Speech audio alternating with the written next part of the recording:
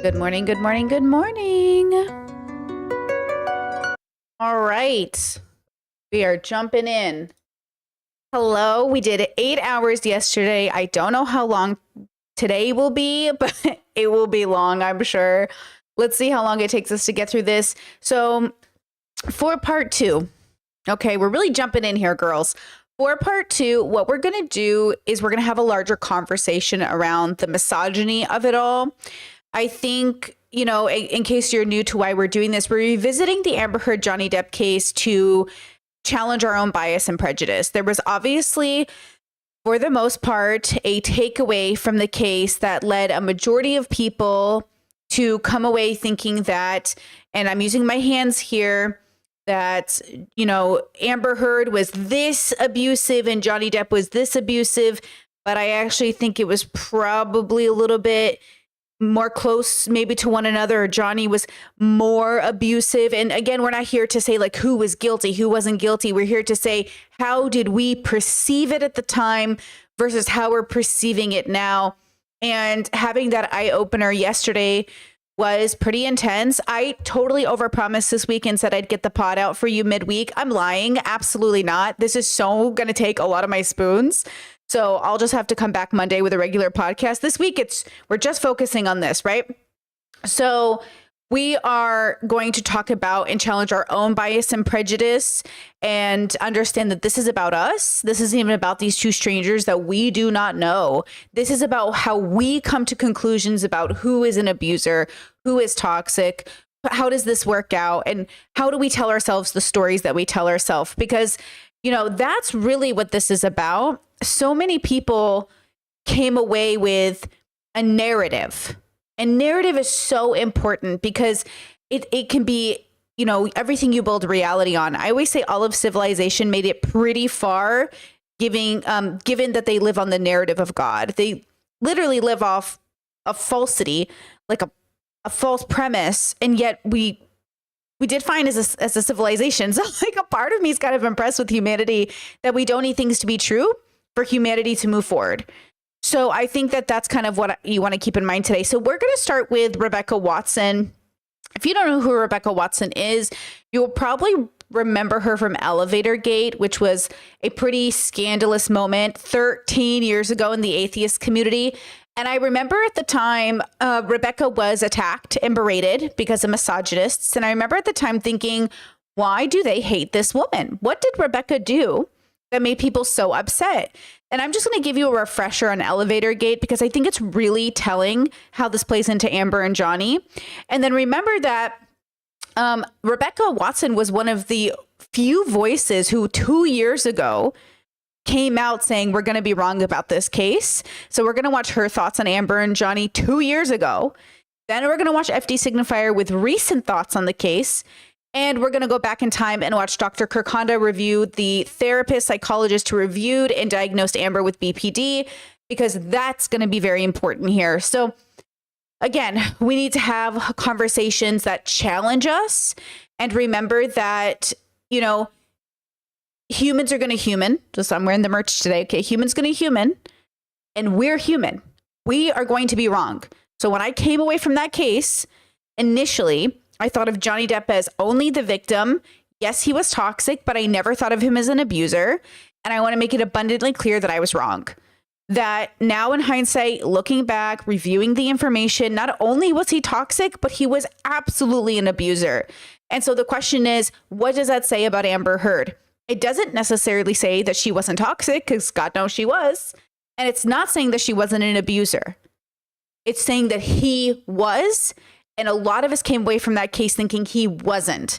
And I think that's what I want to challenge today, is not how you felt about her, though I think that needs to be challenged, but especially how you felt about him, especially if you were pro Johnny. Because a lot of the conversations people have now around domestic abuse is like, well, look at Johnny Depp, look what happened to him, without referencing his own abuse towards Amber Heard, which was clear and apparent and data-based. So evidence-based. So again, we want to keep those things in mind. Okay, now let's start with Rebecca, because this is our chance again. We are popping our own bubble here. So I'm going to remind you who she is, and I'm going to remind you of why the misogynists in the atheist community, including Richard Dawkins, and keep in mind of who we make heroes in our reality. This is why I don't like Richard Dawkins, amongst recent comments he's made about trans people and other things, of course. But listen to how even the, quote, smart people in communities responded to this simple video Rebecca made referencing a conference she had just come from where he was in attendance, where other people were in attendance. Okay, listen to this. So this is Rebecca. This is before the backlash. This is before Elevator Gate. This is what caused, quote, Elevator Gate. Really fascinating. The response at the conference itself was wonderful. There were a ton of great feminists there, male and female, and also just open-minded people who had maybe never really considered the way that women are treated in this community, but were interested in learning more. So thank you to everyone who was at that conference who engaged in those discussions outside of that panel. You were all fantastic, and I love talking to you guys. All of you except for the one man who didn't really grasp, I think, what I was saying on the panel, because at the bar later that night, actually at 4 a.m, we were at the hotel bar. 4 a.m, I said, you know, I've had enough, guys, I'm exhausted, going to bed. So I walked to the elevator, and a man got on the elevator with me and said, don't take this the wrong way, but I find you very interesting, and I would like to talk more. Would you like to come to my hotel room for coffee? Just a word to the wise here, guys, don't do that. You know, I don't really know how else to explain how this makes me incredibly uncomfortable, but I'll just sort of lay it out that I was a single woman, you know, in a foreign country at 4 a.m. in a hotel elevator with you, just you, and don't invite me back to your hotel room right after I finished talking about how it creeps me out and makes me uncomfortable when men sexualize me in that manner. So yeah, but everybody else seemed to really get it, and thank you for getting it.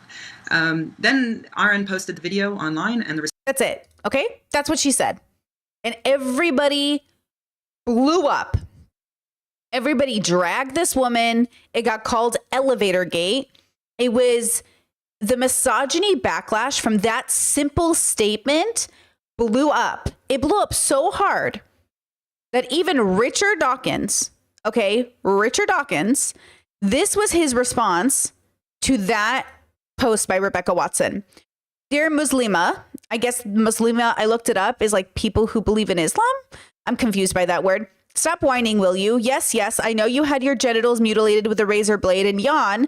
Don't tell me yet again. I know you aren't allowed to drive a car and you can't leave the house without a male relative and your husband is allowed to beat you and you'll be stoned to death if you commit adultery.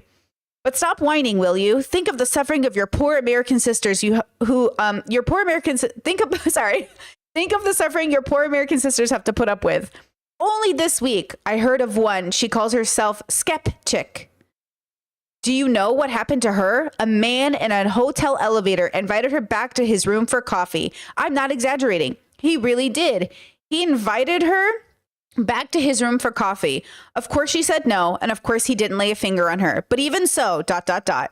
And you, Muslima, think you have misogyny to complain about. For goodness sake, grow up. Or at least grow thicker skin. Richard.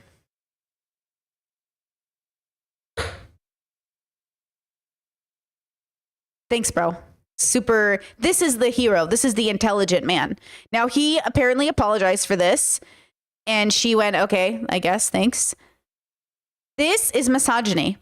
This is a man pretending to care about women in other countries by being misogynistic towards another woman. Okay? And this is Dawkins. That's why when people go, what do you think of Richard Dawkins? I think he's a misogynistic, closed-minded transphobe.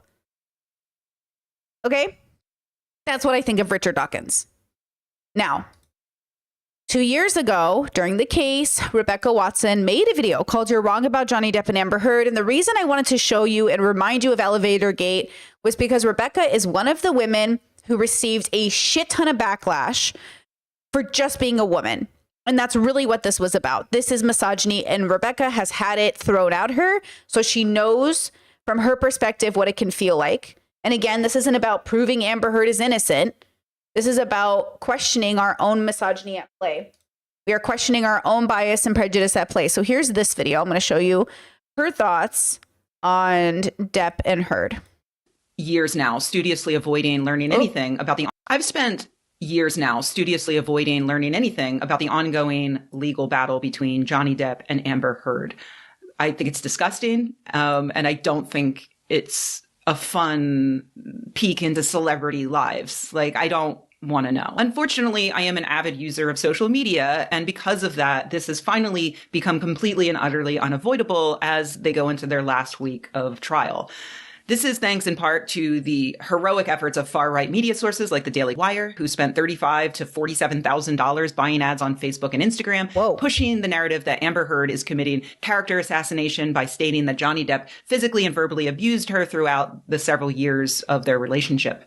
While I can easily ignore Facebook ads from batshit conservatives, and even hundreds of posts all over Reddit, it's harder when people I actually follow are talking about it and who consume this far-right narrative without question and then repeat it on my Twitter feed. It's difficult seeing progressive influencers, on Twitter and YouTube and TikTok and elsewhere pile on with absolutely terrible, brainless takes. Like, seriously, who could have guessed that Lance Bass was going to go hog wild mocking a woman? Not me. But gay men also suffer from misogyny. Describing how her husband abused her. But the thing that finally convinced me to make a video about this was another video on YouTube. YouTube recommended I watch a video from Kiana Doherty called What About Amber Heard Seems So Fake. As of this recording, that video has 64,000 views, more than 5,000 likes. And I want to talk about it because it represents a lot of what is wrong, even with moderate people's take on this. And I was thinking about this because, when we talk about body, I agree Amber Heard is unlikable. That doesn't mean you can read her mind, understand her. And it certainly isn't a crime or an indication of a crime, right? She's unlikable. Lots of people are unlikable. That doesn't mean they're criminals, because the irony is, even though you're likable, it doesn't mean you're a good person. And we know this. So I think what's frustrating with the world is all of them are apparently mind reader savants who understand exactly what Amber Heard is trying to communicate with her body language, but nobody can decipher Johnny Depp's text messages or his physical threats towards Amber or his assistant texting Amber that she was assaulted by Johnny Depp. And that's the irony, is like, you are so good at mind reading. You know what Amber's thinking, but you can't decipher him wanting to F her dead corpse after he burnt it. You can't decipher what that could be about. And that's the issue at hand. It is saying, challenge your own issues with prejudice and ask yourself, are you actually a misogynist who thinks all women are lying, deceiving people, who are these like Jezebels or Delilahs who are going around being manipulative? And even if that might be true for Amber, why are you ignoring Johnny Depp's abuse? So again, it's about us, myself questioning the way I was able to walk away from that case 2 years ago and think Johnny wasn't an abuser. That's the thing that was so interesting yesterday, to have that bubble pop and realize, why did I think that Johnny, though toxic, wasn't an abuser? I think for the same reason I empathize with people, and it is my shortcoming sometimes. It's hard for me to see, are you toxic or are you abusive? Because once you're abusive, yeah, your reputation is going to be tarnished in a way that being toxic isn't. And it's going to be a problem, right? Like, it's going to be a problem. So I just want to, make it clear that that's my shortcoming as a person, is that I often, because I know it's a big deal, I don't want to just call everybody an abuser. I want to be very clear that when I say abuser, I'm saying it with my full chest. Versus toxicity, all of us are toxic. Not all of us are abusive. So then the question becomes, when does a person go from being just toxic and dealing with stuff and they have issues to being an abusive person or a person who abuses? That is a very big word, and I try very hard not to use it all willy-nilly. So I just want to be clear that just what we saw yesterday, I don't think anyone can doubt that Johnny Depp was an abuser, but wow, was that news to me? And that is something that I was wrong about 2 years ago when I walked away from that case thinking he wasn't. Okay, let's keep going. This trial. It's pseudoscientific, and it completely ignores the misogynistic society that we live in. So let's talk about it. First, a brief overview of what this trial is about, in case you don't know. Back in 2018, Amber Heard wrote an opinion piece for the Washington Post in which she described herself as a public figure representing. Remember, this is Rebecca reviewing the case 2 years ago when it was very unpopular to have any nuance about the case. You were either pro Johnny or you were the worst person on the planet. Domestic abuse. The article does not mention Johnny Depp by name or even describe any of the abuse. Regardless, Depp sued Heard for $50 million, claiming this was defamation. Heard countersued for $100 million. This isn't the only lawsuit Depp has filed against someone for calling him an abuser. In 2020, a case wrapped up where he sued the UK tabloid The Sun for writing that Depp had abused Heard on several occasions. The UK is notoriously bad with libel cases, making it very easy for someone to launch one, like Depp did, and very difficult for the defendant to prove their innocence. However, in this case, the judge actually ruled in favor of The Sun, confirming that 12 of the 14 incidences of abuse that they described were true.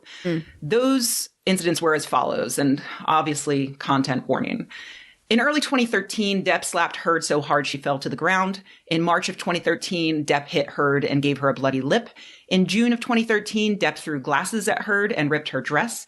In May of 2014, Depp screamed at Heard and kicked her in the back. In 2014, Depp grabbed Heard by the hair, slapped her, and pushed her to the ground. In January of 2015, Depp slapped Heard and pushed her to the ground before standing over her and yelling. In March of 2015, Depp gave Heard a broken lip, a swollen nose, and cuts all over her body. He also pushed her to the ground, choked her, and spit in her face. In March of 2015, Depp grabbed Heard and hit her in front of her sister. In August of 2015, Depp grabbed Heard by the throat and pushed her into a wall. In December of 2015, Depp threw a glass decanter at Heard, slapped her, and dragged her through the apartment by her hair before hitting her in the back of the head and headbutting her in the face. Actually admits to doing this in a voice recording, but in the trial, he claimed that that was just an accident. He then allegedly pushed her face into a mattress and repeatedly punched her. In April of 2016, Depp assaulted Heard at her birthday party, and in May of 2016, Depp threw a phone at Heard's face. The judge found that he was able to adequately verify all of those accusations. There were two additional accusations he could not verify. Those were Depp becoming violent towards Heard in 2014 and throwing her around a room in 2015. But the judge decided the 12 he could substantiate were enough to rule in favor of The Sun calling Depp a wife beater.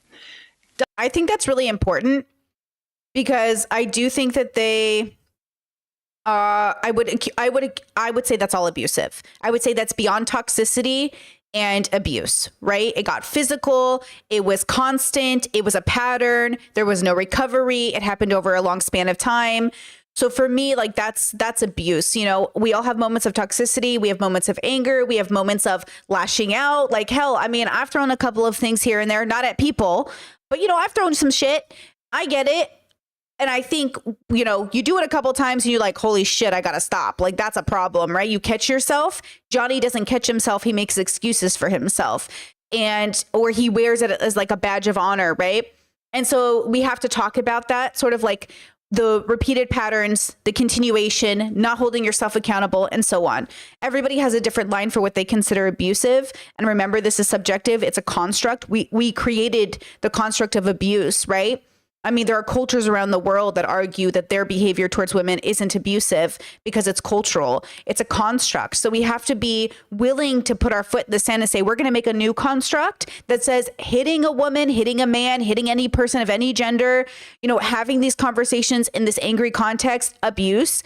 And this is obviously, we're logical human beings here. We're adults. We know we're not saying hitting for hitting's sake, as we do have physical sports that exist in the world. So I don't want any Redditors coming into my chat and being like, well, actually, people hit each other in sports all the time.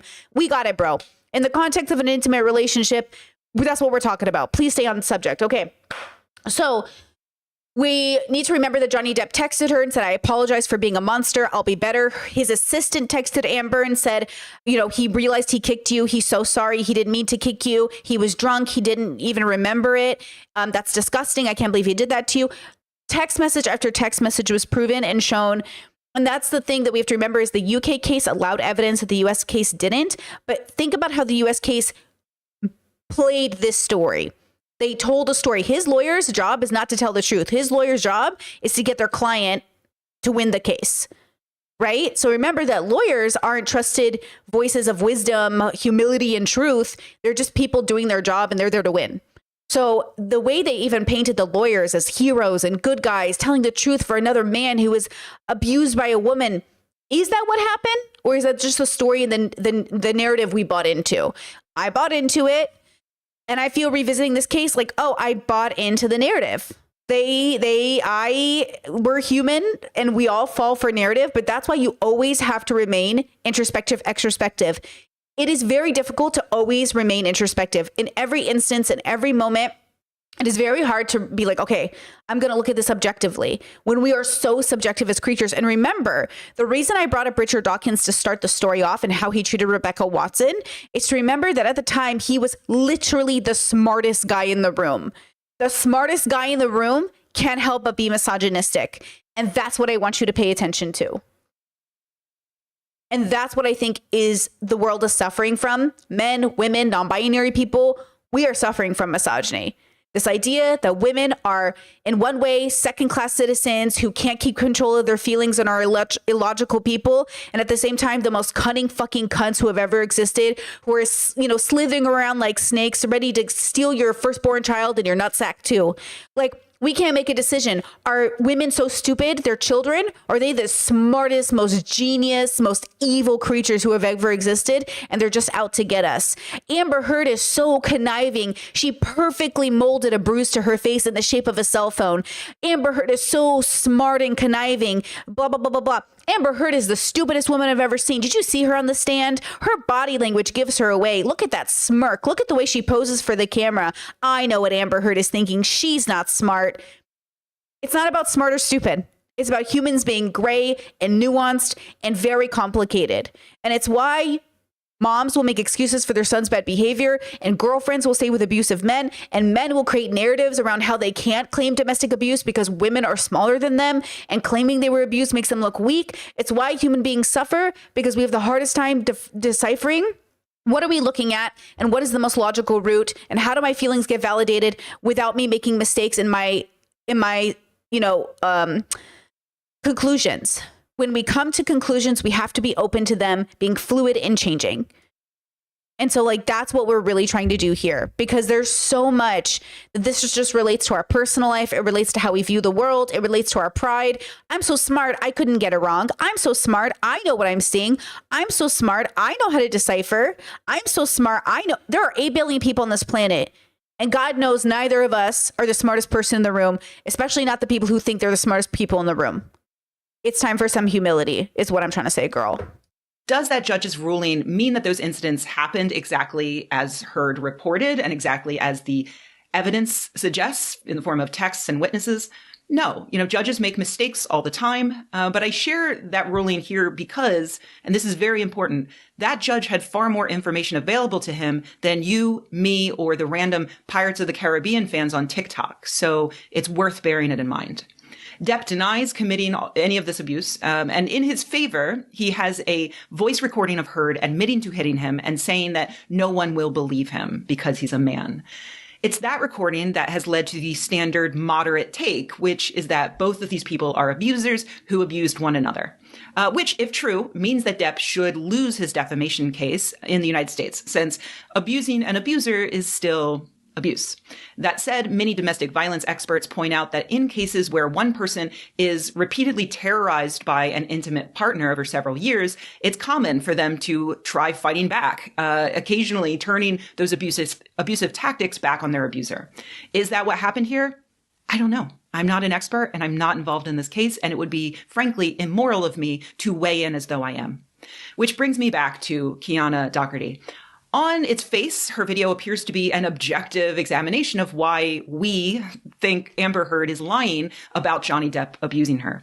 She doesn't come out and say Amber Heard is lying. That would be wrong. So instead, she spends 15 minutes detailing all of the things Amber Heard does that forces us to think she's lying, using this air of scientific objectivity to suggest that our gut instinct is likely correct. Yes, she's lying and Johnny Depp is telling the truth. I'll include a link to Doherty's video if you'd like to watch it in full and know that I'm not misrepresenting it. But here is a brief overview of her case against Heard. She says that Heard milks the red carpet more than any celebrity, which, I mean, Bjork wore a swan on the red carpet once, but okay. She says Heard has attention-seeking behavior, which pretty sure Johnny Depp has that too. Like, does any professional actor not have attention-seeking behavior? She says Heard seems to constantly look to the jury for validation, or, maybe Heard knows that making eye contact engenders trust. So, maybe she's doing that. Doherty says that Heard lacks authenticity, that she's a completely different person in every clip that Doherty cherry picks. She's very sweet in 2012 when she was 26. She's aggressive in clips from 2008 when she was 22. She poses when answering questions on the red carpet, like actors never do. She says that Heard does impression management, putting on a mask to make people like you. She says that Heard... She's autistic. She just explained every autistic symptom I've ever seen in my life. That's the problem with people. Are they deceivers and manipulators, or are they just autistic? That's what masking is. Like, I've heard the same shit said to me. Oh, Brittany's a different person in every room. Brittany talks differently. Brittany has all these. Yeah, because I'm multifaceted, bitch. Like, that's the irony. Even my own partner, he's just like, oh my God, when you talk about certain subjects, you change the way you talk. I'm like, yeah, I get in the zone. When I talk about video games, I become like a trash talker. When I'm talking about politics, I put on a different air. When I'm talking about art, I talk differently. When I get in the vibe, bro. I'm a neurodivergent queen. I change, bro. But I'm all of the Britneys. I'm multifaceted. I'm all of the Britneys. All of them are me. And the world doesn't want authenticity. The world wants digestibility.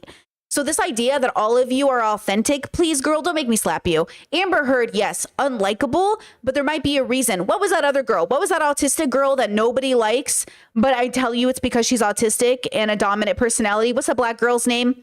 Everybody hates her, but we reviewed her and I said, oh, of course you hate her. She's autistic and dominant. What's her name? Help me out here. Gosh, what is her name? She was on the TV show with Issa Rae. Amanda Seals. Thank you. Nobody likes Amanda Seals, but it's literally because she's autistic and dominant. I'm telling you, like, people don't like that in women. It's been studied. It's been documented. Women, they don't like it in women, right? And Amber Heard has an air about her where she doesn't feel authentic, and that's very difficult. But Johnny, He feels really relatable. He's so authentic. The jury's laughing, the lawyer's laughing, everyone's laughing with Johnny. That's exactly what a manipulator does. It's not a testament to his personality. It's a testament to his ability to manipulate and Amber Heard's inability to manipulate. Amber Heard is horrible at manipulation. If she was good at it, she would have been charming, in my opinion. Like, to some extent, she would have been somewhat charming. I mean, literally, you remember that man on the internet who like literally drove over a woman and killed 2 women in a night? And women on the internet were toxically thirsting for him and being like, he's so hot. That man got more sympathy and love than Amber Heard. Make it make sense. Like, what is this? What are we doing with the world? Okay, it's not about Amber being innocent. It's about us really amplifying her faults to such a degree. Like, it's pretty insane. It's pretty insane. Okay, let's see. Rarely owns up to unflattering moments. She points out that Heard seems so different in the recordings that Depp made of her while they were fighting. She says that she's deceptive. She says her outfits are meant to convey respectability, but it feels more like a costume, while Johnny Depp's outfits feel authentic, like when he wears sunglasses inside of the courtroom. She says that Johnny Depp is the essence of authenticity. And okay, fucking seriously, this is so completely unhinged that I can't believe Doherty sat down and said this to a camera with a straight face. How does a grown-ass woman in the year of our Lord 2022 not realize that women are judged far more harshly than men for how they present themselves? She's wearing a fucking fitted black suit. So just so men understand the hierarchy, because I know men do suffer at the hands of other men. So men bully other men, and that's the hierarchy, right? So let's say in the toxic male bubble, they'll call like betas, you're beta. Okay, so there's like the alphas and the betas, a super toxic language, but let's just go with it. They bully each other, and men are like, men get bullied too, right? Women are below that. Okay, so like men bully men, and then they bully women. And women aren't even considered. Look at any data of any working statistic they've done on women in work areas and businesses, women who stand up for themselves. Look at the way that men get reprimanded less than women for doing the same things. Look at the way that women are considered annoying, obnoxious, or bossy when they do the same action a man does. And it's because we live in a gendered society. And I understand gender is really important. It's really intimate. It's really vital for people. But gender isn't black and white. There is not just men and women and how we present as men and women. Like, gender is so nuanced and personal. We live in a universe where God's allowed to be real. But God forbid we talk about misogyny, even though all religions are misogynistic in the Abrahamic sense. And the fact that women might be discriminated against, or God forbid gender might be nuanced. Like, we literally live in a world where people will believe in magic, but gender is black and white, even though they have genderless gods. It's like we pick and choose what is true. And I'm just very curious about what actually might be true and what might be a very important subjective experience we're all having as individuals. She showed up in sunglasses and a crop top and a wide-brimmed hat. Would you be talking about how authentic she is? Or would you accuse her of not taking this court case seriously? Later on, Doherty has the complete lack of self-awareness to laud Johnny Depp for smirking and chuckling throughout the trial, because that is a display of real emotion. But if Heard did that, she would have been excoriated. It's such an obvious double standard that I'm shocked Doherty didn't notice throughout the process of writing a script, recording a video, editing it, posting it. Like, how do you get that far? Remember that video I made last year about Zoom fatigue? There was a study, several studies, in fact, that found that just being on camera on a Zoom call was more tiring for women than for men, because they are forced to spend extra time policing their own appearance, because they know that they'll be judged more harshly by their coworkers, because their coworkers are starting from the bias that they are less competent than their male peers. Mm-hmm. Yeah, this isn't some big secret. You know, mm-hmm. Women and Black, Indigenous, people of color, marginalized groups are all playing a no-win game when it comes to how society perceives them. Moving on, Doherty credits Depp with presenting the same personality going back 20 years. You know, why doesn't Amber Heard do that?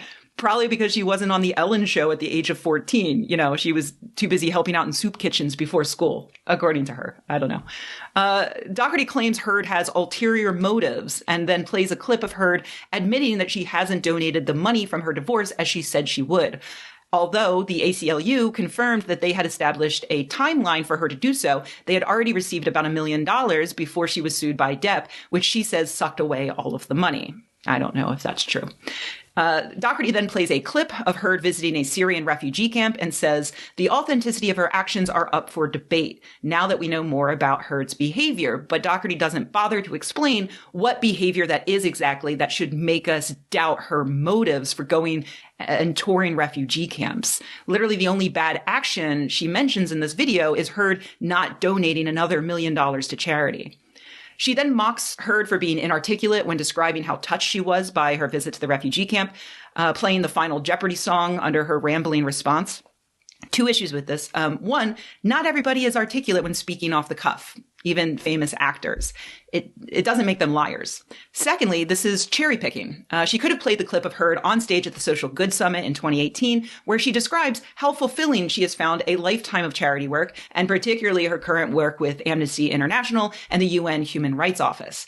Hey guys, post-production, Rebecca here. Sorry, but I just had to point out something that I missed when I first watched the clip that I'm about to play for you. But this is from 4 years ago, and I wanted to note that Amber Heard appears to be wearing the exact same suit that Doherty says made Heard inauthentic to wear in court. Amber Heard literally pulled a suit out of her existing wardrobe that she's been wearing at events for at least 4 years and got called inauthentic for wearing it in court. Incredible. Okay, hold on. Chad, I saw this comment, I think, yesterday. You said Depp's lawyer sprayed his perfume into the women's bathroom at court to mess with Amber and bragged about it. I keep Googling it. I'm not finding an actual source. I'm finding a random post on a Reddit. It does not look like it's been confirmed. No news station is covering it. So let's not spread misinformation in the chat either. We need a source. We need something, because though it's very possible, the whole point of revisiting the story is not to spread misinformation, or we are trying to get our facts correct. So I did a quick Google search. I'm not finding anything on it. Do we have a link? Do we have some proof? It's a literally random Redditor. And like anyone could come up with a story like that. So I need her on tape saying it. I need proof she said it. I need something. Otherwise, we're just spreading wrong information. I'm happy if it's true. That's great. Well, it's wrong, but okay. But I can't find it anywhere, so I'm concerned. Chet says I felt like I saw an interview for talking about it, but I must be wrong. Sorry. No, I don't know if you're wrong, but I just can't find it. But it would be crazy to find out that's true. Remember, lawyers, like tax collectors, gonna have a hard time getting into heaven. You know what I'm saying, girl? So we're not sitting here like lawyers are the greatest people. Lawyers defend horrible people every day, right? Anyway, on to the clip. Yeah, this back there. So I started, I guess I started volunteering when I was like 12 or something. And it seems very, lofty, but I was probably required to do so for school or something. I think all of us have to, all of us volunteered as kids, right? Like I had to. It was part of my high school curriculum. My mom also had us do it. I did soup kitchens, senior citizen homes, like thrift stores or donation centers, cleaning up stuff. Like everyone has to volunteer at some point. That's literally like a usual experience in the States, unless you got away with it for some reason. But like I did that when I was homeschooled. I did it when I was in public school, right? Like it's not like she's bragging about being a volunteer person in a sense, because like don't we all have to do that? What she's saying. But this weird thing happened. I started really loving it, and not loving it for a reason, especially. Also, this reminds me of Meghan Markle. I honestly think. Hold on. Yeah, Meghan Markle. I'm pretty sure anyone who hates Meghan Markle might be crazy. I do believe that. After watching the docuseries and watching her in interviews, I think people are jealous of her because she's fucking pretty. She's talented. She ended up with the prince. She volunteers her time. She works really hard in nonprofits, and she's incredibly accomplished as a person. I genuinely think people who hate Meghan Markle are racist, misogynistic haters, bro. And there is just nothing. I keep trying to find something wrong with her, and I just can't. And people say she's unlikable. She's fake. She's weird in interviews. You're just mad she's not as good of a manipulator as the royal family. Like, that's what I'm saying. Y'all fall for manipulators so easy. You're like, but they're so nice and I really trust them. Yeah, so did the kid who trusted that priest at your church. Okay? a 12-year-old that my 12-year-old brain could describe. I loved it because it gave me back something. And I started volunteering at a soup kitchen before school because I didn't have time to do it any other time other than summers. So every morning before school, started going there. And I think it's when I got addicted to the give back. And I learned a lot. I learned a lot about people and really not what separates us, but really how similar we are. And I moved to LA when I was young. I had no money, as all starving actors are when they first moved to LA, especially. So I looked for ways in which I could be involved, and looked also at the resources I had, and having nothing but time. I wound up finding a way I could work for children's hospitals, or work with children in children's hospitals. And I guess I still do today. I guess working in those hospitals for me has really taught me the main component of service, which is humanity. Humans they're the core component of service, and I think that has translated also into my activism. Now I have the opportunity to go on missions, as well as raise attention, funds, support, advocate for various causes and nonprofits. I have the ability to sometimes participate on these missions. So many years ago, I accompanied Amnesty International on their research missions and humanitarian missions on the border, both on the north and south side of the border, to translate for and to interview and to advocate for and to help the refugees and migrants fleeing their home countries in seek of in seek of refuge, and the sheer minor hope that they can make a better. Man, she's a horrible public speaker. Jesus. She's just a lot of me too. I am a horrible public speaker. Don't get it twisted. I am the worst public speaker. But she is a horrible public speaker. She's just like, she's like nervous, like thinking she's not media trained. Amber Heard is just not media trained. And that's interesting. Better life for themselves. Here's a fun activity. Go read the comments on that video. It is a cesspit of misogynistic comments going back years. All because Amber Heard had the audacity to take the stage to bring attention to the plight of Syrian refugees having trouble accessing adequate medical care. Doherty admits they do the same thing to Meghan Markle. They act like Meghan's like Satan herself when she's literally just like helping people. It's crazy. It's that despite all of these objective points against Amber Heard, Heard might be telling the truth. But Doherty doubles down on her opinion that Amber Heard is, in fact, inauthentic, which validates the outrage people feel toward her. It's really strange that Doherty spends 15 minutes validating that outrage, but at no point does she note that according to the research, people are really fucking bad at identifying authenticity in others. In fact, just this month. Oh, and P.S., if she got diagnosed BPD, she is neurodivergent. But apparently, I just Googled it if she's autistic because I wondered. Apparently, it's a theory that a lot of people believe about Amber Heard is that she is autistic. I would not be surprised.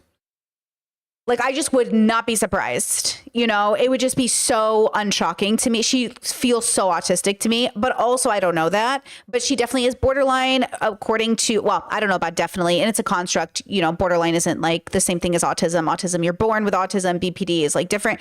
So but her BPD does cause at least a label of neurodivergent, which by the way is not a medical term. Neurodivergent is a pop psych term. It is not a medical term. So just keep that in mind.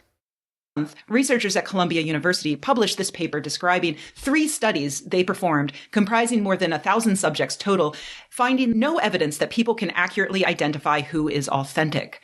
They point. See this? People actually do struggle in identifying who's authentic. And I know this from my lived experience. Just think about your own lived experience. Because I myself, even when I'm the most authentic, have been accused of being like inauthentic because people read authenticity very subjectively. And it's very hard to know when people are being authentic, but what does authentic even mean in a world where we think Andrew Tate's authentic, where we think politicians are authentic, where we fall for marketing all the time because we think, oh, this is so authentic. You don't even know what authentic means. That's why you fall for these bullshit politicians. It's why you literally fall for all of these people because they just feel like one of you, man. They're so authentic. Trump is so authentic, man. He's one of me. The way he dances, he's so authentic. Like, what? And so people have the audacity. This is why I say this is a call for humility. This is a call for humility. The audacity of us thinking we know authenticity.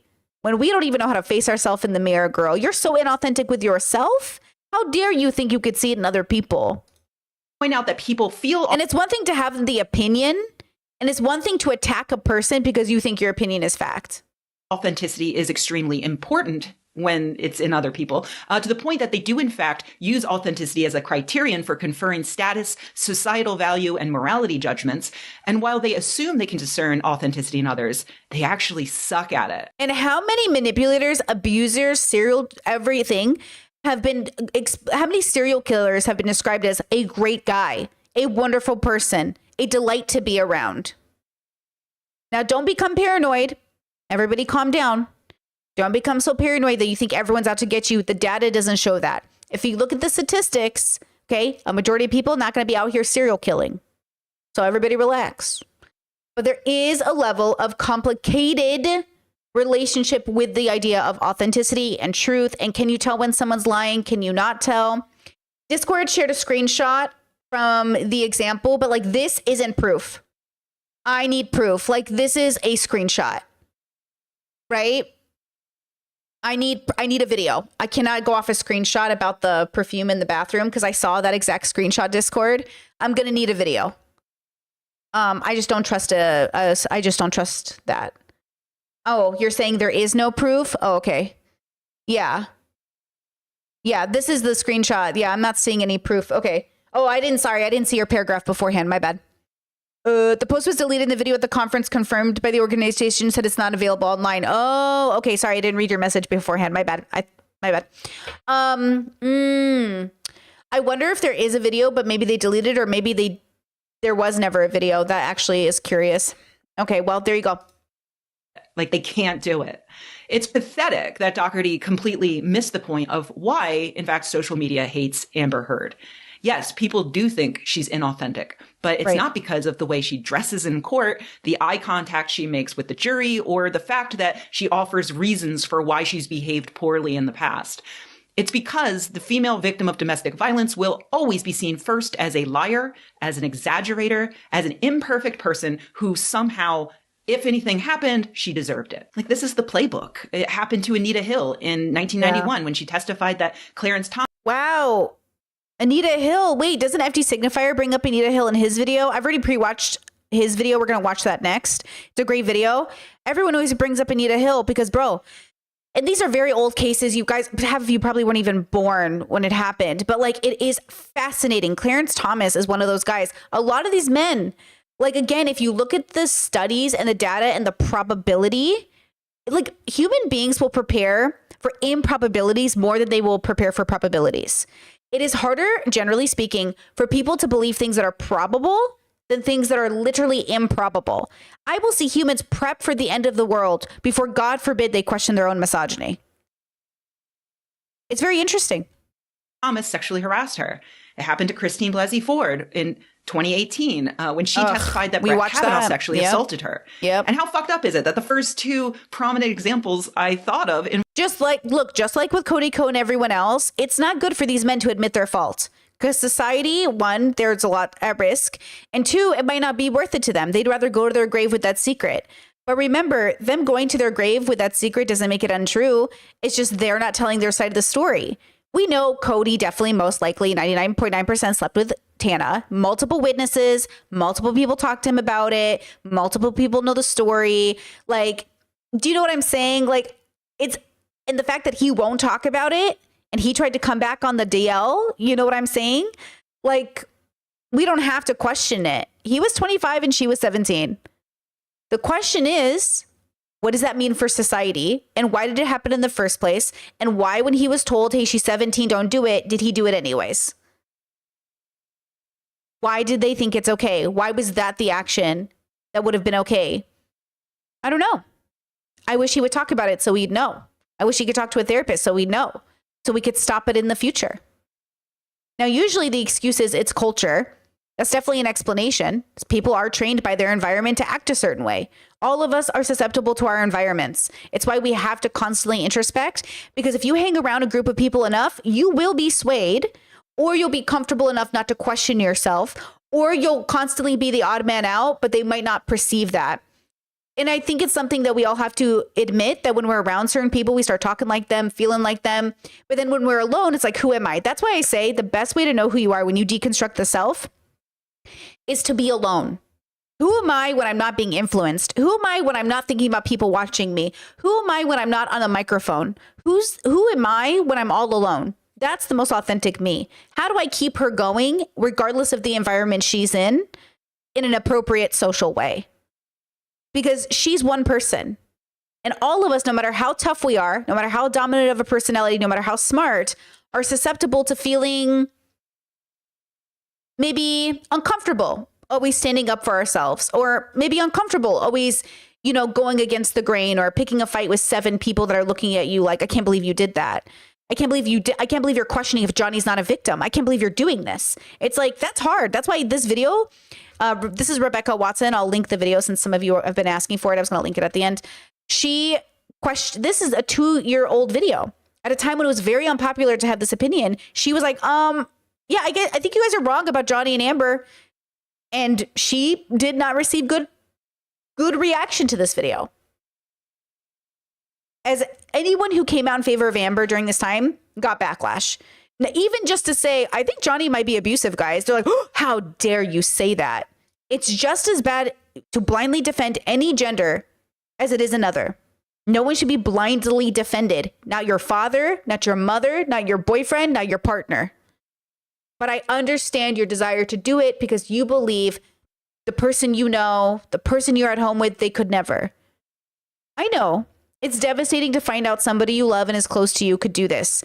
I promise you, I know when people are toxic. I do have a hard time deciding when people are abusive because, again, that's a really big word. I understand people can be abusive and then they stop. I've seen it happen. I've seen people be very toxic and brush up on that line. We all come from dysfunctional families. It's a spectrum. But I understand why we're afraid to just abuse. I get it. It doesn't change the fact that if there's a pattern, they're not doing anything to change it. They make excuses for it and it continues. That's your answer. And we see that with Johnny. We see it with him. It's very clear. There's too much evidence. And the fact that people refuse to acknowledge any of it is honestly the problem. Involved men who went on to be confirmed to the Supreme Court of the United States. Every day, women's stories of male violence, sexual assault, and harassment are downplayed, discounted, thrown away. Hell, it even happened to me when I described a totally commonplace, low-stakes story of a man's clumsy attempt at a pass. And I was accused of exaggerating, of lying, of ruining the life of a man whose name I never even mentioned. Never even mentioned. I don't even know who it is for real. I always thought it was Dawkins, but I don't know who it is. Who is it? And then I got death threats for 10 years. Yep. That is real. And that's the bullshit. That's the bullshit. 10 years. Let me tell you, it is not fun to speak openly about the bad behavior of men towards women. So is it possible Amber Heard is lying about being a victim of domestic violence? Sure, anything is possible, although it would require her to have spent several years fabricating texts and photos and convincing bystanders to lie about dozens of incidents. And is it possible that Amber Heard also abused Johnny Depp? Absolutely. Women can and do enact mental and physical violence upon their male partners. And often those men are mocked and discouraged from coming forward, which is disgusting. The simple fact is that all of us here in the peanut gallery are operating with incomplete information. And so that's why if we are going to comment on this anyway, it's extremely important that you have all of the facts that you can have. And it's important to be very, very careful to understand what narrative you're feeding into. Oh, because remember, that court case was not proof of what was true. It was just proof of what was supplied to us. Because it was a narrative. That's why court is so scary. Because even if you're innocent, you can be found guilty. Even if you're guilty, you can be found innocent. Like if you're going to prop up the idea that men can't be abused or that libel lawsuits are a good way to deal with someone writing about their own trauma, or that we can tell if a woman is lying about domestic violence because of the clothes she wears or the way she acts, maybe before you do that, consider the fact that shutting the fuck up is totally free. Unfortunately for Amber, though, even Johnny's outfits feel really authentic. He's polished for sure, but he still looks like himself, including rings and sunglasses on stand. Even though these things could be interpreted in a negative light, he chooses to remain true to himself even under pressure. The essence of authenticity. Hey, friends. That was, so that was the other girl's video, right? The other girl that was saying that Amber was inauthentic, but Johnny was authentic, even though he was just as polished. And even though Amber showed up in the same fashion she always does. It's just people know Johnny and they don't know Amber. And when you know somebody, you're faster to make excuses or explanations for them. And I get it. You're not a bad person for wanting to defend your friend or for thinking that they're not as bad as you know until you find out. And I know, because even when you speak up about someone, they're like, well, if you knew this, why didn't you speak up, faster? It's like, make a decision. Do you want me to take my time and make sure that I have all the facts? Or do you want me just to decide right away? It's like, I will take my time and come to good conclusions before I make large statements. But then even when you do that, you're accused of enabling the abuser because you wanted to make sure before you said something. You can't win with people. And those people should be dismissed because what are they? Chat says, can I ask a question? Why do they have different court dates in the US and UK? Aren't they American citizens? Why was the UK involved? Because there was two cases. The first case was about the Sun printing an article saying that Johnny Depp was a woman beater. So they had to go to court for the Sun. And Amber testified on behalf to be a witness for the Sun. And the judge found that it was true. The Sun was correct. They could publish an article saying Johnny was a wife beater based off of so many of the accounts. And then the US found that Amber's article, which was different, didn't stand on its own 2 feet, basically. So 2 different cases. Okay. Now this is FD Signifier talking about the same subject, revisiting it. This was a couple months ago on his second channel. And I thought this was a really good, just a really good example. Another inspiration for me covering it today and yesterday, which is, okay, we need to re-examine these things because not everybody was watching everything. I definitely didn't see the whole case. And me, like most people, probably came to conclusions off not every part of the information, because the trial was very long. So the thought that we would sit through the whole trial is not true. So I came to a conclusion about Johnny Depp and Amber Heard based off of an incomplete trial. And I would argue for all the people that went into that with the idea that they watched the whole trial so they know, watch it again. And then watch how people respond to it. Actually, another YouTuber was doing that, where they were going back and watching debates from the internet a few years ago. And they realized, like, oh, I remember this differently. Oh, now that I'm revisiting this, like, it didn't go the way that people said it went. And I have to do that as a content creator. As a content creator, I have to go back and watch streams of myself because people say Brittany was unhinged. She was so emotional. She was crazy. And I go back and watch it and I am calm. I'm speaking clearly. I'm very compassionate. And I'm like, man, I almost started to believe they were right. And then I went back and watched it. I'm like, what are you talking about? We reviewed my own streams on this channel. And everyone's like, wait, why do I have that memory? Because we're humans and we're flawed. It's okay. You're not a bad person for being a human, but it'd be nice if everybody went back and double checked. And that's why I'm always okay calling myself out. Because I swear to God, I know how flawed human beings are. I wrote a whole philosophy system about it. I made up a whole philosophy system about our interests. I know. So, Chet says, did you ever read Johnny Depp and Paul Bettany's texts vile? Only yesterday. I didn't see those original text messages initially. I only saw them yesterday from my memory. I had not seen them before. So for me, I was like, oh my God, like that was the huge bubble pop where I was like, wait a second. Like this changes everything, right? Okay, so let's go over this. This is FD. So I kind of fucked up a little while back and I want to talk about it. See, I made a video on the B-sides called All Your Faves Are Trash and That's Okay. And in it, there's this quick throwaway joke where I point out that there's a ton of discourse around certain problematic faves among white people that... How's his volume? Lower than me? Higher than me? Should I he sounds a little quiet on my end. I don't know much about because I don't be in white folks' business like that too often. And in that moment, a bunch of different white people are thrown up kind of as a quick visual gag that like, I don't know these people, I don't know what's going on, but maybe something bad is going on. Except there's one face up there that really didn't deserve to be there. Yeah, see, that's Amber Heard. And while there's reason to critique Amber Heard that I'll get to later, she really shouldn't have been used as a part of this quick joke here. Like, I would have removed her had I noticed it, but it was such a quick joke, and I have so little engagement with the Depp Heard story that when I watched this before posting it after getting it back from my editor, her presence didn't even register. Like, I genuinely couldn't have told you what Amber Heard looked like out of a crew of random blonde actresses before getting ready to do this video. What I'm trying to say is, This is all Babilla's fault. He's trying to sabotage me. Oh God. Yes. Okay, his volume just got so loud and it peaked on my OBS.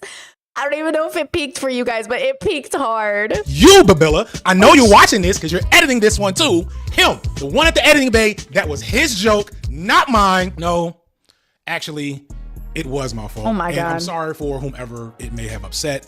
I should have caught that. And if I'm honest, had I caught it, I probably wouldn't have changed it because I didn't know any better.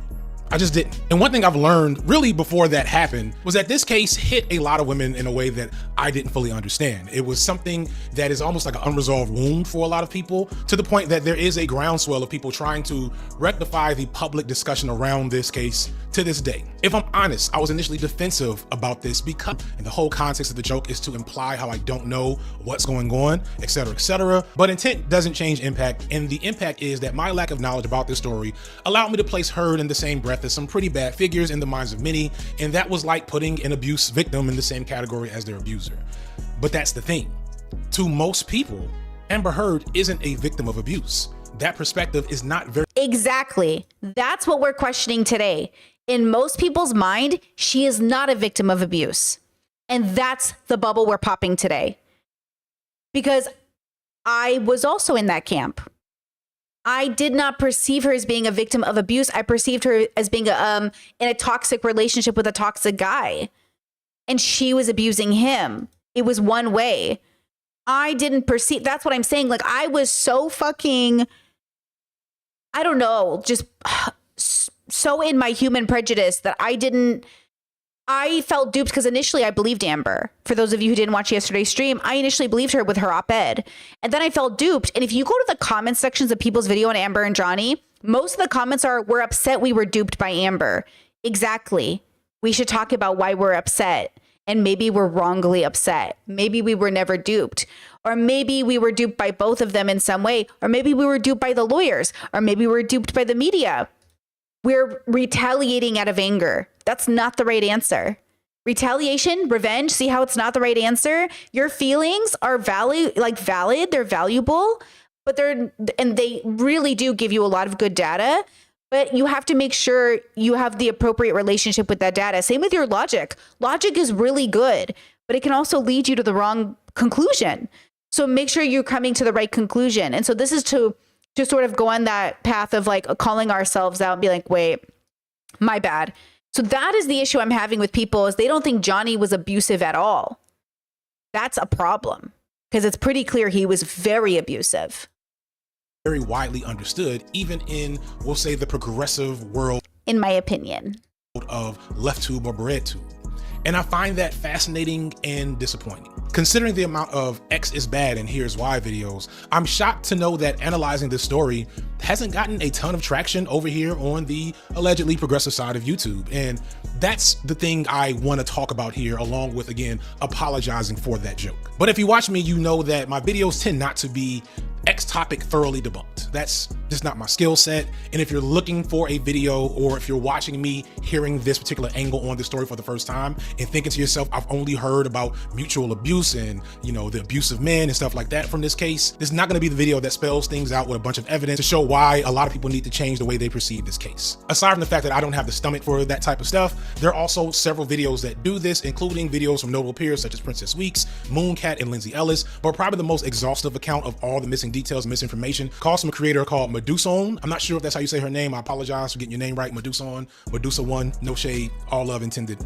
She has hours of detailed documentation going through all the ways that misinformation about this story has really been allowed to carry a narrative that shouldn't have been allowed. But I do feel like it's necessary to explain how I went from just seeing it as a mutually toxic and abusive relationship to recognizing that this is a situation where there was an abuser and a victim, but a victim whose response to their abuse was one of confrontation and escalation, which in a society that doesn't understand abuse, doesn't understand patriarchy and misogyny, people seem to think that those are the same when they're not. For example, the first thing I ever heard about this story, the thing that made me quit it from jump, was this piece of news that Amber Heard supposedly shit on Johnny Depp's bed as an act of revenge or harassment toward him. And I'm sure I'm not the only one who had this be their first and last piece of information on the case. Now, I want to be clear. Contrary to what we'll say red pill types in my audience will like to tell you, I am not the type to believe that women are innocent angels and capable of harm toward men. Right. Right. Because gender doesn't matter.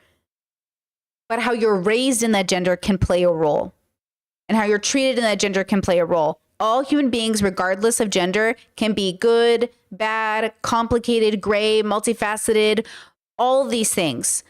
And so it's every person, regardless of gender, but how you're trained and brought up in the world plays a role. When Johnny Depp on the stand yesterday said, I grew up in the South, I'm a chivalrous gentleman when chivalry was allowed, that's a man statement, right? Women aren't trained to be chivalrous. That's not our gendered construct, right?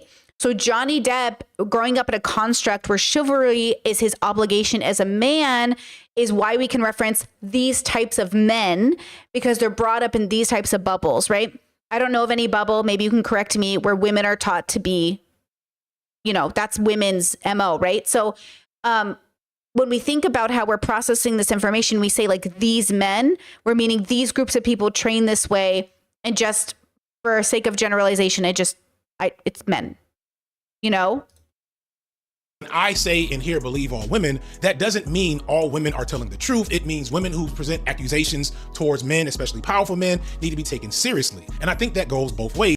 Hold on. Chad goes, what's chivalry? Chivalry is like opening a door for a woman, or being a gentleman, or, chivalrous, like a man who's, guys, what's a better way of saying it? Like a person who is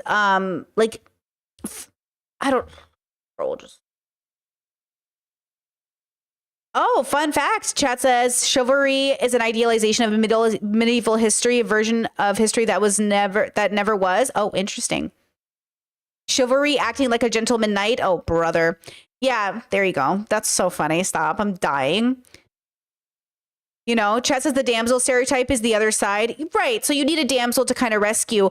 You guys know the story. I've told it 1,000 times, right?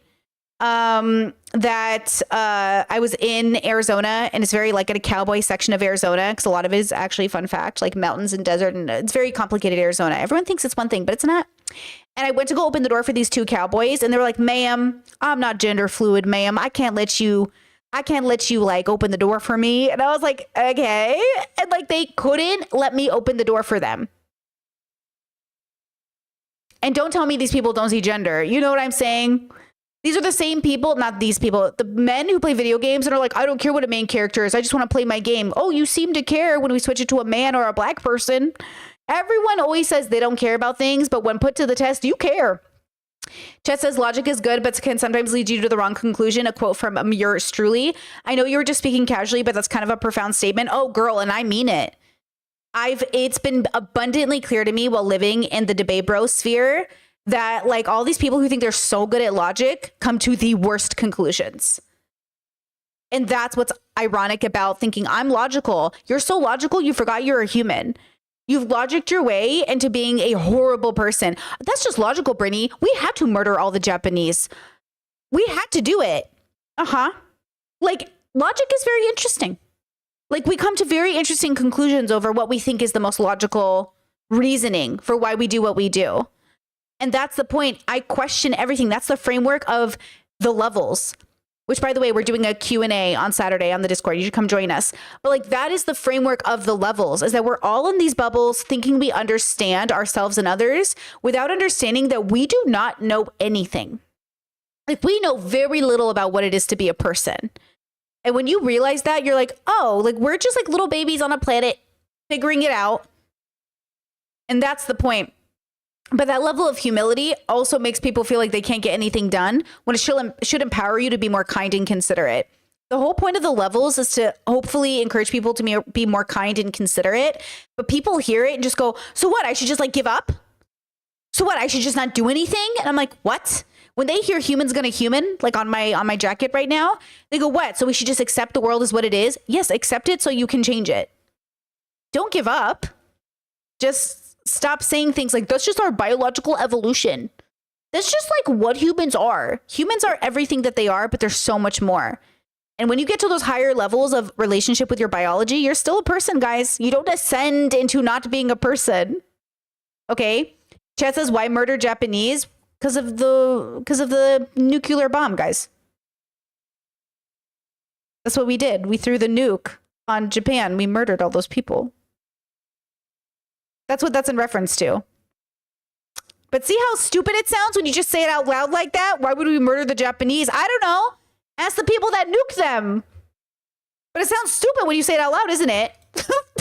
As I am a victim of both sexual and physical abuse by women and intimate partners. And I've worked with enough boys and men over the course of my time as a teacher and a social worker and done enough research to know that women are capable of acts of violence and harm toward men in ways that often do go unchallenged and underreported. Black men in particular are significantly more likely to be victims of intimate partner violence than other groups of men. Black men are also the only population where the idea of false rape accusations has any real validity, as we are far more likely to receive false allegations than any other group of men. Pay attention to that. Right now, notable influencer Blac Chyna is escaping scrutiny for what seems to be a history of abusive behavior toward her partners. But we're not talking about it. And I'm putting this out here so that people understand this was not the abuser to Jesus pipeline, even with Blac Chyna, because didn't she become like a Jesus girl? The abuser to Jesus hotline or pipeline be hot.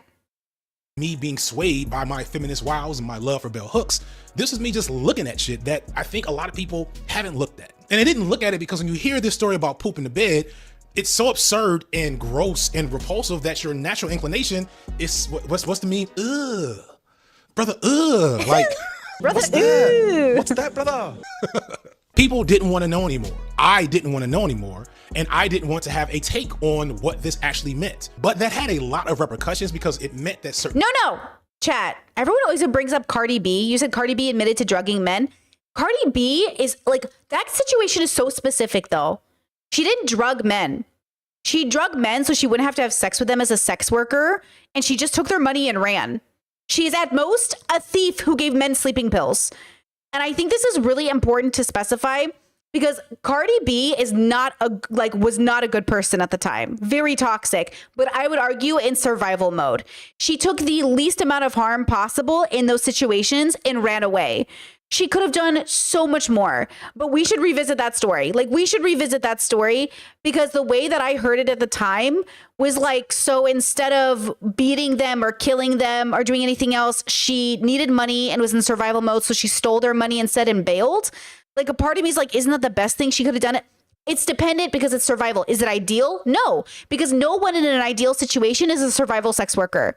Now, is Cardi B a survival sex worker or did she just pretend to be for the clout? I don't know.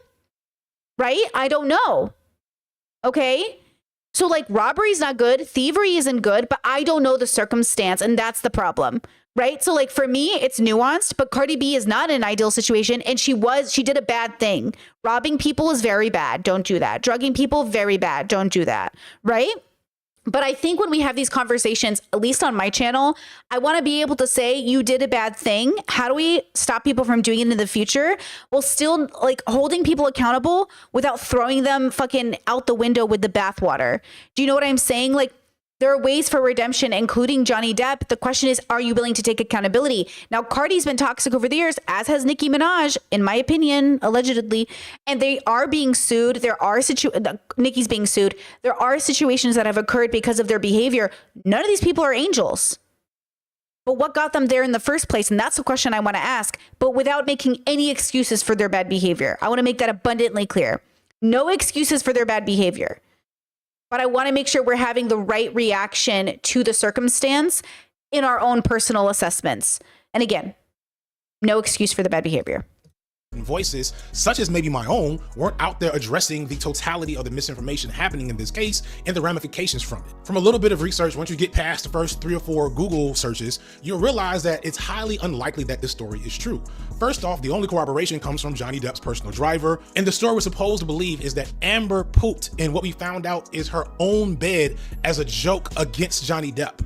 It wasn't Johnny Depp's bed. He wasn't even there when this allegedly happened. Amber's story is that it's possible one of their dogs, who has documented bowel issues, which is something that's corroborated by court testimony, maybe shit on the bed because that's something he had done before. Further, Johnny Depp seems to have a thing for poop jokes. He admitted in court during this trial that he himself attempted to get a friend to shit in front of Amber Heard's door as a joke, expecting again they would blame it on the dog. And then there's this weird story about Johnny Depp and his fellow accused abuser Marilyn Manson attempting to poop on their Hollywood star as a joke. I wish I didn't know these things. I'm sorry for inflicting... Men really love poop. Just kidding. No judgment, I guess, but it's kind of weird, you know?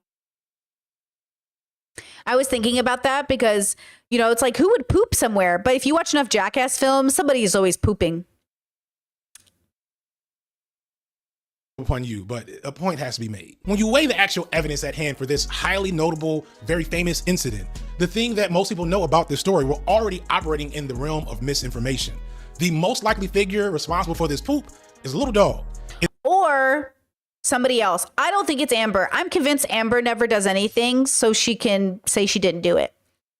Like, I don't think she leaks that information to the press. I don't think she does it. I think she doesn't do it so, like, you know what I mean? But nobody takes accountability for it either. But I don't know who pooped that bed, but there's no reason to think it was Amber. There's no evidence to say that it was anybody. That's what's so mysterious about it. We don't know. And nobody thought to DNA test it. It's not like someone took it to a lab and was like, is this a human poop?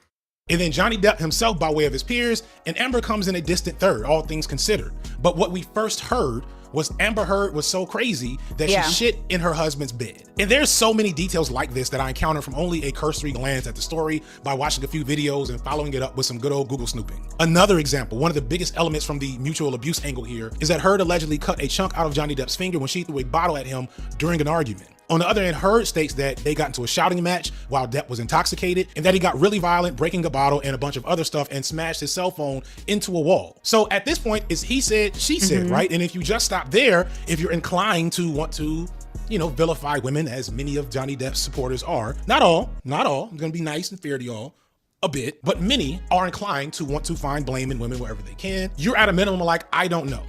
But then you hear the detail that overnight, Johnny Depp used the blood from his finger to write insults on the walls and the mirrors in the room that they were staying in. And I'm sorry, for me, that sounds more like the behavior of a person who is in an intoxicated, possibly manic state doing manic things than a person that was just assaulted by their wife. True. That is actually, well, that's the problem with the levels of toxicity, is that Johnny admits it was his writing. He admits he did those things to the mirror. We saw it yesterday. We saw the pictures and stuff. And it is one of those things where, like, what's more likely? And that's the dilemma we're in, is like, what's more likely, right? But I don't know. We don't know. One quick aside to give a little more detail. This story of alleged assault by Heard is one that I saw come up a lot in pro-Depp circles, and I wanted to really drive home the speciousness of this story. Depp says that his finger was cut when Heard threw a bottle at him. Heard says she doesn't know how his finger was cut, but assumes it was from him slamming his phone on the wall in a rage while he was high during this fight. Even the doctors that initially treated him the night that it happened said that the injury was more consistent with a crushing injury, and also noted that he was still inebriated while being treated. We don't really know how his finger was injured, but considering everything we do know about that night. Interesting, because we heard the phone call between the doctor and the nurse, and the doctor was fully convinced that, like, Amber did it to Johnny, but now that's interesting. I'm going to go rewind it. What was this?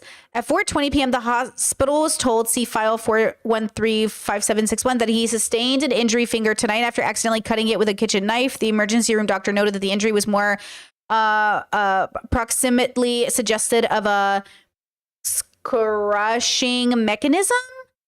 Sorry, I can't see my screen all the way because my setup's stupid. Mr. Depp was also seen by Dr. Swanee on the 8th. And also, Mr. Depp was using a pseudonym Robert Wells. Dr. Swanee recorded unclear history of traumatic event and no witnesses. Patient under influence and not coherent. Okay, interesting. Inebriated while being treated. We don't really know how his finger was injured, but considering everything we do know about that night, such as the gruesome aftermath, it's hard to take the story of him being assaulted by Amber very seriously.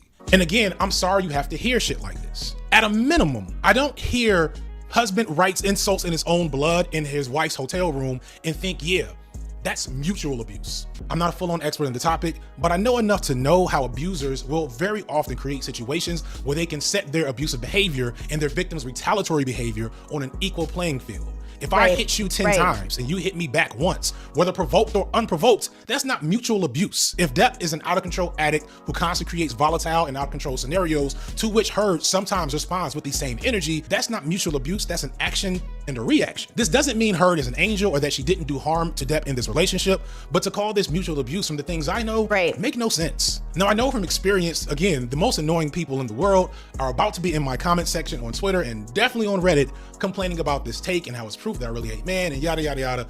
And that's fine. I don't give a fuck. I really only put this part in to tell you guys that because I know you're watching. Thank you for the views. Make sure to put those angry comments in the comment section. It's going to do numbers for me. beyond the worst people in the world, I know there will still be some people that put their favorite talking points and pieces of evidence in to prove that Amber Heard was the real abuser here, and somehow she had all the power because women actually have all the real power, and gynarchy or something else, and I'm gonna tune y'all out too.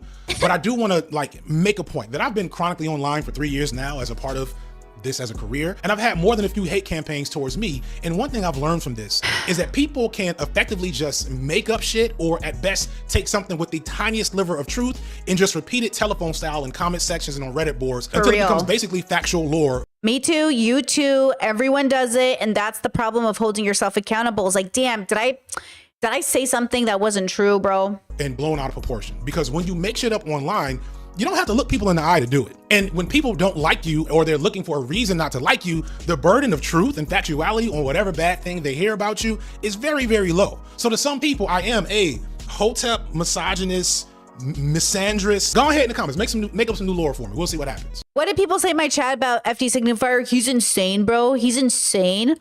Why the fuck do you think this man is insane? Everyone believes what they want to believe, myself included. It was like when I first learned about Hassan, I had such a wrong image of Hassan in my head. I still stand by some of the things that I said, but I had a very wrong image of Hassan in my head for a long time. And that's just because I didn't do my due diligence. I just believed the people I was around. They seemed to know what they were talking about. They had a personal relationship with him. It made sense. But then when I did my own research, I was like, wait a second. I have criticisms of Hassan, but half that shit is made up. And like, that's the issue, is like, and I know it as a content creator, people make shit up about me all of the time. And I'm like, where did you even get that? And that's the problem, is people lie while telling you with their full chest they're not lying, or they're pretty sure it's true, or here's the evidence, but the evidence isn't even really evidence. And again, I'm not saying anybody is perfect. I'm saying we're all imperfect. So we must do our due diligence. We must do our due diligence. And that's our obligation to ourselves, not to humanity, but it hopefully benefits humanity. Because this is me doing my due diligence, because I was wrong. When I first watched this case, I came away with the wrong conclusion about the case. And I'm realizing it now because I'm revisiting it. And I'm like, oh, in hindsight, with wisdom, 2 years later, I'm a little bit more well-read. I'm in a better headspace, all of this stuff. It's not a big deal to be wrong unless you get punished for it. I see why I don't believe in punishment. I think people are more likely to act badly if you have a punishment culture. There's nothing wrong with being wrong if there's no punishment. But people are afraid of being wrong because it often comes with punishment. There's nothing wrong with being wrong as long as you get better. And so that's why I want to create a space where there's nothing wrong with being wrong as long as you learn from it. I think that's why humanity struggles so deeply, because they're so convinced punishing and blaming and shaming is going to work. Stand up for yourself, call people out, but give them a path to redemption. If they take it, great. And if they don't take it, it is what it is. It is what it is. Taking it away from me. There are people that still think that a doctor stated that the injury to Meg Thee Stallion's foot was because of glass. There are still people defending Bill Cosby. There are still people defending January 6th. The thing that we're about to dive into is the fact that misinformation isn't fixed with factual information. People that spread misinformation or believe misinformation will not be fixed by giving them correct information. They don't believe in the misinformation because they think it's true. They believe in it because it's their truth. Exactly, bro. Exactly. Chad says, I'm going to have to watch more FD. Didn't know he was a teacher and a social worker. Yeah, and he's nearing a doctorate completion at some point in his life. He's very educated. He's a dad. He's very grounded. He's older than a lot of us, just by a little bit. He's in his 40s. But it gives him a perspective that I think a lot of people in this space just don't have. He's an active and present father. That's a big difference. Being an active, present father is a very big difference. It makes being a parent a very different game, when you actually have to be there for your kid and not just monetarily. So he's very well-rounded from what I've seen. And I think that's the point, is people dismiss FD because he one, disagrees with them, but two, they're not well-intentioned people. And I think FD is very well-intentioned. Does that make sense? These polarized factions on any given topic really can't be budged on anything, especially the ones that attach their identity to a specific take on an issue or topic or whatever. And when we talk about some of these red pill MRA types, I've been dealing with them for years now. Some of the motherfuckers are lost. They just are. And fuck them. I do not care to be nice to y'all anymore. But what this means is, if you're trying to address the harm that happens from these disinformation campaigns, what you're really trying to do is amplify the story that you think is closest to the truth, so that it takes up as much space as possible, and so that others that are interested in getting in the dirt and dealing with these people. Chat said Hassan should be revisiting Amber Heard, to be honest. He was on stream recently saying he should have ripped into her more because it would have gotten him more clout. Like, even if that was a joke, it made me unfollow. Look, Hassan is playing the role he was meant to play in the universe. But the reason I stopped watching Hassan and all the streamer boys is because, as much as I used to enjoy that bubble, I found myself talking like them, being more misogynistic. I'm trying really hard to fight that, because as much as we're just joking on the internet, when we're also sort of being serious, it makes it internalize into people that the joke might be serious, right? Or it might be more one way or another. Chat saying he did not say that. I don't know what he said, girl. I'm just saying I wouldn't be surprised, as Hassan does say misogynistic jokes constantly. That's why I stopped watching him. It's like he was making too many misogynistic jokes. And I was like, man, I'm trying to get away from the misogyny, bro. And look, Hassan's a man. He suffers from misogyny. Don't try to get away from it. Okay? We're women. We suffer from internalized misogyny. We got to stop pretending like we're not suffering from the culture that raised us. But the dilemma is that, you know, it's a journey and people have to go at their own pace. So I hope Hassan gets there one day. You know what I mean? But it is what it is. You know, it is what it is. What are you going to do? Or with these issues are armed with the information to do so. It's cynical, but it's reality. And that brings me to what I really want to talk about in this video, because for the first time in forever, a community here on BreadTube, LeftTube, YouTube, whatever, that usually does, or has at least for a good decade plus, done a good job of this, kind of folded under the pressure. From a cursory glance at the landscape of, you know, pro Amber Heard or anti Johnny Depp content, it does feel like a lot of people kind of decided to sit this one out. And I have some ideas as to why. For one, for like 15 years now, since Anita was another one. Anita was another girl this similar that people went ham on for no effing reason. No effing reason. Just because they hated her. They hated her because they ain't her. You know, it doesn't matter if you think she's bad at video games or she doesn't play enough. Like, I don't know what to tell you. People just hated Anita because this was when I started to become a feminist, was Anita's era. Because I was confused about why people hated her. There was no reason to. thing happened to Anita Sarkeesian in like 2010. We've seen this pattern play out online multiple times. A woman, almost always white, becomes the target of an irrational and rabid hate campaign for a perceived slight against a man or group of men who was innocent and just a poor little boy, just a little small being. Is a small being? A little small being Johnny Depp. For Anita Sarkeesian, it was her feminist frequency videos, which just ruined video games somehow. And then 5 years later, it was Gamergate. And then we have the aforementioned Meg Thee Stallion, and most recently Amber Heard. And this isn't counting the multitude of smaller scale campaigns that have happened in between to a multitude of other women. I've heard a lot of people say that the backlash toward Amber Heard is really a backlash toward Me Too. But I kind of disagree with that, because Anita Sarkeesian and Gamergate are both before Me Too. I'm also old enough to remember the response to Monica Lewinsky, Lorena Bobbitt, Anita Hill. Hell, want to go back to the Salem witch trials, Cleopatra, Eve? This is just what the world is to an extent for. I grew up in a bubble that would say, like, you know, women are cunning. They can be so many things, and men are so, like, all bubbles are different, and all bubbles have reverse narratives. So I did grow up in a bubble that was like, stay away from men, never be close to a man. Men only want one thing, but also women are demons and they're seductive, like they seduce you. And be careful of a woman because she'll destroy your life. How about just be careful of people with bad intentions? Be careful of people with bad intentions. Be careful of people with bad morals. Be careful of people who give into temptation. Be careful of people who are not healthy. Be careful. You know what I mean? Like, why not just say be careful of people? Because we're trained to think it's a man or a woman thing. There are people on this planet who think it's inherent to their gender. I want to make it clear, if you're new to my content, I do not think your gender matters. I do not think being a man or a woman means you are inherently anything. Good, bad, violent, peaceful. I just do not think it matters. I think we are convinced it matters, but I do not think it matters. And I think you play into that your whole life. You're taught your whole life, I must do this because I'm a woman. Oh, this makes sense. I'm a man. But what you're really trying to say is, oh, I do this because I was trained to be this way. There are things that happen. And I want to make a podcast about gender and how I view gender and sexuality and orientation and attraction, all these things. But I think there is a biological experience you're having. I just think this label you put on it, man or woman, it's not telling you what you think it's telling you. Not in the way that you think it's telling you it.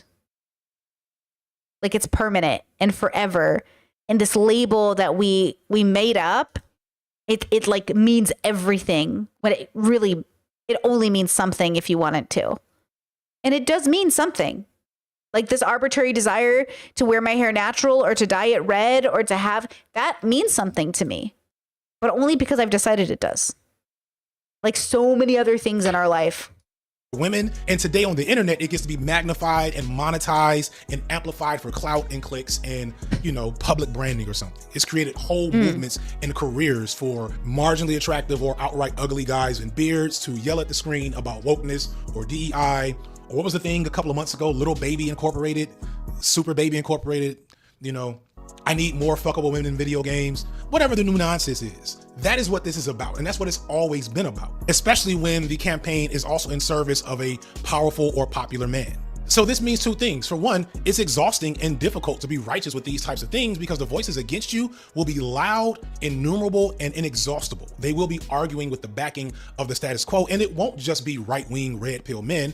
It will be genuinely most people. Men and women alike, right-wing nutjobs, moderate centrists, and even some so-called progressives. And if you stand against those groups in the name of a victim, you're literally going against the natural order and opening yourself up to so much scrutiny and hate. So it better be damn worth it, which brings us to my next thing. Despite seeing her as a victim of abuse, I don't like Amber Heard. I don't. Nobody does. She's very unlikable. Doesn't make her less of a victim. Not feeling it. I'm going to try to be careful here because I don't want to mince words too much or give too much fuel to the hate campaign that she's still suffering from.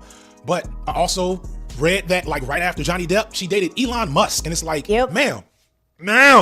Oh, when I see that piece of information, it makes me see Amber Heard as a great microcosm for how white-centered feminism is fundamentally broken. While I think it is somewhat inaccurate to say this was explicitly a response to Me Too, I can't deny that as a factor, but that brings me to the fact that the Me Too movement was originated by a black woman who was almost immediately erased from the movement's public. 100% erased. Tell me how many people even recognize her face.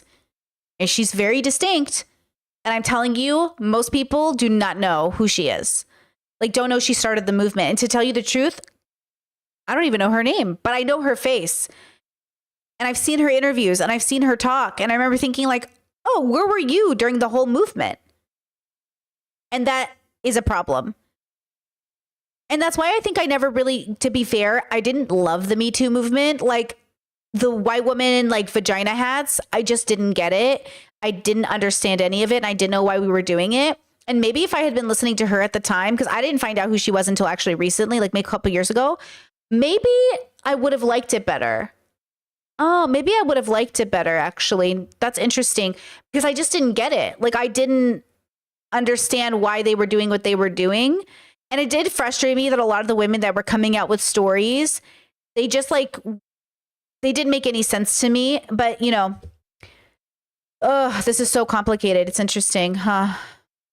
Visibility once white women became a part of it. And it was op-eds like hers. The op-ed of Heard, by the way, was kind of the starting point of Depp seeking revenge through courts. It's a long story. Again, check out those other people. But that op-ed is a perfect example of how that erasure happened.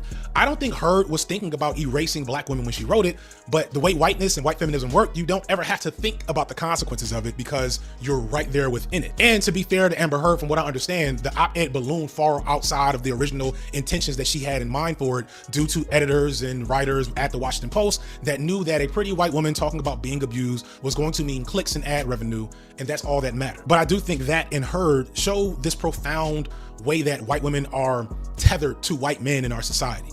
As I mentioned in another video, white women are the only population that is so... The woman who started Me Too is Tarana Burke.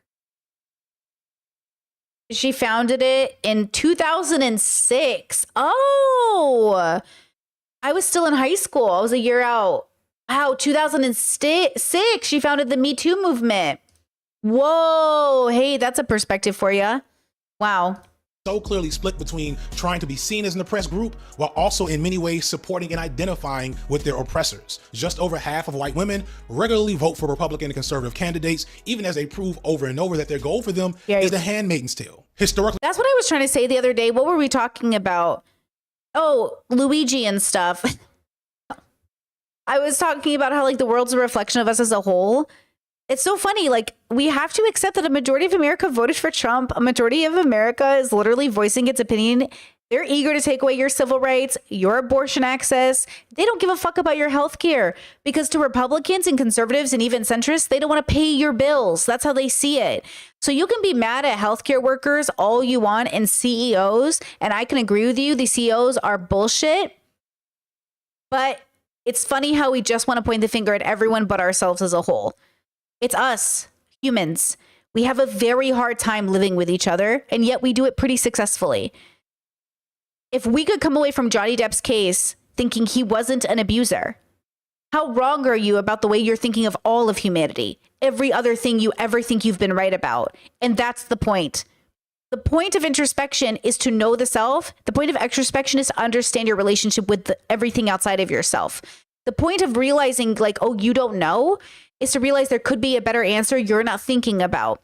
Not to say you'll be perfect. You will make mistakes. I will make mistakes every day of my life forever. The point is to lower those mistakes, make healthier mistakes. I think there are unhealthy mistakes and healthy mistakes. And I think if you keep making unhealthy mistakes, you got a problem. You got a for sure problem. And then there's a difference between deliberate, thoughtful, concerted efforts that aren't just mistakes, they're choices, healthy or unhealthy. And so I think that's the problem we're going to run into, is it's hard to tell the difference. Because like I said, we have strong empathy. We want to be there for people. We want to say, look how bad your childhood is. I can see how you got there. But then we have to talk about, now that you know your childhood is bad, are you willing to break that generational curse? And if they're like, no, I'm just going to keep living the way I'm living. I mean, that's a choice. At some point, it becomes a choice, even if the choice is limited by your biology, your experience, and your environment. And we have to contend with that reality. But as long as society isn't violent, eager to punish, and isn't eager to torture people, it shouldn't be that big of a deal. We can give people a path to redemption. But because society wants people to get hurt, because we want people to bleed, that's what's so dangerous about people. Admitting they're wrong, being seen as guilty. Nothing wrong with being guilty as long as we make amends. Something very wrong with being guilty, and then becoming just as bad as those who are guilty. Again, I don't want people to have to murder their abusers in order to get free. So we should probably pay attention to how we view abusers, so we can free people before that and hold abusers accountable. We don't need you to become a monster to destroy the monster. Self-defense is a very specific thing. And a lot of people are just not evoking it the way they think they are, but they want to use it as an escape. I was a self-defense. Was it? Because I could have thought about 10 different options before that. Why didn't you know those options? Why didn't you know those options?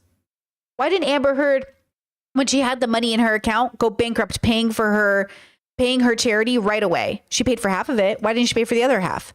I don't know why people do what they do. I know what I think I do. But obviously, I've been in enough awkward social situations to know that I never end up doing what I think I do, because it's so much harder than you think it is. And so I want to give people grace. Chess says, if someone murdered your brother cold-blooded, wouldn't you like that person? Wouldn't you like punishment for that person? Why? No. I used to want to punish people. I have zero desire to punish anybody. I do not want to punish anybody. No. And also, why did they murder my brother? Was he being an asshole? If someone murdered your brother cold-blooded, yeah, what the fuck? It's not even personal. What are you going to punish them for? You can hold them accountable, but punishing is not holding people accountable. I want to be very clear. You know what I mean? Like, what's it going to do? My brothers are probably going to get killed by somebody, or maybe they'll be in a car crash, or maybe a drunk driver will hit them. What good will it do to punish people? Like, what would be the benefit? Like, what would I get out of it? It's not going to help my soul. I'm not going to feel better after it. You know? Like, what is it going to do for us, right? I used to wish people would be punished until I realized, like, this is not going to help. Chet says no, but it would make you feel a sense of justice. No, justice is not punishment. Justice is an appropriate reaction to a crime. It is inappropriate to become a monster in order to give punishment. That's not justice. In my ideal world, justice is appropriate. And we are very inappropriate with how we give, quote, justice in the United States, right? Justice to me is fair. Justice to me is rational. Justice to me is appropriate. It is the right reaction to a wrongdoing. And we have wrong reactions to wrongdoings because we're people and it's complicated. I strive to be better. And if I'm going to be better, I need to make better decisions and have better reactions to when injustice occurs. Injustice can feel like the largest burden, and it will make you want to do horrible things to people. I don't want to die knowing I've done horrible things to people. I'd rather die knowing I was living within my values, I didn't have to become a horrible person, and I was appropriate with my reactions. I was kind and compassionate. There's nothing kind and compassionate about torturing somebody. You know? Chess says, do you believe Amber Heard was an abuser to Johnny? And if so, who was the bigger abuser? I think Johnny's the bigger abuser. I think Amber Heard was, well, at first they were very toxic, both of them. Easy. That's obvious, right? Super toxic. I think Johnny Depp was obviously the more abusive person and the bigger person, the more dominant abuser in the relationship. And he did more abuse to Amber than she did to her so far. I think Amber, by definition, was abusive. I think mostly in the realm of manipulation and things, but we're still going through the case. And it's so far she has less tallies against her than Johnny. But the point of this is to question our own observation of the scenario. And I don't know if you've ever loved a toxic person in an abusive relationship, but I have. And it's very weird to watch somebody you love who's toxic be in a toxic relationship with someone who's abusing them. Because you got to tell your friend, hey, you're being toxic and you're in a bad relationship and you're being abused, but they're not going to be able to see it because they themselves are so toxic that they think the abuse is normal. And it's a part of the relationship. It's a part of what they signed up for. But that's not true. And also they can become abusive because they've normalized the toxicity to such an extent. Now they've normalized the abuse and they'll do it back. And now it's not just retaliation. Now you've just become abusive because at some point in an abusive relationship, some of it is reactive abuse. And at some point you just become abusive, which is why like some small parts of the population that are severely traumatized as kids go on to enact those same behaviors and maybe make it even worse for the next generation. Not necessarily, not all victims of abuse end up being this way. And I think that's a horrible stereotype, and I'm here to totally deconstruct it.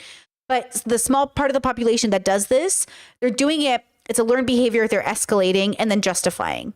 And we want to make sure that like you do not become the abuser because you were abused. But I think there's a point where you're not the abuser and you could retaliate against your abuser. And then I think there's a point, usually years, and Amber and Johnny just didn't have years together, but you can become years together, usually child and parent, where you now become the abuser. You become the next generation of abusers. Something to think about, you know? Okay, let's keep going. White women will have things like that happen over and over and then still fail at allyship with oppressed people. In America, the suffragettes, while lobbying for their own right to vote, lobbied against to vote for black people. Some of you that watch me know the jaw-dropping story of the white woman that changed Sojourner Truth's Ain't I a Woman speech so that she would sound more like a slave. Margaret Sanger, a hero to reproductive rights nationwide, also supported eugenics for women of color. And let's not forget the long history of white women's false claim about black men's sexual violence being a running theme for racist terrorism in America. Like literally hundreds of riots, thousands of dangling bodies on trees because a white woman lied on a black man. That is history. That is not Hotep conspiracy theories. That's not apologia. That's facts. I am not in. And by the way, that same feeling, chat, where you said, I guess I can't see not feeling the human emotions of an eye for an eye. You're exactly the reason why white people, not you person, I don't know who you are, but that thinking is the same thinking that justifies racism and violence against black people.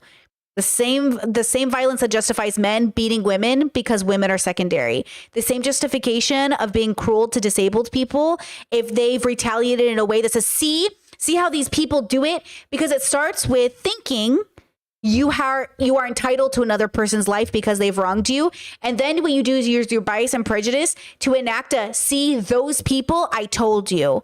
Like this is, I'm not saying like you commenter, but like this line of thinking is so human, but this eye for an eye is built on the back of an entitlement to that person's life. Well, you took something I loved, I'm going to take something you loved. It's a reasonable conclusion, but it isn't founded on good data for the long term. It's a fine temporary cope. We love The Punisher. We love, Taken. We love guys slamming into rooms and like saving their loved ones. But it doesn't account for the long-term impact. It doesn't account for the reality that you'd have to kill somebody. It doesn't account for accountability, or it doesn't take into account accountability as an option. It just sees this quick fix cope. And if we know anything about life, all quick fixes are bad answers.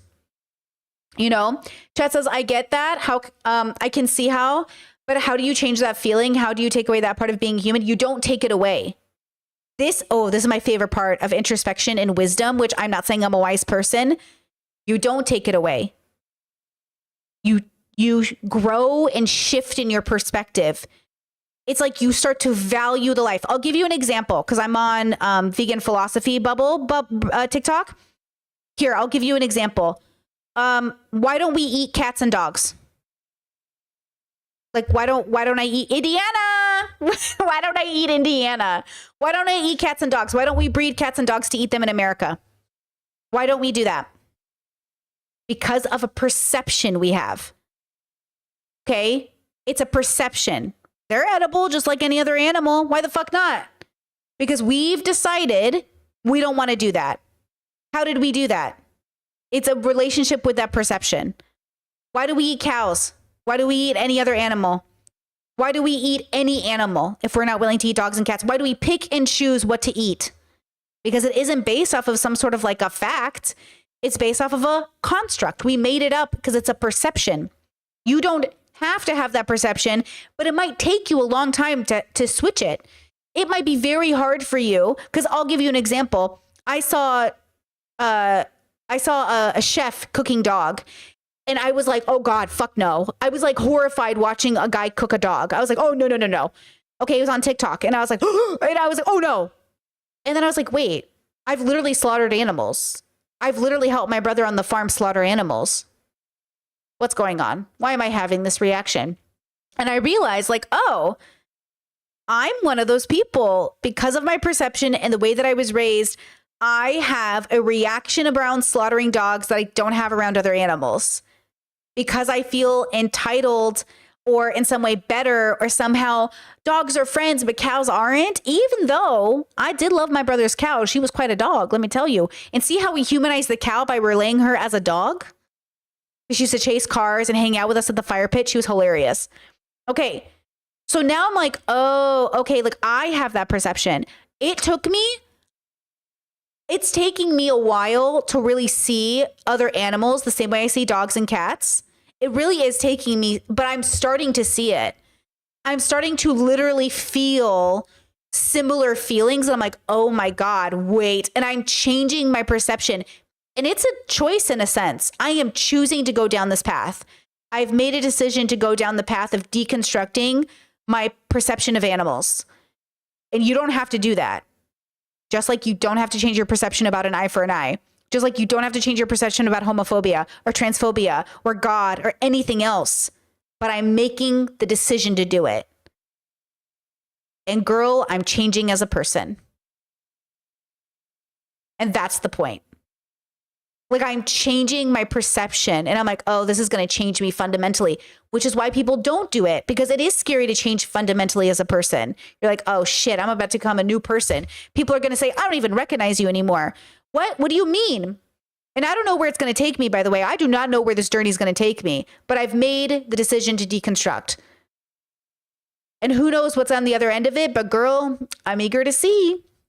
So that's how you start the journey of getting away from an eye for an eye. You're not becoming less human. You're becoming more human. You're becoming more compassionate, more loving, more thoughtful, more considerate. You're becoming more. Okay. Interesting. Sorry, one last tangent. Interesting that people think violence is caring more, which is why we end up in toxic relationships. I know my family loves me because they'd murder for me. I know my best friend loves me. They'd hide a body for me. I know my husband loves me because like he's so passionate that he has to pin me up against the wall and bruise my body. And that's how I know he loves me, because he's so into me. He doesn't even realize he broke my wrist. It's interesting how much we value violence as a communication tool of how much people love us. Now, in my healthy years, I consider it peace. For me, when I got healthier after therapy and stuff, for me, I could tell how much people love me by how much peace there was. And I am in the most peaceful marriage, the most peaceful environment, the most peaceful bubble. The more peace, the more love. And I recommend it to all. I wish it for all. It is the greatest experience I've ever had in my whole life. It's the best. Okay, let's keep going. Inclined to respond to the calamities of white women when they are harmed by white men, greatly because historically the exposure to that harm for so many white women is preferred over actual solidarity with other oppressed people. And yes, I do say other oppressed people because despite this paradoxical situation, white women are still very much oppressed by white men. I bring all of this up because what hit me about Amber Heard is that there was a genuine lack of Black attention paid toward her case. Oh. And I genuinely think that's why a lot of people didn't come to her defense, because in this perverted way, if Black people aren't pointing to the injustice, it's almost like certain politically inclined folks don't think it's real or don't think it's serious, or more importantly, don't see any value in it. And we have a case study of this that just happened with D'Angelo Wallace after he made a video about Cody Ko and his alleged assault of Tana Montague. It was his Black voice and his platform that got the rest of the left-wing commentary space to get active on this story that had been bubbling below the surface, what I understand, for months, if not over a year, if not years. And Tana, much like Amber Heard, was not a perfect victim, was not the image of abuse that we are comfortable defending, which also brings you to the real insight I want to share about all of this. The biggest reason to me that Amber Heard was left out to dry by so many people isn't just because she wasn't an imperfect victim, but because we are very much imperfect advocates and allies. And in that, I mean, there wasn't much to gain for advocating her. And conversely, as I said earlier, there was a lot to lose. And that, because in order to advocate for Amber Heard, you also had to get ready for an onslaught of questions, right? An onslaught of questions about, what about this? What about this? What about this? And then you can't even have the real conversation. That's why I always say it doesn't matter what Amber did. The question is, what did Johnny do? The question is, what did Amber do? It doesn't matter what Johnny did. What did Amber do? That's how I decide what's going on. It doesn't matter what somebody else did. What did you do? That's why I say my value system tells me, Brittany, it's not a universal one, it's just for me, that when temptation comes knocking, I don't care what other people do. What matters is what I do. What do I do when temptation comes knocking? What do I do when I'm given an opportunity? And that's what I'm always trying to improve upon. Because if I spend the rest of my life saying, well, they did this and they did this and they did this, I'm never going to give myself a chance to be a better person, because there will never be a reason to. And I'm not saying this because that I'm not saying this to boost an ego. I'm not saying this to criticize a person or blame anybody. I'm saying this so you can go to bed at night and sleep okay. I'm saying this so we can have peace in our souls and our bodies, so we can go home and feel safe for once, so we can wake up and feel safe for once. You know, we're all dealing with so much fucking trauma and depression and anxiety. Don't you just want to go to bed and feel okay for once? And that starts with your relationship with self. And that's sometimes a lifelong struggle, you know? So start now. That should tell us a lot about what allyship is based on when it comes to social media and these platforms. So much of managing this type of career is managing clout and brands and responding to what the market and people seem to want. And I'm never going to be overly critical of that, because I don't think there's anything wrong with that as a content creator. People play the hits because the hits are good. It is what it is. But we're also influencers, or I prefer to look at us as journalists, educators, maybe even documentarians. And in that regard, our job is to tell people what we think they need to hear or learn about a given issue, even when it's not popular or easy to do so. Or more specifically, when there's not a ton of value in it. There was no market demand to amplify the parts of the story that exposed Johnny Depp as the real abuser. In fact, it was the opposite. There was much more value in showing Amber Heard to actually be the abusive party, because that was more novel, would get much more clicks, and was a more interesting narrative to push through social media. Or at best, we got the mutual abuse narrative, which let everyone off the hook. And even as the hate movement increased toward Amber, we don't see anyone sticking their neck out for her because she was an imperfect victim, and it made it hard to do so. Or more accurately, maybe it made it easy to rationalize not being the one to take the risk. And all of that lends itself to there being less of an opportunity to build a coalition of support or resist misinformation and stand up for the victim in this case, or victims in general. And in many ways, I empathize with creators who came to that conclusion as it regarded this case, because I am one of those people, but it does require us, myself again included, to do some self-reflection along with our audiences. Chat, you said Alex O'Connor speaks about the ethics of eating animals, is an interesting video, and he recommends a book that made him go vegan. He's no longer vegan, fun fact. I know, because I've been watching like 72 videos on veganism. Alex isn't vegan anymore. Isn't that interesting?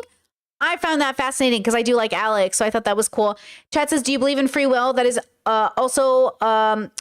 also really tied into how we view others and ourselves. That's a great question. We get that question so much on this channel because, we do philosophy stuff. I believe in free will to the extent that we have it and the extent that we don't. I think we're biological creatures on an animal and we have on a planet, and we have as much free will as any other animal on the planet. It's a biological experience. We're having a biological experience. And so we have as much free will as we perceive free will, mostly on the micro, but on the macro, like what is free will really? So free will is an interesting idea because it insinuates so much like I have free will. So I choose everything I do, including when I shit. Do you really choose when you shit? I guess you choose kind of when you shit, but like also you don't have a choice always. So that's how I think of free will. Sometimes you have a choice in when you shit and sometimes you don't. And that's what free will feels like, it is what are you going to do, eh? What are you going to do? Think about this for a second. If you watch me, then you probably have seen H-Bomber Guy's video on YouTube Plagiarism, which spends 2 hours breaking down the plagiarism of James Somerton. No, this is not the Nebula ad read yet. I'm making the point still. Stick around. That video has like maybe 7 million views by now, and it brought a ton of attention to what James was doing. It has 27 million views. But if you watch that video, then you also know that James had been caught plagiarizing multiple times. But because of the size of his channel, because of the clout he had, even though it wasn't a huge channel, it was big enough that it was able to squash out the many people that were accusing him of plagiarism, some of them whose work was directly stolen. But despite that, he was never stopped. The environment for justice as it exists on social media and these platforms can't produce justice without the power of clout. It takes an H-bomb or someone else amplifying the story in order for it to be real. So what H-bomb did wasn't so much an exposure of James Somerton, he just ensured that his harm will be taken seriously. And after that, the environment in social media changed. And that should tell you really what our role is as creators or influencers or whatever. And more importantly, I hope it also makes you, the viewer, much more critical about what you're consuming and what you're consuming means and does, and what it doesn't mean and doesn't do. This type of content is still media. You are not immune to propaganda. And even the righteous space of BreadTube/LeftTube and CornbreadTube is a manufactured sphere of influence that reflects a specific reality and a truth, but not the reality and the truth. Because at best, we will just reflect what we think you all want, and at worst, we'll sit on our hands when we think what you all want isn't something we're comfortable giving. Even if it means that an abuse victim suffers a massive harassment campaign, and abuse victims everywhere feel like their stories and experiences are being erased and unheard by the people who purport to care about them. I mentioned earlier that several people talked about this issue before, such as my label mates, Princess Weeks and Lindsay Ellis. Princess even makes a short appearance in a Netflix documentary, which again, not perfect, but will give you a little detail on how this was fucked up. And Lindsay discusses Amber Heard in her video about Yoko Ono and the Beatles, drawing a connection between the bizarre hate campaign that came against Yoko Ono after John Lennon's death and what Amber Heard went through, among other things. It's a masterwork of a video essay that is finally now on YouTube, but with the usual ads and censorship YouTube requires, and you could have seen it without all that months ago, ad-free, censorship-free, if you had signed up for my streaming service, Nebula. For years now, Nebula has been known as the premier streaming platform for some. So Nebula is like a secondary YouTube kind of, but like you pay to see videos ahead of time. Does that actually work for you guys? I always wonder about people who like make videos for members first and then make them go public. I never know if that's an incentive, but apparently it's a system that works. Like I've never been on Nebula, but some of my viewers apparently have used it. I'm going to go ahead and link FD's video in the chat. Here we go. You guys can go check out. This is his side channel. PS. This is Signified B-sides. So this is his secondary channel. It's really good. I actually like it because he posts a lot more to this channel. So I get more content more frequently. You guys can check that out. Let's see. Let me see. Okay, let's see. We'll go over questions, then we'll take a break, and then we'll get into the longer video that I have planned today. We're going to see some of the court today. We're going to see The psychiatrist or psychologist talk about, I think psychologists talk about Amber Heard and her hysteria and BPD, but through the lens of Dr. Kirkonda from Psychology in Seattle. So we're going to get some opinions here to see the balance. So we'll get into that in a second. Ted says, how do you see Angelina Jolie and Brad Pitt in your bubble? I don't know what that means, right? Like I'm assuming you mean in regards to the abuse case, not literally the fact that I grew up with them for the last 30 years in my life. Like, I'm assuming that's what you mean, right? Like, in regards to the abuse case, I think it's pretty clear cut. I mean, Brad had to go to AA for substance abuse. His kids have very complicated relationships with him. He's, I think, attempting to do better, but I don't know anything about that. And I have for many years have enjoyed the way Angelina has presented herself in the public, though I don't know her. And she's done a great amount of work for women and marginalized communities and people who have been abused. So I don't know if that answers your question. Okay. With that said, any last minute questions on this section before we take a break? We're just going to take like a 5-second break and then we'll get into this video. It's a little long. So just like, okay, go get a snack, go relieve yourself, bring back a snack, whatever you guys need. I'm excited to get through it. Thank you for being here for part 2. Once again, I'm not going to go ahead and clip this. I'm just going to keep the live stream up for people. These live streams are too long to be out here clipping things. You know what I mean? And who knows? Maybe moving into the future, that would be the thing. But you got to like the stream, guys. 69 likes. As content creators, we rely heavily on those likes. So please like the stream. I'll go take a break. I'll see you in about 5 minutes.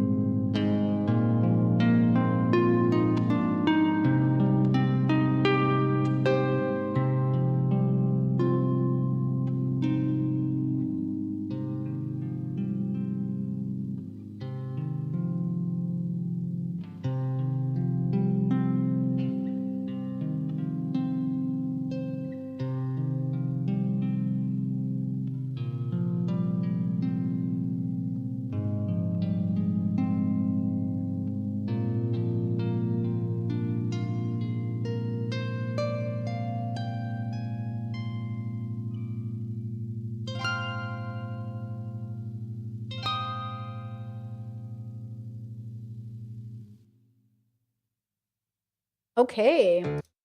Are back.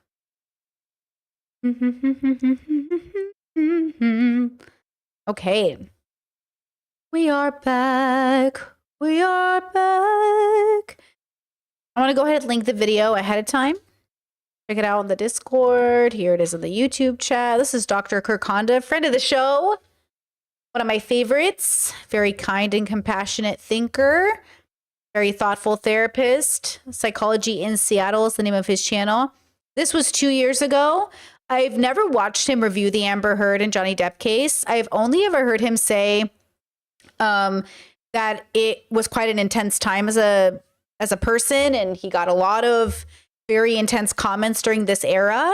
So it will be interesting, I think, to see his thoughts. I'm going to go ahead and speed him up a bit. 1.25, Dr. Kirk is a talker. We love that. I do love his content. I highly recommend him, and very excited to see his thoughts on it, because I do think he tends to have a very nuanced and very compassionate perspective, which we love here. Hey, Deserving listeners, a lot of you have been asking me to react to the Amber Heard Johnny Depp trial. Then House's volume, please. Let me know, chat. And I started getting a lot more emails asking me to react to the forensic psychologist and her testimony. And I thought, I might have some things to say about that. I actually watched the entire testimony, reacted to it, and found out I had a lot to say, actually. At the end, I thought, I bet you people would want me to put my opinion at the very beginning, because it's sort of sprinkled out. I don't want to make people suffer through my entire reaction to get my summary. So I thought I'd put it up front. So let me just provide that. I actually took some notes. So according to reports, Johnny Depp is suing Amber Heard for defamation regarding a piece that she wrote for the Washington Post in 2018, in which she accused Johnny Depp of abusing her. And Johnny Depp is seeking $50 million in damages, and that's what this hearing is about. So Dr. Curry is a forensic psychologist, and what I'll say is she seems extremely competent at her job. She conducted a standard forensic assessment with Amber. The findings that she reported, at least on the stand, I don't have access to the report, but the things that she said in the court was that she found that Amber had a 3-6 code type, which I get more into in the reaction video. She did diagnose Amber Heard with histrionic personality disorder and borderline personality disorder. I go into more detail in the reaction video on that. And she found that Amber Heard did not suffer from PTSD, and any trauma symptoms that were already present were there before she met Johnny Depp from previous childhood trauma. So if Amber Heard has any trauma symptoms, they can be attributed to Amber Heard's childhood and not to the events with her relationship with Johnny Depp. Also, there were findings indicating that Amber Heard was trying to deceive Dr. Curry during the interview, during the examination, not only to downplay her own issues, but also to exaggerate her PTSD symptoms, or just to invent PTSD symptoms. Now, it is the Johnny Depp legal team's forensic psychologist that is saying this, and we would benefit by hearing from Amber Heard's legal team forensic psychologist to perhaps balance out the picture. There was a lot of talk about borderline personality disorder and what it could result in Amber. Dr. Curry talked a lot about how Amber Heard's personality disorder could result in emotional volatility, attention-seeking behavior, which is the histrionic. These are my words. I'm sort of paraphrasing what she was saying. Semi-delusional beliefs that she's being persecuted when she's actually not, irrational blame of others, over-dependency on intimate partners, rapid switching between idealization and devaluation of intimate partners, such as Johnny Depp, and lack of self that results in her becoming a chameleon to others and adopting others' interests, that sort of thing. And by the way, in my reaction video, I go into detail and nuance around all those claims, of which are true, but there's a lot of nuance to that. So here's my take. Regarding the personality disorder diagnoses, I'm always skeptical of examiners who will diagnose someone with a personality disorder with limited time to examine someone. She had 12 hours spread out over 2 days. For me, it takes me weeks, if not months, to diagnose someone with that, because I need to have their subjective experience. They need to tell me what they're going through, the triggers that they have on the inside, their schemas. Also, even if Amber Heard has borderline and histrionic, that does not mean that she's guilty of lying about Johnny Depp or abusing Johnny Depp. I have seen a couple articles online claiming it's like, oh, Amber Heard has a personality disorder, sort of implying that that's a slam dunk indication that Johnny Depp has won the legal case, and that's just not the case. Exactly. And it's very harmful, and it's ableist, and it's not good. Especially as somebody who was diagnosed with BPD after one session of therapy, even though my therapist was amazing and I love her, I just want you to remember that these people are people too. And though the therapy helped and I love it so much, remember that I've never done those things to people. And the things that I worked on so hard to make sure that I was accurately seeing situations for what they were, 99% of people around me aren't doing that. it just feels like autism all over again, where it feels like autistic people are constantly being empathetic and thoughtful and trying their hardest to understand the conversation. And no one else is doing that. No one else is making as much of an effort as somebody who knows they stand out. And that's a generalization. Not everybody who's autistic is that way. Not everybody who's born. So like, what's frustrating is being a person that tried her whole life to be so accommodating and so thoughtful to people, but to be diagnosed with these things that people go, oh, well, that's why Brittany's crazy. Not because I literally belittled her, talked down on her, cheated on her, treated her badly. Not because like I spent weeks on end telling her she was dumb. I spent time with a loved one once, and it was the last time that I saw them. And for like 3 whole days, they were like, Brittany's so stupid. You're so stupid, Brittany. That's the dumbest thing I've ever heard. And I kept sitting there, and I had therapy. So I was like, okay, I know what's happening. He's trying to get me upset. And so I'm sitting there, and my other family member is in the room with us. And my family member's like watching me, and they're like, why aren't you saying something, bro? He's been going at you for 3 days. I was like, I know, but it's a game. He's trying to make me feel crazy. And then when I lash out on him, he's going to say, see, Brittany's crazy. So I know what to do now. I've been to therapy. I know what this is. And my other family members were shocked that I wasn't standing up for myself. And I was like, you can't stand up to people that are like actually certifiably got problems. But see, I'm the one who's diagnosed. So then my family member's like, you're the one with the diagnosis. You're the one with the problems. And I was like, oh my God, what do I do? So finally I snapped, not because he was insulting me, but because he's insulting somebody else. And I was like, you don't know that person, and you're saying very bad things about that person that I just don't think are true. And I was mad for that person because even though we had known them, the things he was saying about that person was so inappropriate. And he'd been going off about all these people who were just so bad. And then he goes, oh, that's your borderline. See, Brittany's going off. See, Brittany's acting this way. And I was like, you're the one who's done all of these things, and you're calling everybody else out. And I'm telling you, you need to re-examine yourself.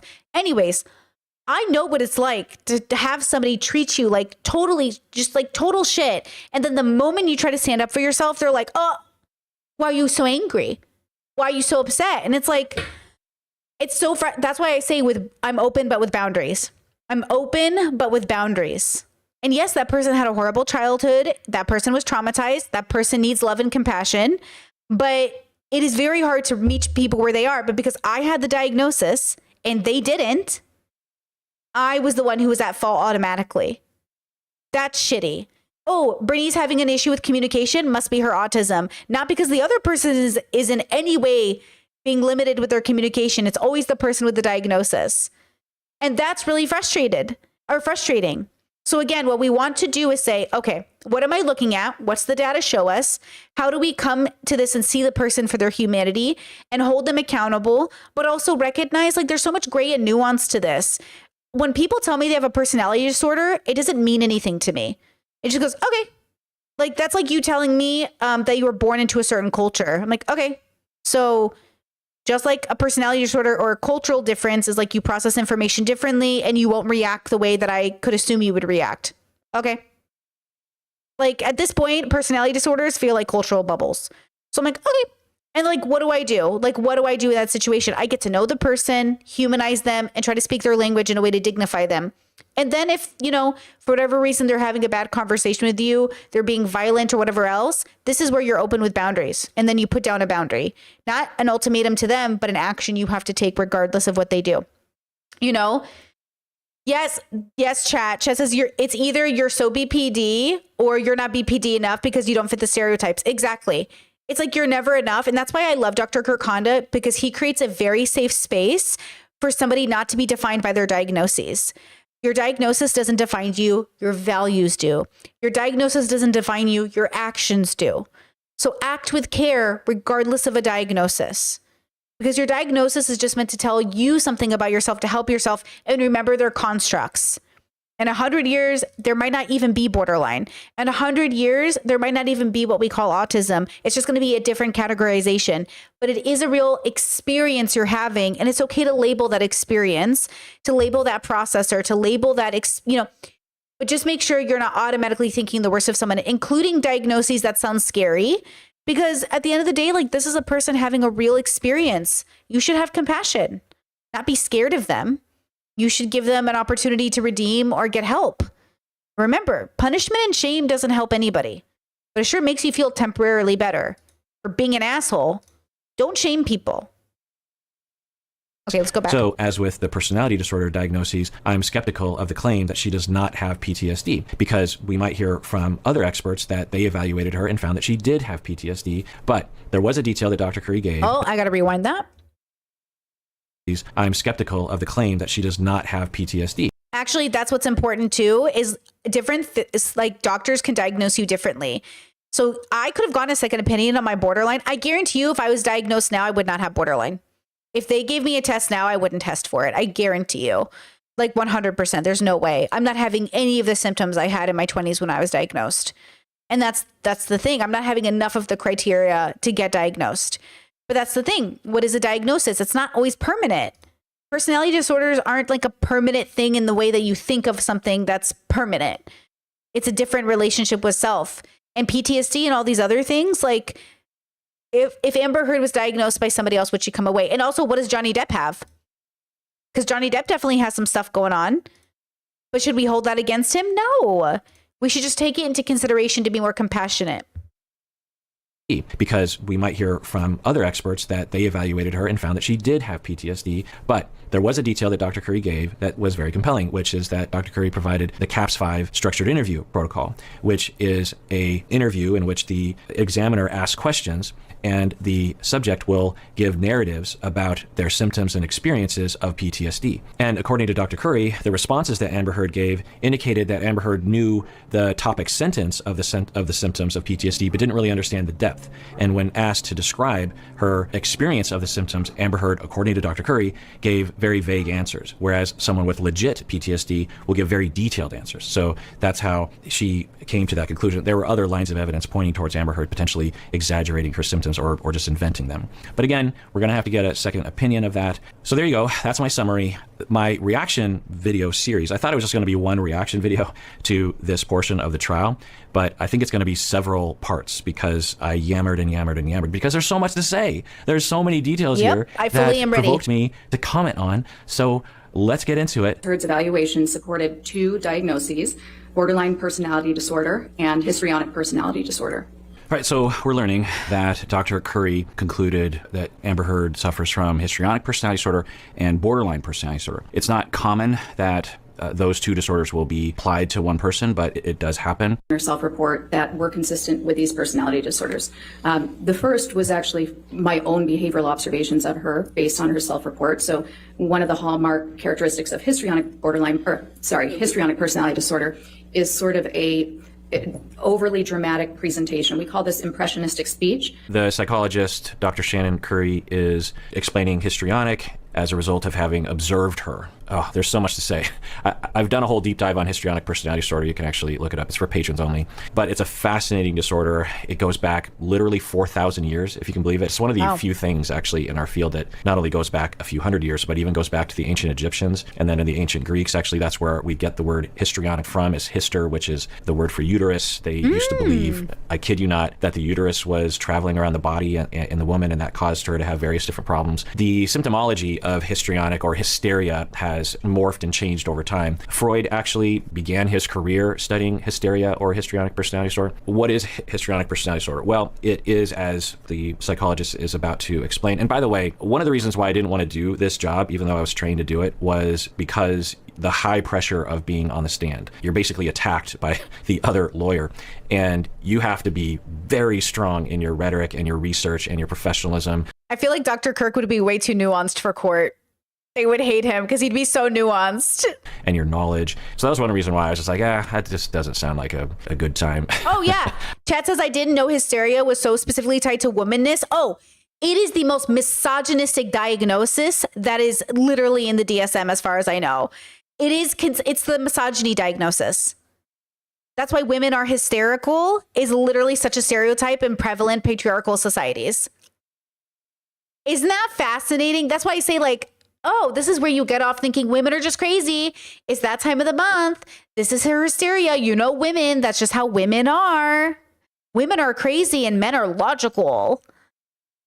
The same men that cause the world wars, the same men that go out here raping their own daughters, the same men that are so eager for violence, they justify it at every turn. The same men that kill philosophers because they didn't like their ideas. The same men that can't let women open doors for them because it emasculates them. Okay, bro. I'd rather go on YouTube and talk about things. The other aspect of forensic psychology that I wasn't attracted to was the tedium of it. It sounds so exciting, forensic psychology. You think CSI, and it's like, no, 99% of the time you're sitting in front of your computer and you're looking at data and you're typing stuff into a report. And when I studied it and I actually did a little bit of it, I just thought, oh, you can't pay me enough to do this. So hysteria, histrionic personality disorder, is characterized, basically, in a nutshell, when you're young, you need a lot of attention, right? And if you're not getting enough attention, you might resort to having a very exuberant, showy personality as a way of trying to get at least some attention. So instead of being the normal level of dramatic or the normal level of... You know what this reminds me of? It reminds me of Chat says, I wonder how much of her whiteness played a role in public opinion, because most people have had a toxic white female coworker and could just be projecting our feelings onto her. This reminds me of false accusations, how men walk around afraid of being falsely accused and women walk around afraid of being raped. And one has the data to show the statistical probability while one doesn't. Again, not to be that person, but it reminds me a little bit of Israel and Palestine, how Israel is always like, we're so afraid of them wanting to bomb and kill all of us. And I'm like, you mean literally what's happening to Palestine? Like, Palestinians are having it happen to them and Israelis are afraid it will happen to them. Do we see the difference? One group is actually having it happen to them, while the other group is just afraid. New data showed women are the most at risk because of family members or lovers. And so, again, with peace and love, one has the data and one just does not. False accusations happen. Okay, they do happen. But it's so minuscule. It'll probably never happen to you, literally, right? Chat says, well, October 7th did happen. That's reactive. Okay, you know how we're talking about reactive abuse? That's what October 7th was. October 7th was retaliation for the 100 years of abuse Israel has been dishing out on Palestinians. Not justifiable, not good, which is why you can't murder your abusers. But it felt justified. And that's the issue we're having. It's not justifiable to go into a musical camp and kill all those people who were civilians, right? Not justifiable.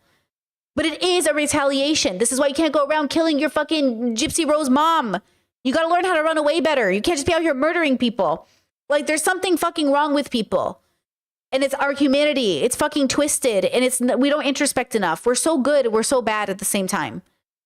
But what's happening to Palestinians is guys, you do not understand how bad it is if you're still not keeping tabs on it. It's so bad. And this is going to be one of those things in the history books. And CNN is now reporting stories about Palestine that I've known about for 3 weeks because I watch alternative, Al Jazeera and stuff. And now CNN wants to cover the fucking missing doctors and shit. The amount of medical personnel, I could go on. I'm not going to rant. Listen, with peace and love, all violence is never the answer. No violence is the answer. But we continue to justify it because we're afraid of each other. Okay? And we should keep that in mind. Attention-seeking behavior is a better way to put it. At the age of 2 or 3, you actually times that by 10 because you need to in order to get at least some of the attention that you need, but you never actually get enough attention. You could throw in abuse in this situation, abandonment, this kind of thing. Those are often present as well. It depends, but the experience of the child is I'm thirsty for attention because all children are, and I'm not getting enough, and there's various different solutions that children will resort to in order to get their love and attention and attunement needs, and one of them is just to amp. You know what's crazy is when I see parents who are like, oh, these kids are just attention seeking. They're children. Yes, there needs to be an appropriate balance with how you give kids attention.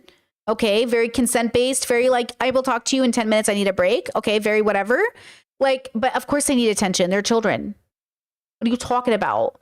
That's the irony. I'm a very needy adult. I think that's okay, as long as it doesn't disrupt your life. Your child needing attention shouldn't be a disruption to your life. If they're inappropriate, you're teaching them boundaries, that's different. Teach children boundaries when seeking attention, but don't punish a kid for seeking attention.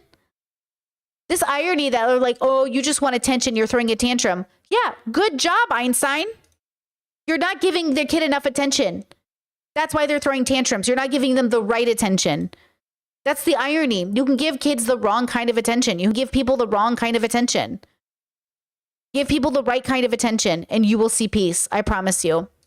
Up their attention-seeking behavior. This actually locks in to your personality. That's why I call it a personality disorder. It's not just like a choice you make or a temporary mood issue. It's something that is ingrained in your personality because you developed it theoretically when you were very young, and it actually becomes neurological and automatic. And so after you leave your house and you actually bump into people who will give you enough attunement and attention and love, you actually assume that they won't, and you just start to seek attention.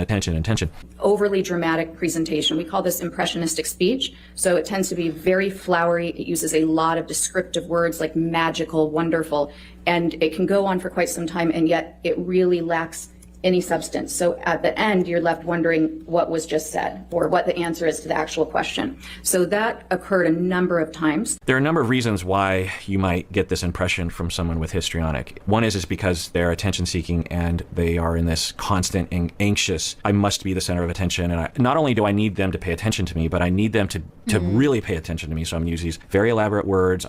You know what? I wonder how many YouTubers have this because, man, the way people be talking and saying nothing.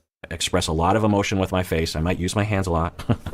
I might even exaggerate, lie to try to engage people. But I'm not actually saying anything because I don't really have much to say. I'm just describing my day at work. But I need it to be very, very big because I believe that if I don't do that, I won't get the attention and I will thus feel like I'm 2 years old and abandoned. That's what they're running from. Vulnerable. She never really indicated a vulnerable feeling of her own. Then the substance. Well, also, does she feel safe with this therapist? Because I know my first therapist I had, I did not feel safe with her. I did not want to get vulnerable with her at all. My second therapist I had, day one, most amazing energy this woman could have given me. I felt so safe with her. I just unloaded, girl. Told her everything, crying in her office. The first therapist I had 6 sessions with my first therapist. I could not open up to this woman to save my life. She just did not feel safe to me. And I was right about that. So it feels so unfair that this woman isn't Amber's doctor.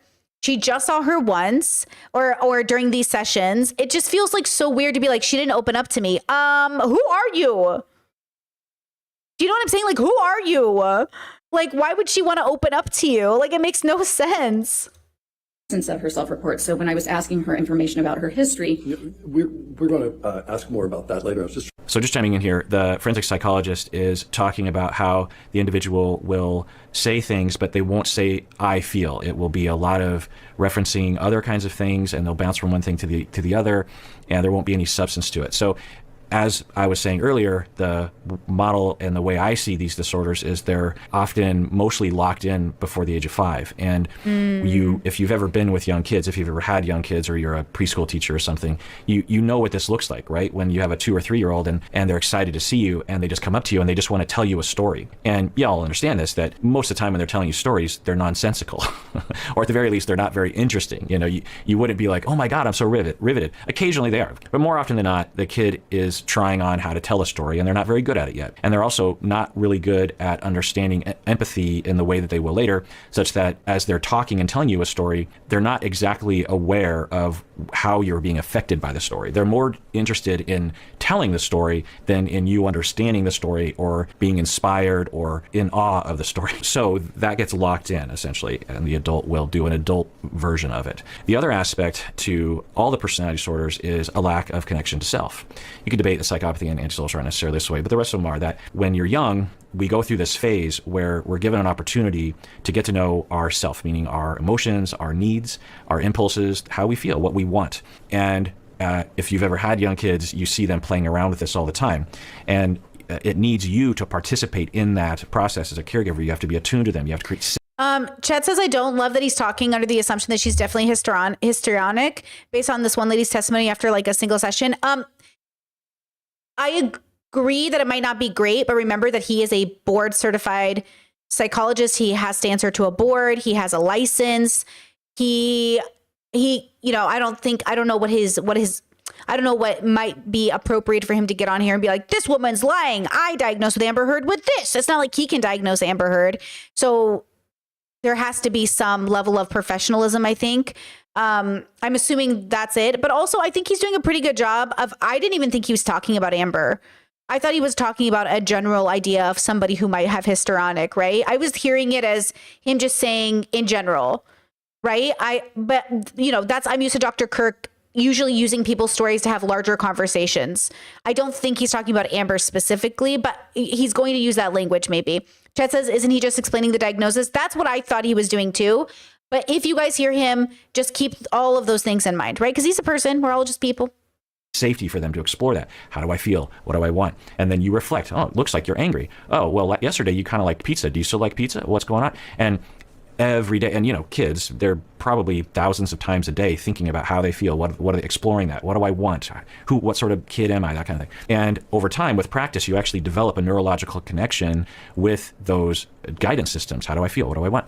Well, if you're neglected, abused, this kind of thing, you actually don't develop that very well. And there's various different levels of connection, but some people have very, very little connection. And a lot of people with personality disorders were mistreated growing up, so they also often will lack that connection. So when you're histrionic and you're telling these stories as an adult, you're trying to entertain, you need the attention, you're anxious about being abused, you're anxious about being rejected somehow because that's always been your life.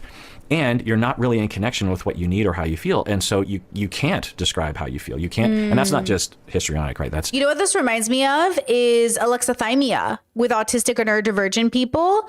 Like, you might not know how you feel. Lots of people have conditions in life because we don't share a lot. It's like, how this whole inner monologue and aphantasia conversation keeps coming up where everyone's like, you don't have an inner monologue? Wait, you don't see images? We just go through life thinking everyone's having this universal experience when we're all having very different experiences with perception. So you might think like everybody has empathy. Empathy is like a learned skill and it's subjective on culture. And then there's different types of empathy. Dr. Kirk just put out a video about like 15 types of empathy. It's like this idea that we all understand what's going on is just so not true. And I think it's so important to remember that. And that's why I think I always want to break down those stereotypes, because those stereotypes, basic generalizations, can sometimes be true. They're often wrong. And you want to be very careful in not assuming you understand everything about a person because you think they have borderline or NPD or something else. Like, you just never know what somebody is going through. You never know if somebody is understanding their own feelings. That's why the logic bros are really interesting, because a lot of them have a very hard time knowing what they're feeling. Which is why there's always that conversation about alexithymia. Like, do you even know what you're feeling? Like, if you're so in your head, you never pay attention to your body or how you feel. That's a skill to know how you feel. Like, my partner and I will say, like, how do you feel right now? And I'm like, oh, I have to think about it. I go, hold on, let me see how I feel. Let me make sure. And then I use words to describe my feelings. And then we try to find the greatest vocabulary to accurately describe our feelings, because you should think about it. How do you feel? Oh, how do I feel? Because someone might be reading your body language or your tone and say like, hey, your tone is saying something. Your body language is saying something. Is that how you feel? I don't know. Hold on. Let me check. I don't think I feel that way. I think I feel this way, but I could see how my body language might indicate this. That's how my partner and I talk to create like a really safe environment for one another. Because, I think people think they know what they're observing, but often they're wrong. Chad says when you intellectualize too much, you lose your spontaneity. I'm not a fan of spontaneity. Spontaneity sounds like reckless behavior. Sounds like an impulsive issue. I'm not a spontaneous person, so I don't value it very much, but I guess. All the personality disorders and other sorts of conditions as well, disorganized attachment being one. And you will have a really hard time saying, I feel this, I want this, because you actually don't even know. Trying to get a sense of what a self-report was. Oh, okay. What psychological tests did you perform? Okay, so psychological tests, I'll just go in order. So first of all, I asked her a couple questions from something called the mini mental status exam. That's really just a fancy way of saying that I wanted to make sure that she was alert and oriented to, we call it person, place, and time. Right. So mental status exam, there are various different formats for it, but she's talking about the mini version, meaning that it's shorter. And it is primarily performed to assess, as she's saying, if someone's oriented to person, place, or time. Do they know who they are? Do they know what day it is? Do they know where they are? It's important to start from there, because if you are coming on the scene or a brand new patient comes into your office and you've never assessed them before and you don't really know anything about them, you don't know if they actually are oriented to those things. You don't know if they are delusional or not. You don't know if they have had a brain injury earlier, or if they had a stroke, or if they have some sort of cognitive decline. It means she knew who she was, she knew who I was, she knew where we were, and she knew the date. That way I can ensure that that she's able to participate in the evaluation and understand what's happening. I then administered something called the Minnesota Multiphasic Personality Inventory 2. Yeah, this is the standard personality test that forensic psychologists will use. I'm guessing that 95% of the time, maybe more frequently, when an evaluation of this sort is conducted, they use the MMPI-2. By the way, I want to say I was sort of dogging on the profession earlier, saying that it's tedious and problematic in some ways. And, I still believe that. But I will say that I have colleagues who do this kind of work and they love it. It's just a bad fit for me. The other aspect is it pays a lot. Whoa. So you can be paid $500 an hour, $1,000 an hour isn't uncommon. The 2 means that it's the second edition. And this is something we call an objective measure. So it asks 567 questions, more statements, and the person either agrees or disagrees with them, how much the statement represents them. And this test has been around since 1943. There are more than 10,000 studies showing that it is appropriate for determining somebody's personality traits. It measures all of those things I sort of... It's interesting that she is the forensic psychologist explaining to the jury even what the test is, and I'm guessing that lends credence to her claims to explain to the jury there's a lot of research with it. It's been around. That's I've never taken a test that long. Well, I guess if you took all the autism assessment tests and put them together, it might be over 500 questions. I took like 9 different tests. See, for the autism assessment, I took like 9 different tests. Before the BPD one, I took like one little very short test, and it wasn't even like very formalized. It was confusing. It was a confusing time. Doesn't matter. Chet says not to be one of those people, but yoga was the one thing that helped me learn to get in touch with my own body for anyone that struggles. And just a heads up, I do pay a pro to come teach us a 30-minute class of yoga. It's happening, I think, next Sunday. If I'm not mistaken, on the Discord, check the calendar, join the Patreon, supports the content. Kara, welcome to our Kara, welcome to memberships on YouTube. We love to see it, girl. Welcome. So, if you're big yoga fans, I do love my yoga. I did some yoga yesterday. I was very feeling it. Okay. Come join us. Come be with us. Come join the cult. That's a joke. High sarcasm. Samantha says, I didn't know there was a test for BPD. There is a requirement of symptoms you must have over a threshold to be considered BPD. So that's the test. Like, that's the test, from my understanding, that my therapist said, is like, she asked me a bunch of questions and I qualified for X amount of questions and therefore BPD. A long time.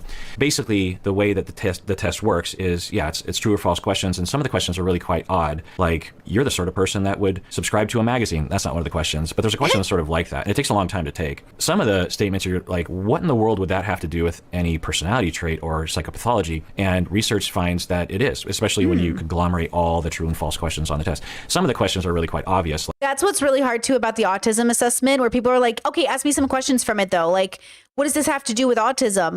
I'm not a psychologist, bros. I'm not a doctor, but they know, and they put it together, and they're always creating new tests to get that even better. So I don't know.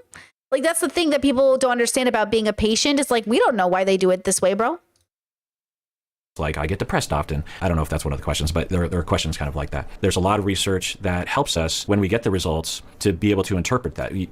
Not everyone does this, but you typically just put it into a computer, and the computer actually just spits out a bunch of graphs and everything. And then it takes a trained, experienced forensic psychologist to interpret that. You can look at that and maybe even Google a couple things and go, oh, but it's much more complicated. That the MMPI-2 is very complicated. And by the way, all the personality tests that you've probably taken online or in a magazine were not researched in all likelihood, and thus the claims that were made from those personality tests were probably not valid. Whereas the MMPI-2 has been researched over and over again. It's been around for 70 plus years or something. These tests are hard to fake. You can fake, so as a person taking it, you can actually try to game it if you're trying to have a result of a certain kind. But there's another aspect of the test that can detect if you're trying to do that, but it's not always accurate. Mentioned how a person thinks, feels, and behaves in multiple different aspects of their lives. It also measures very accurately any signs of mental illness or dysfunction. And the reason I also really like this test, whenever you're using a test for an evaluation that's going to be used in a forensic setting, people have a lot of incentive to present themselves in a way that's going to benefit their case. And they may want to look like they're sicker than they really are. They may want to look much healthier than they really are. And some of those incentives, they may not even realize that they're intending to. Right. So she's referencing what I was talking about earlier, that the MMPI-2 is harder to fake. So that's why it's often used in forensic psychological assessments. The reason I like that is that part of my evaluation was, one of the reasons was to assess whether Ms. Heard has post-traumatic stress disorder, which I told you about earlier, as a result of the incidents that she's alleged occurred by Mr. Depp. And that's a really tough disorder. All right, so PTSD. Ooh, I feel like I'm learning so much right now. The forensic psychologist was trying to determine, because if indeed Amber Heard suffers from PTSD, apparently Amber has claimed that she has as a result of being traumatized by Johnny Depp. So it would make sense that you would try to determine that. To find out if somebody's faking it or not. It's one of the most easily faked disorders. Most of us know what it feels like to feel anxious, and a lot of people have seen war. PTSD is like easily faked? Really? I've never thought that. I don't even know how one would fake PTSD. That's so interesting, actually. What? Movies and movies that depict somebody having PTSD. In fact, some research has shown that if you give someone a diagnostic checklist and said, show that you have PTSD, they can do it 96% of the time with someone on the street. I don't know about that. Okay, whoa. I'm guessing, I'm sure that research is accurate. I'm sure she wouldn't cite research otherwise, because these professionals tend to be extremely buttoned up. But essentially what she's saying is, according to one study, that when you give just people off the street a symptom checklist of PTSD, they can, I think what she's saying is, trick an evaluator that they actually have PTSD. That's not my experience. PTSD, although someone might be able to trick someone who doesn't know what PTSD looks like, it's really a specific disorder, and there are a lot of nuances to it. I can't claim that I would, because I don't do this kind of work, and that was another thing that I didn't want to having this video is just going to be talking about how I didn't want to do this work and why. And one of the reasons was because a lot of the people I would be evaluating would be hostile to me. They would be trying to trick me. They would be angry that I'm even there. It would be perhaps even being imposed upon them from the outside. And I did not get into this business to impose myself on others. I want to work with people who want to work with me. Amen. And it takes a lot of, a thick skin to be able to handle, because some of the people you're evaluating might be openly hostile with you, that kind of thing. Having said all that, can someone fake a disorder? Absolutely. So you really need a test that's very sensitive to that. And the MMPI-2 has been shown in multiple studies to be excellent at detecting those attempts. Okay, you keep using MMPI-2. That's the abbreviation that you folks use for... I'm sorry if I hadn't said that. That's the Minnesota Multiphasic Personality Inventory. And it's called the Minnesota Inventory because it was developed in Minnesota. That's all. Wow. Sometimes people are like, why is it called the Minnesota? Just like it was, I think it was the University of Minnesota. Interesting. What other psychological testing did you perform? So I also performed the clinician-administered PTSD scale, -5, and that -5 links it to the diagnosis for PTSD in our current diagnostic manual, the 5th. So good. Yeah, that was another measure that I was talking about earlier that is better at determining if someone has PTSD and what sort of PTSD they have and the intensity of the PTSD they have. But of course, if you're trying to fake, you could potentially fake on that test, because it's just asking you symptoms, like how often do you have flashbacks in your dreams, those kinds of things. To do that test, you first administer something called the Life Events Checklist. And the Life Events Checklist, both of these tests, by the way, were developed by the National Center for PTSD with the Department of Veterans Affairs. But the Life Events Checklist lists 16 different very stressful life events that people can go through that are often can be associated with developing PTSD. Side note, I often am not a fan of that way of thinking. It's an old way of thinking about PTSD, that there are certain life events that will create PTSD or will result in one developing PTSD. Whereas if you have a life event that's outside of that set, then you're unlikely or you can't develop PTSD. And it's just not true. The way that I have found working with a lot of people with PTSD is the key is terror. If you experience terror, like severe anxiety, severe fear response, anxiety actually doesn't really fully encompass it. Wait, this reminds me, because Chad, you just reminded me. You said, I generally assume patients are being truthful more than they're not, because I'm aware of how doctors are so skeptical of their patients' stories. You know what's interesting is that, I think this is why I don't believe in punishment. Because how are people going to be honest with you if you're going to punish them, right? So I've always looked at medical professionals as people I pay. I'm hiring you. So if I don't like you, I'm going to fire you too. I have always had great luck with doctors, registered nurses, therapists, because if I don't like somebody, I'm firing them. Because if I don't feel like they're serious about my case, if I don't feel like they're getting to know me as a person, like, and you know why? Because my parents always made friends with their doctors, sent them flowers, made sure they like sent them Christmas cards, whatever. Humanize the process, because you're dealing with a very human and personal thing. We want you to care about our kids. We want you to care about our families. We want you to be somebody that cares about us. So we have to care about you. You're not just like a medical professional. So I'm like, do my bidding. You're a person. And I want to make sure that I respect you as a person. And I think I learned that from my parents, and it's always made the relationships better. Because I want you to make sure that, hey, like, I'm a person. I'm going to go home. I'm going to take you so seriously. I trust you as my doctor. Please be serious about my health. I trust you with my life. I'm trusting you with my life. So please do me the respect of trusting my, being thoughtful. So how is Amber supposed to create a scenario where she trusts this person with her life, right? When she's literally, quote, on enemy lines? Like, this is Amber's life. She's in the public. Like, how is she going to even be vulnerable or trust this woman? Wouldn't she naturally come off very bad? Like, that's what I'm saying. How is this woman supposed to evaluate Amber in the situation it's in? I don't get it. How is Amber ever supposed to be honest with this woman? Because anything she could say could end up being used against her. Like, that's why therapists and doctors have that confidentiality part of it, where it's like, I feel like I can trust you to tell you this, and you're not going to like call the cops on me just because like, or use it against me or use it in a court case, right?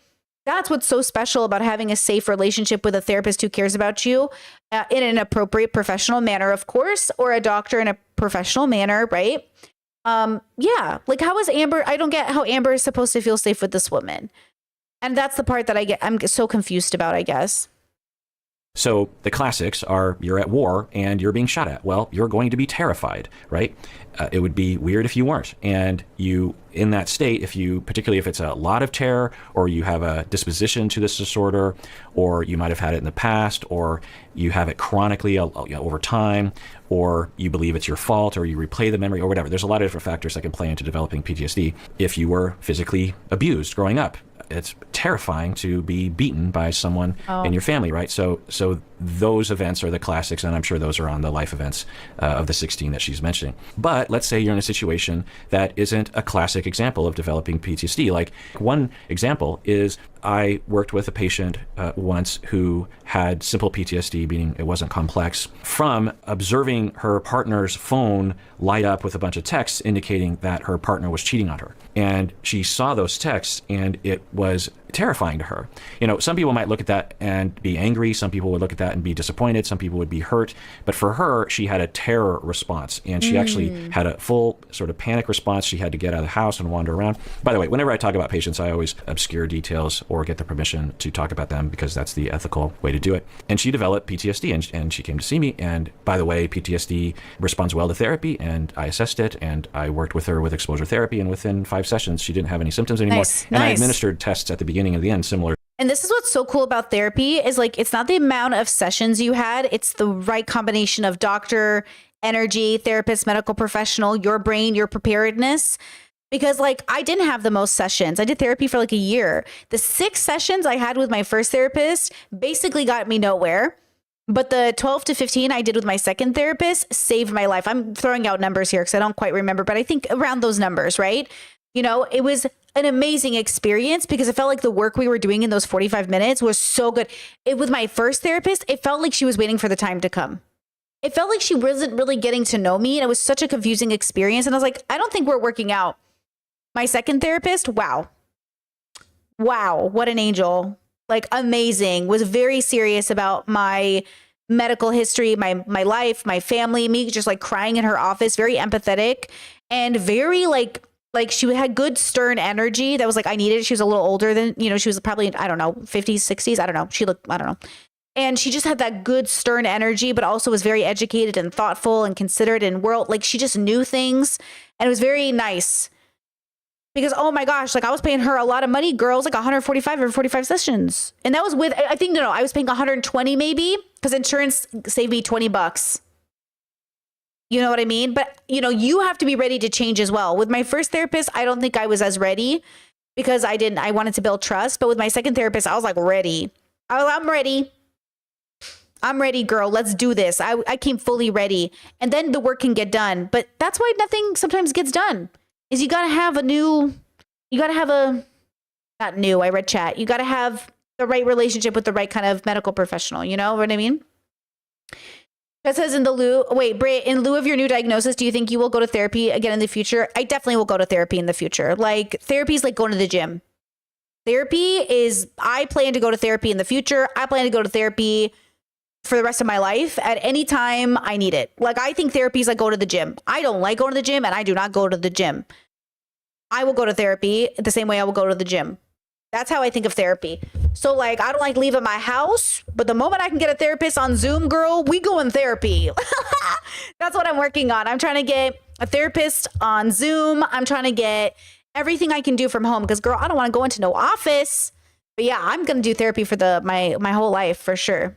For sure. Similar to the one, not the same one, but similar to the one that the psychologist is referring to. I'm saying this because that life events 16 list, you're probably not going to see seeing texts on your partner's phone indicating that your partner is cheating on you. Like, it's probably not going to be there. And, you know, depending on the evaluator and the literature source, some people will even say, well, it's impossible. You actually don't meet the criteria for PTSD if you don't have one of these events, and thus diminishing or denying that someone actually has a condition that they actually have, which is upsetting. So I always say, don't worry about the event. Worry about the experience of terror that the person went through in the moment of experiencing the event, regardless of what the event was. Does this clinician-administered PTSD scale have a handy abbreviation? It does. We'll call it the CAPS-5. That's actually what it goes by. Okay. How common is the use of the MMPI-2 in your profession? The MMPI-2 is actually the most commonly used assessment worldwide by mental health professionals and in forensic settings for the court. Right. That's what I was saying. In fact, I think a lot of forensic psychologists only use the MMPI, even though there are alternatives to the MMPI, like the PAI and the MCMI, these kinds of things. But the MMPI. And remember, these tests are like created, right? The organization that I went through to get my diagnosis for autism, I left a link in my original video for autism. It's a really cool organization that's actually doing research right now for a new test for autism with women in mind, because a lot of the tests that are created don't consider how women are socialized in society. And so autism used to be considered like a boy diagnosis. And they gave me that test as well. But that was like 100 something questions. It was a lot. But it's one of those things where they're trying to make the tests more accessible, but they're like we create them. They're made up, but they're based off of research and data. So you can do it. It's for, they're currently assessing women. You get to be part of the research. So if you're a woman over 25, they're accepting applications. But I will tell you this, one of the reasons I liked this organization is one of the assessors is autistic. So that's really cool. The other assessor is ADD. So that's cool. But more than that, it's all official. It's a diagnosis. They are doctors. All of it is like great, but they were kind and compassionate and thoughtful, and they're looking to change things for the better. And I want to contribute to that. So when you pay your donation to the nonprofit, it goes towards that research. And that means my money went towards an assessment, a diagnosis, and I helped fund research. It's like, wow, like I feel that felt pretty good. So if you guys are interested, I have a link in the bio of my, in the description for my autism assessment video. And it was a great experience. But I think what I told him was like, look, a misdiagnosis would be really difficult and I'd have a hard time with that. So please like make sure we're doing this for real. Like it's serious. And I think it was cool to have a medical professional just once again hear you and say, it is serious. We definitely want to diagnose you correctly. We don't want to misdiagnose you. I said, look, I'm a public figure, bro. Imagine I get on the internet and you gave me a misdiagnosis, but also I understand it happens. So let's work together. They had such good energy and they felt like it was really, they were working with me. They were getting to know me. And my narrative that I wrote them like a 7-page narrative. They read it, bros. Because when he was talking to me, like during my full assessment, they both assessed me in different ways. But when he was specifically referencing my narrative, I knew he had read it because he was referencing things without looking, like, I don't know if he was looking at notes or something, but this man was referencing details about my life. I was like, oh, you read it. Because I don't know why. I was like, he's not even going to read it. It was very profesh, very good, very great. Okay. Why did I pause to say that? Testing is created, but also great, and it's based off data. That's okay. Boom. Okay, let's see. I have so much research, like I said. Also, a lot of people get trained in it, so they're really familiar with it. Also, when you're communicating with other clinicians or in court, it's easier to use the MMPI. Specifically for PTSD? Yes. There's actually a combination of scales you want to look for. You would never make the diagnosis just based on one scale alone, or even on the test alone. You'd integrate other data.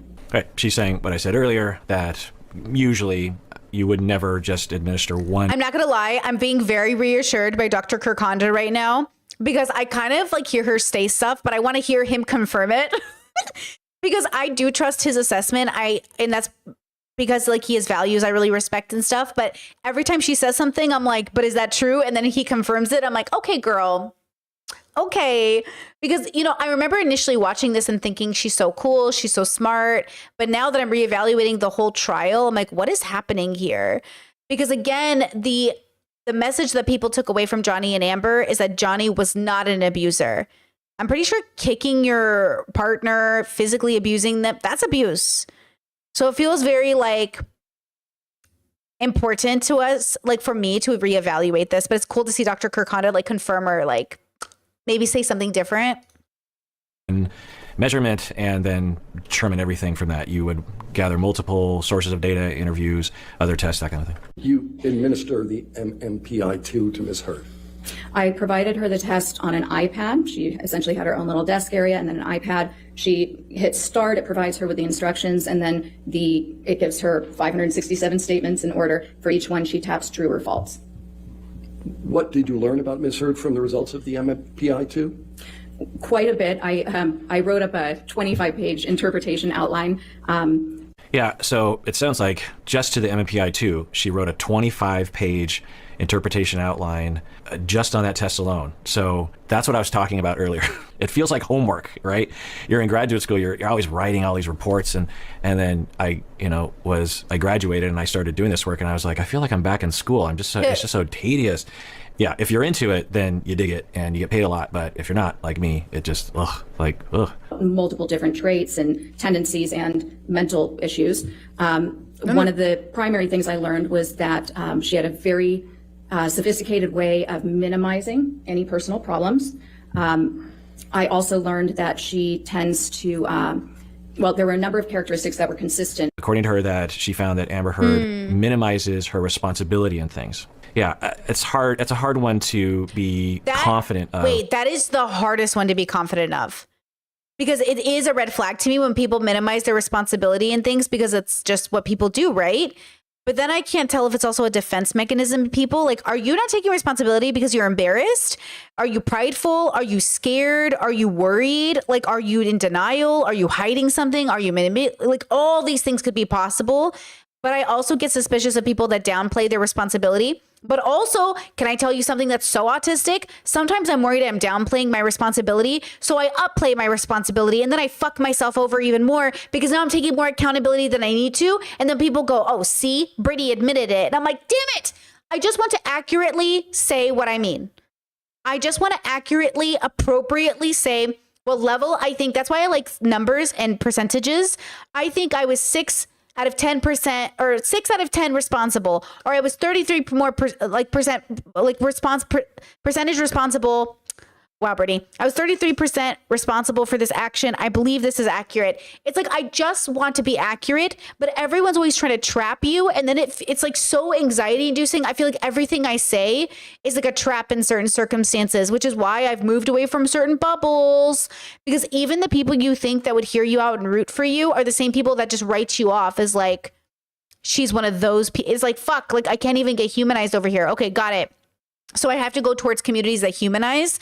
And Dr. Kirkonda is, I think, one of the best bubbles that humanize people during their assessments, like during their processing that person. He's just very good at humanizing people.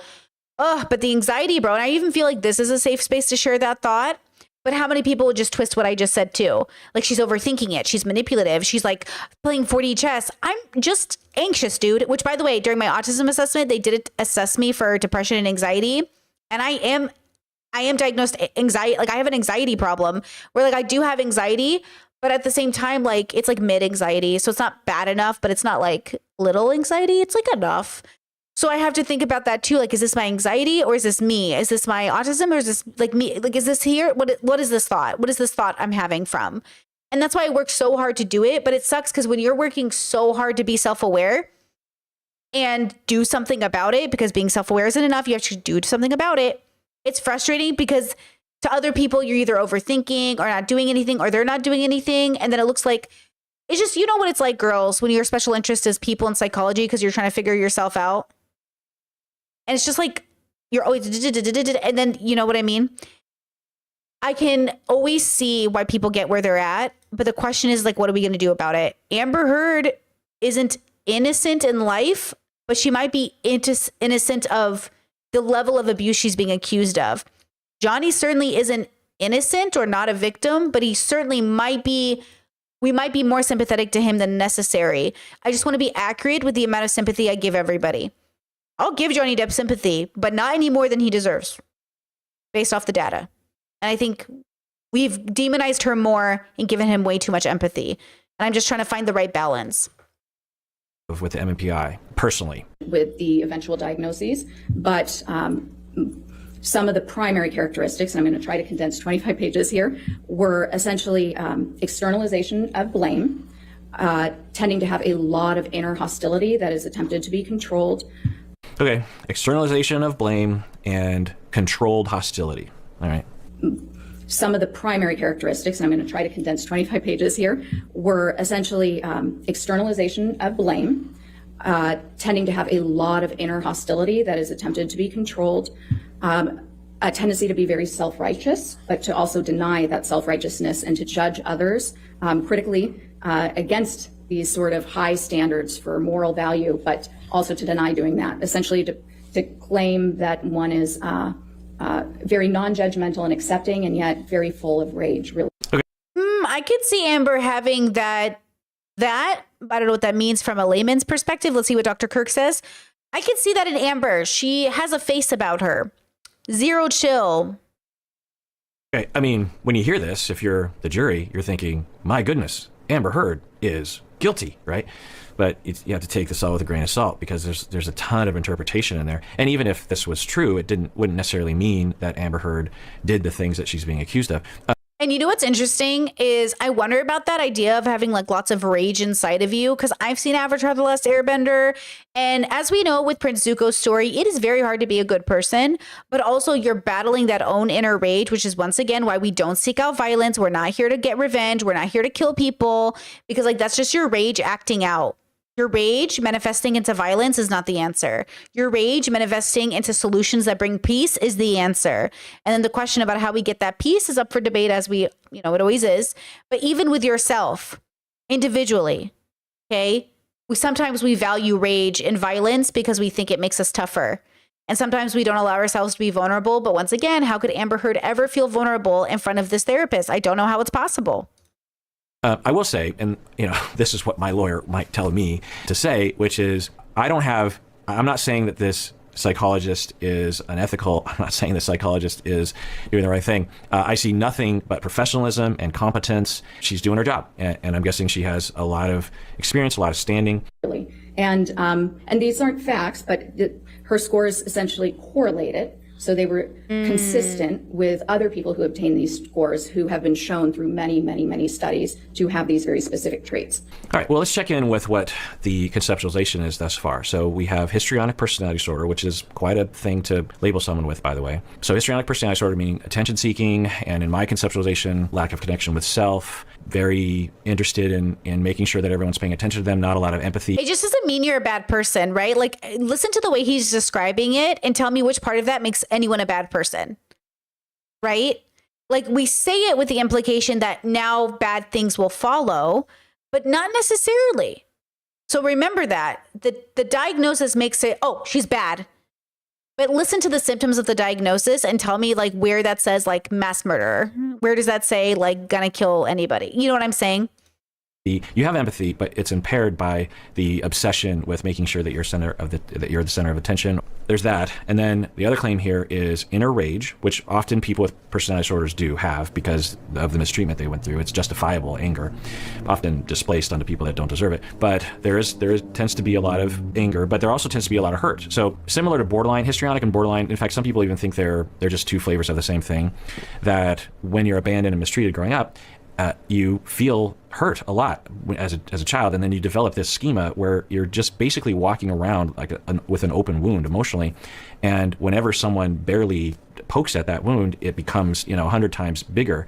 So when you don't text them back or you don't pay attention to a histrionic person, even just for a second, they just fall apart because the pain is just so big, and then they will change that hurt into anger because it's easier to express anger in our culture than hurt. It's also less vulnerable. So people with histrionic can be quite angry because of that reason. You also will have a hard time taking responsibility, as the forensic psychologist is stating, because when you feel deep down like you're always being blamed for everything and rejected for things that you don't even deserve to be rejected for, because that's the chronic state you're in, 0 to 5, then it's really hard to take responsibility for yet another thing, even if you are to blame. The other thing is when you're a kid and you're 3 years old and you're being denied attention and love and attunement, then say you take a cookie from the cookie jar when you're not supposed to, your parents come around the corner and like, did you take a cookie out of the cookie jar? You're like, no, I didn't, because you're so terrified of rejection. You just say anything to make sure that no one ever rejects you. And there's a heuristic that a lot of people have, that if I'm never to blame, then people won't reject me, when it's kind of the opposite. If you just deny things like that, then people reject you because you're lying, right? So it tends to have a self-fulfilling prophecy in that way. Hearing what she's saying, that's how I would word it. It's different than she's wording it, and probably different even than the way she thinks about it. I have a particular model that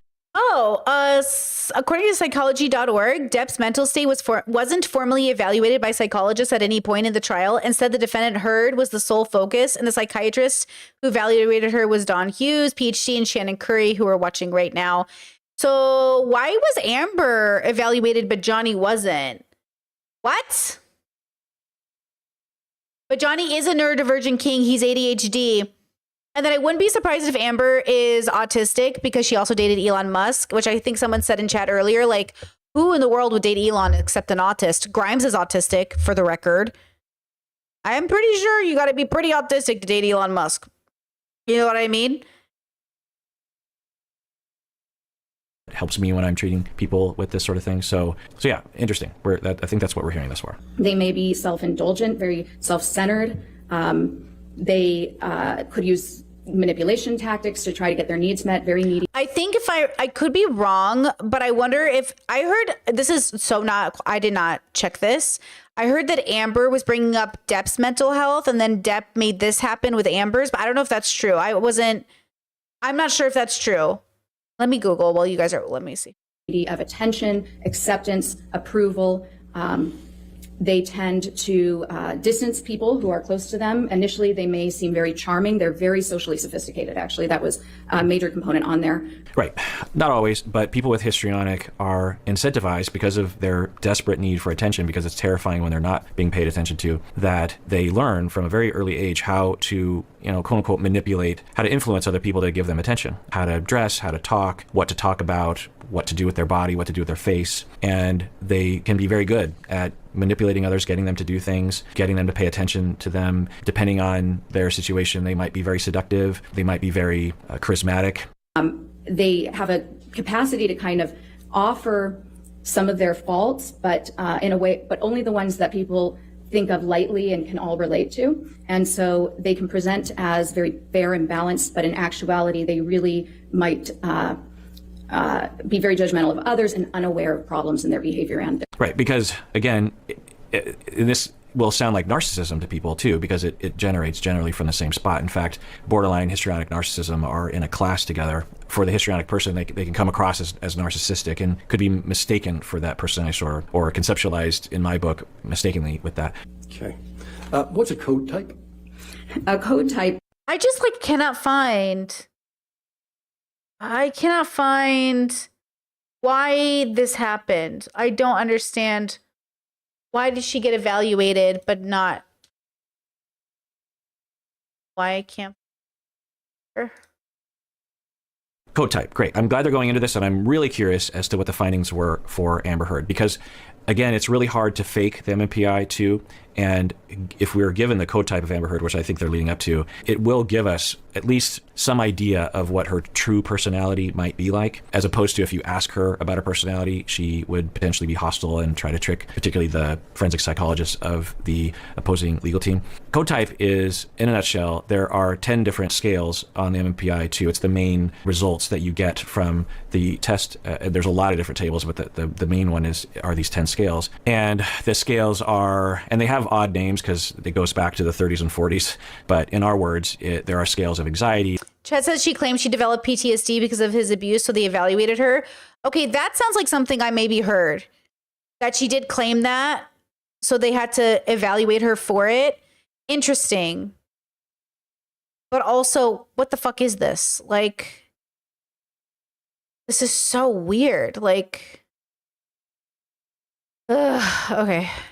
There's a scale of depression. I'm really curious what they found for Amber Heard and Johnny Depp for that matter. I want to know. Traits that I was describing, those are traits that. And for Johnny Depp for that matter. Okay, wait, maybe my Google searches suck. You know, Google sucks. Chrome sucks. Maybe Johnny did get evaluated. I'll keep Googling. Are found in these code types. So it means that score number 2 was high and score number 6 was high. And so if we have those two scores were both high, then that's a 2-6 code type. And these code types. What code type was Ms. Heard? Ms. Heard had the clearest code type was 3-6. 3-6. Interesting. Well, I think she's about to caveat that as I'm guessing there's the highest peaks were 3 and 6, and there was a smaller peak somewhere else that we're going to hear. But then she also had some other code types that were less significant. Okay, so 3-6. What does that mean? Well, again, it's hard to know exactly what that means, but it tends to indicate. Also, I hope they tell us how high the elevations were, but it sounds like they were high. Otherwise, she wouldn't be mentioning it. It could represent a lot of different presentations. Generally speaking, actually, it's probably the worst case scenario for Amber Heard, actually. I mean, I'm trying to think of another code type that would be more damning to her case. And again, as I was saying earlier, the MMPI-2 is a test that it's hard to game. It's hard to fake. And it will get at what actually is going on in your personality often. Not always, but often. This is an important finding for their case, I imagine. Now, even if it was accurate as a measure and it's interpreted accurately, it doesn't mean that she's guilty of what she's being accused of. It just means that she, at least it would give credence to the case that the Johnny Depp team is making, that she's rageful, she's a hard time taking responsibility, she's attention seeking, she is paranoid, meaning that she sees things, she sees threats that aren't actually there, might become so paranoid about that, so convinced that. I mean, I would argue that in order for Amber to be in the toxic level of relationship she was with Johnny Depp, she would have to have a level of toxicity that normalized the behavior for her. So no one's saying that Amber Heard doesn't have mental health problems. Obviously, her and Johnny Depp both have mental health problems, and he's been diagnosed with like depression and addiction and all that other stuff. But obviously, they have mental health problems. They were in one of the most toxic and abusive relationships ever. Like, you know what I mean? So of course Amber has problems. She had problems from her childhood, right? Like, we're all traumatized on a spectrum. So there's something to be said about that. I would say that, and again, I'm not trying to make it sound like Amber's without fault. That's not what I'm getting at. I just want to be more honest and transparent with like the levels that we went after Amber in comparison to Johnny, who had a lot of horrific things against him that I just think we either didn't see or people didn't highlight, or people were so focused on her, they didn't even think to highlight his. It feels like she did stuff and he did stuff, but no one's really paying attention to what he did, even though I would argue it was worse. But then, you know, that's subjective too. You hook her up to a lie detector test. Those don't exist, but if one did, that she'd be telling the truth because she convinced. Hold on. Chad says, could it also be that she calculated having a relationship with him would be a good move for her fame, career, etc.? Sure. In the same way that's possible for him to have picked, manipulated a young 20-something-year-old to leave his marriage with 2 kids, to cheat on his spouse, to continue binging, physically hitting her. Sure. She could be a manipulative, lying person who targeted him, left her relationship, cheated on her relationship to be with him, to seduce her way into Hollywood. 100%. We just don't know, but I wouldn't be surprised. But none of that changes what Johnny did to her. I think that's what I really want to hit home on. Amber might be the most lying, conniving, manipulative person ever. I just want people to understand none of that changes what Johnny did to her. And it doesn't, and vice versa. Nothing that Amber did to Johnny, nothing that Johnny did to Amber changes what Amber did to Johnny. And I just want people to both hold them accountable without needing to say, oh, but he did this and she did this. It's like, okay, they both did stuff, but you need to hold them accountable based off of that data. Convinces herself of her own lies. She might also suffer from somaticization, meaning what we consider to be psychogenic physical problems like pain or fatigue or numbness as a result of stress and trauma. So yeah, paranoia, inner rage, suppressed, trying to hide your anger. You are narcissistic, often self-centered, egocentric. And yeah, I can see why they are focusing on this, because yeah, this doesn't look good for Amber Heard in terms of her case, I think. I'm not a legal expert. So a 3-6 code type, a lot of that anger is expressed in this code type. There can be actually a lot of cruelty, usually with people who are less powerful.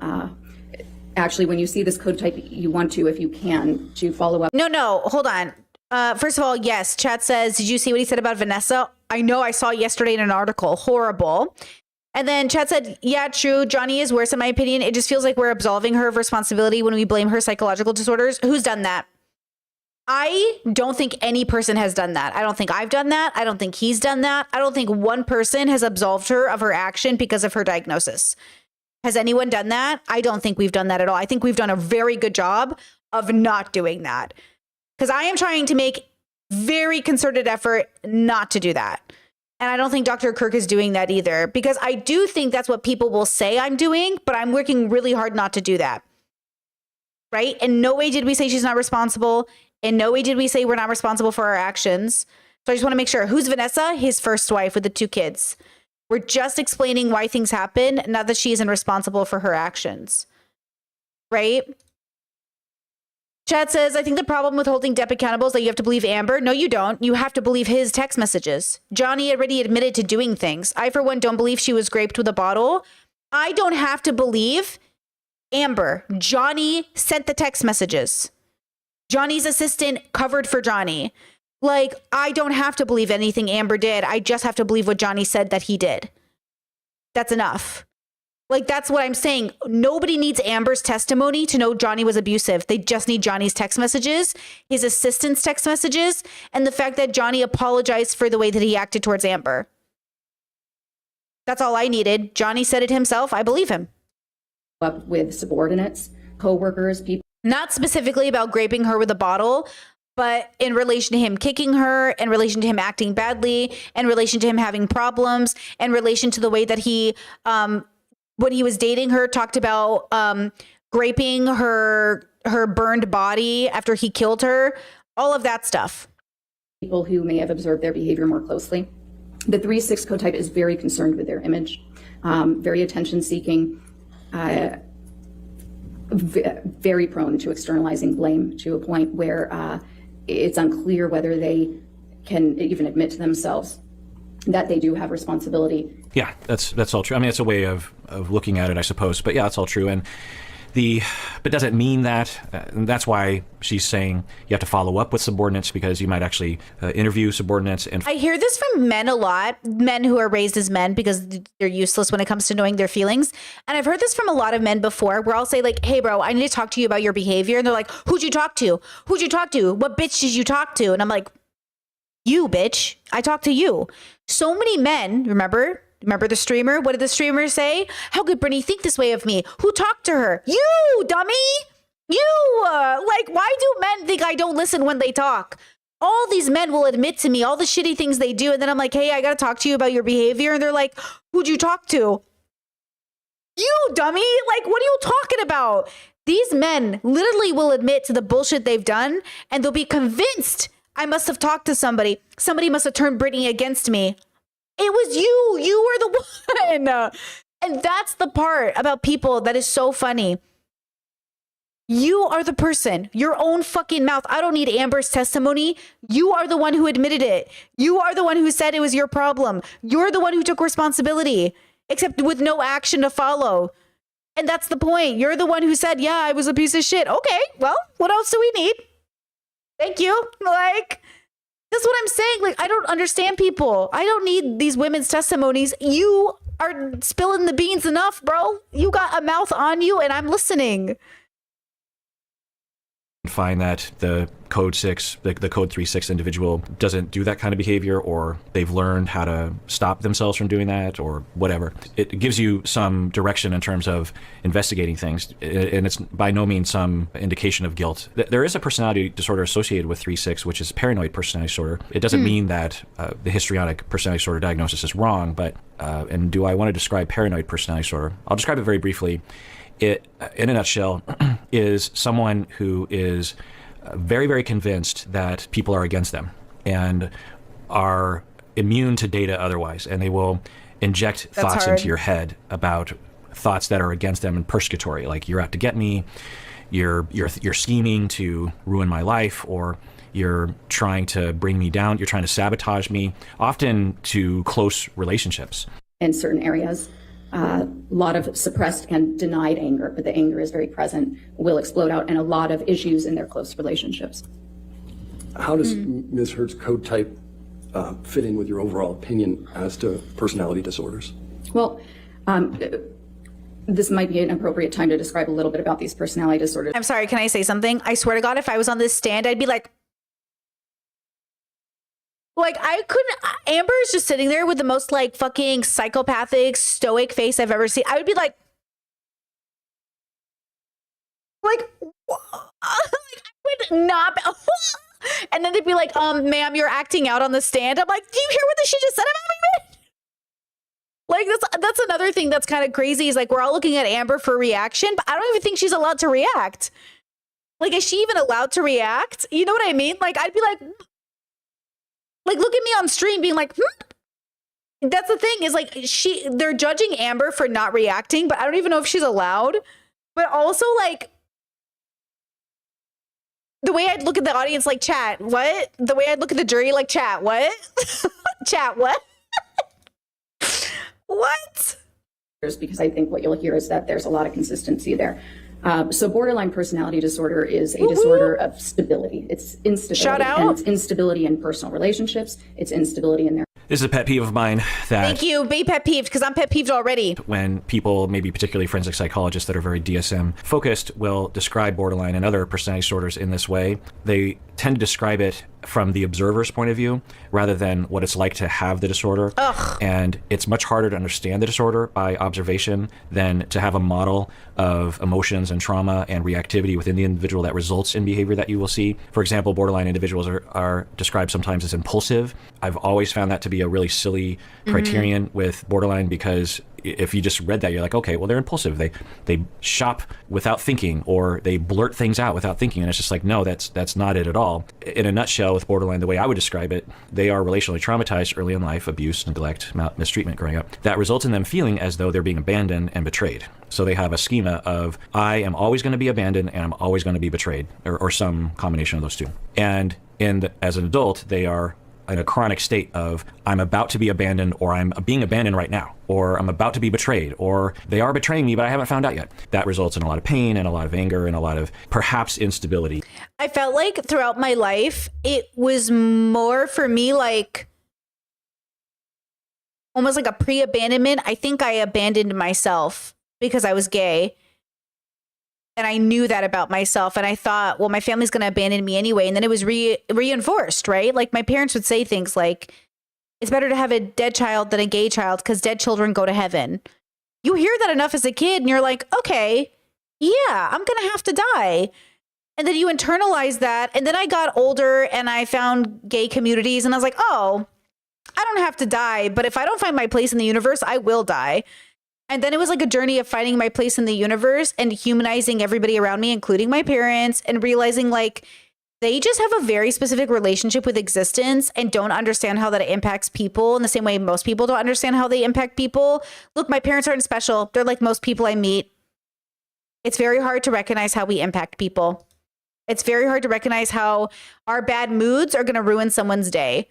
And that's the truth. Like, I have ruined people's day. You have ruined people's day. Somebody somewhere was ruined because they had to sit in traffic with you or listen to your loud music, or you came barreling down the street with your loud music and woke them up from a nap, and it was the one nap they needed all week and they couldn't get it, and you were just having a great time as a teenager, not thinking.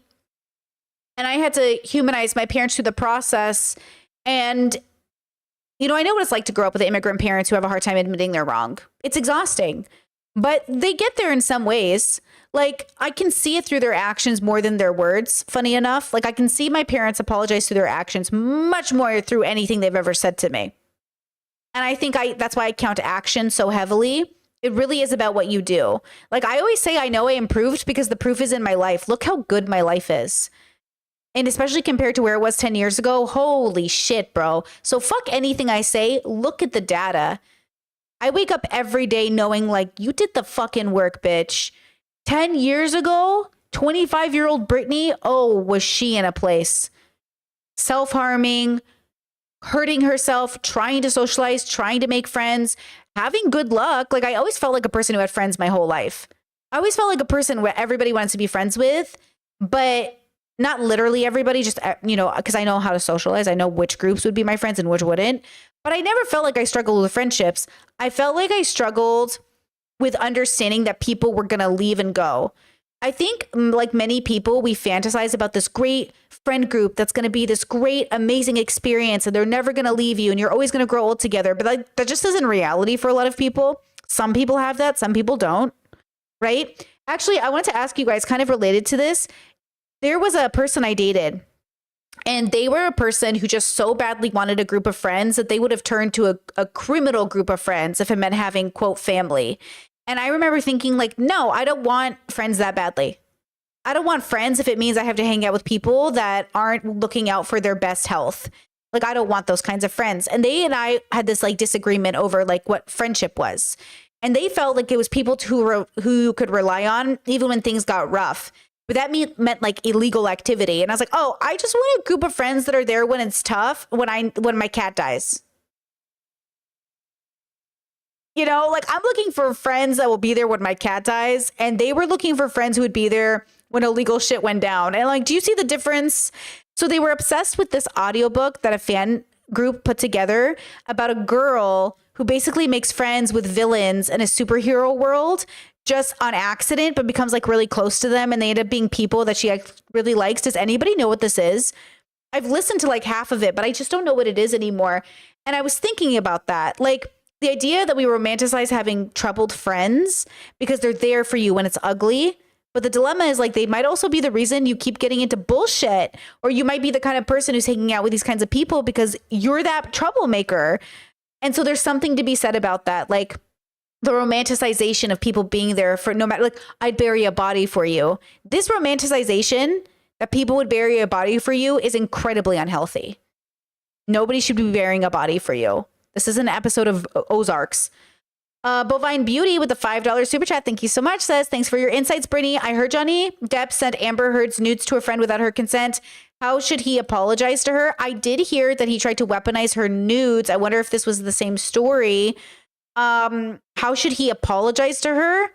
I'm not sure how to answer that question, but generally, if you're not Johnny Depp and you're just a person and you send someone's nude to somebody against their consent, first, it starts with actually understanding that that was very wrong. Huge consent violation. And two, it's admitting fault with absolutely no excuse. Okay. So, you know, you got to sit that person down or appropriately contact them and explain that, like, I did this thing that is so unethical, so immoral.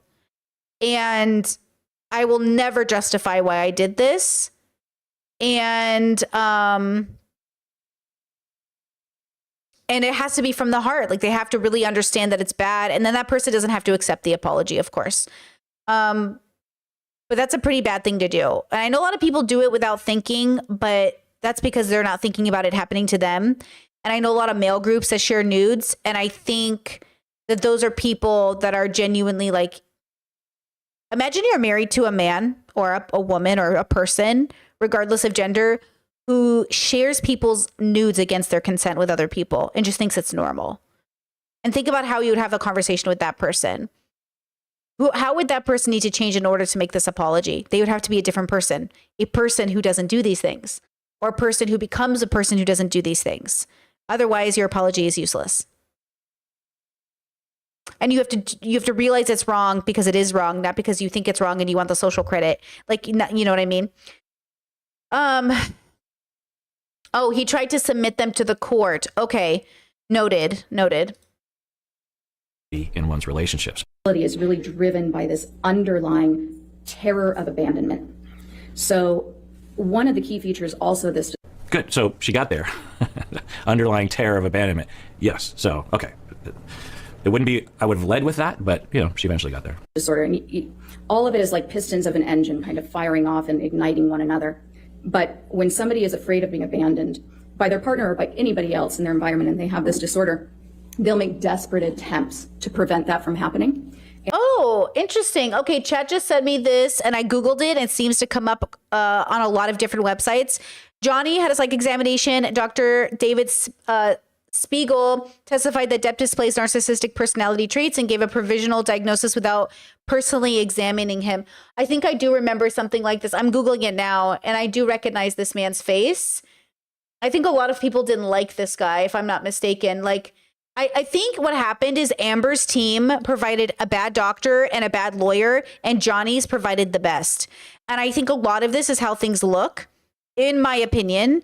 Because I remember not liking that guy, and I remember people not liking him, but it would be interesting to go back and reevaluate his as well, to see if we have a different relationship with him as well. Because I remember people thought he looked crazy. Like, she's beautiful, very gorgeous, fits right into that misogynistic expectation of a beautiful woman telling Amber Heard she's a piece of shit. And then here comes this crazy guy who's unattractive compared to Johnny being like, Johnny's a narcissist. And everyone's like, I hate him.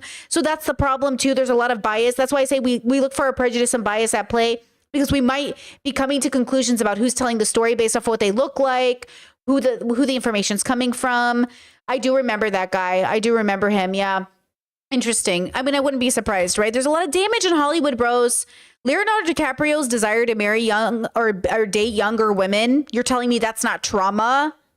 This man traumatized. Leonardo DiCaprio, all these people are so traumatized. And we're just sitting here like, oh, I just want to be famous and rich like them. No, you don't, girl. Diddy, all these Diddy parties, Justin Bieber, all these people are very traumatized. As we all are. Every single person was very traumatized. We're all very traumatized on a spectrum. Okay. So some little, some big, some middle. And Hollywood people just tend to be more traumatized. I believe this. I do. People who want to get famous, Trisha Paytas, traumatized. Like, I think it takes a very specifically traumatized brain to desire fame. I just do. Chet says, I wonder if wealth and fame traumatizes people. No, I think traumatized people seek out wealth and fame. That's my opinion. I don't think wealth and fame traumatizes people. I think people that are traumatized seek it out. I think the industry is traumatizing and that you can get more traumatized in the industry. But I think it takes a level of dysfunction to want to be a part of these bubbles, in my opinion. Because what it takes to get famous takes a very specific person who's willing to do it. I'm just not traumatized enough to say yes to half this shit. I'll be real. I think it takes a level of traumatized behavior to think you have to do shit so vile. Otherwise, you're not worth it. I'm not that traumatized. I'm not traumatized enough to put up with people's bullshit forever. I do have my limits. And I feel bad for people because if you're traumatized enough, you will put up with people's bullshit way longer than you should. Chet says, would you say parents who push child stars are abused by their parents on the basis level of being put in the industry? To some extent, yes. To some extent, no. I think parents who put their kids in Hollywood get an eyebrow raised from moi. I'm looking at you funny. I think there's a safe way to do it, but I think generally speaking, I raise eyebrows at any parents willing to put their kids in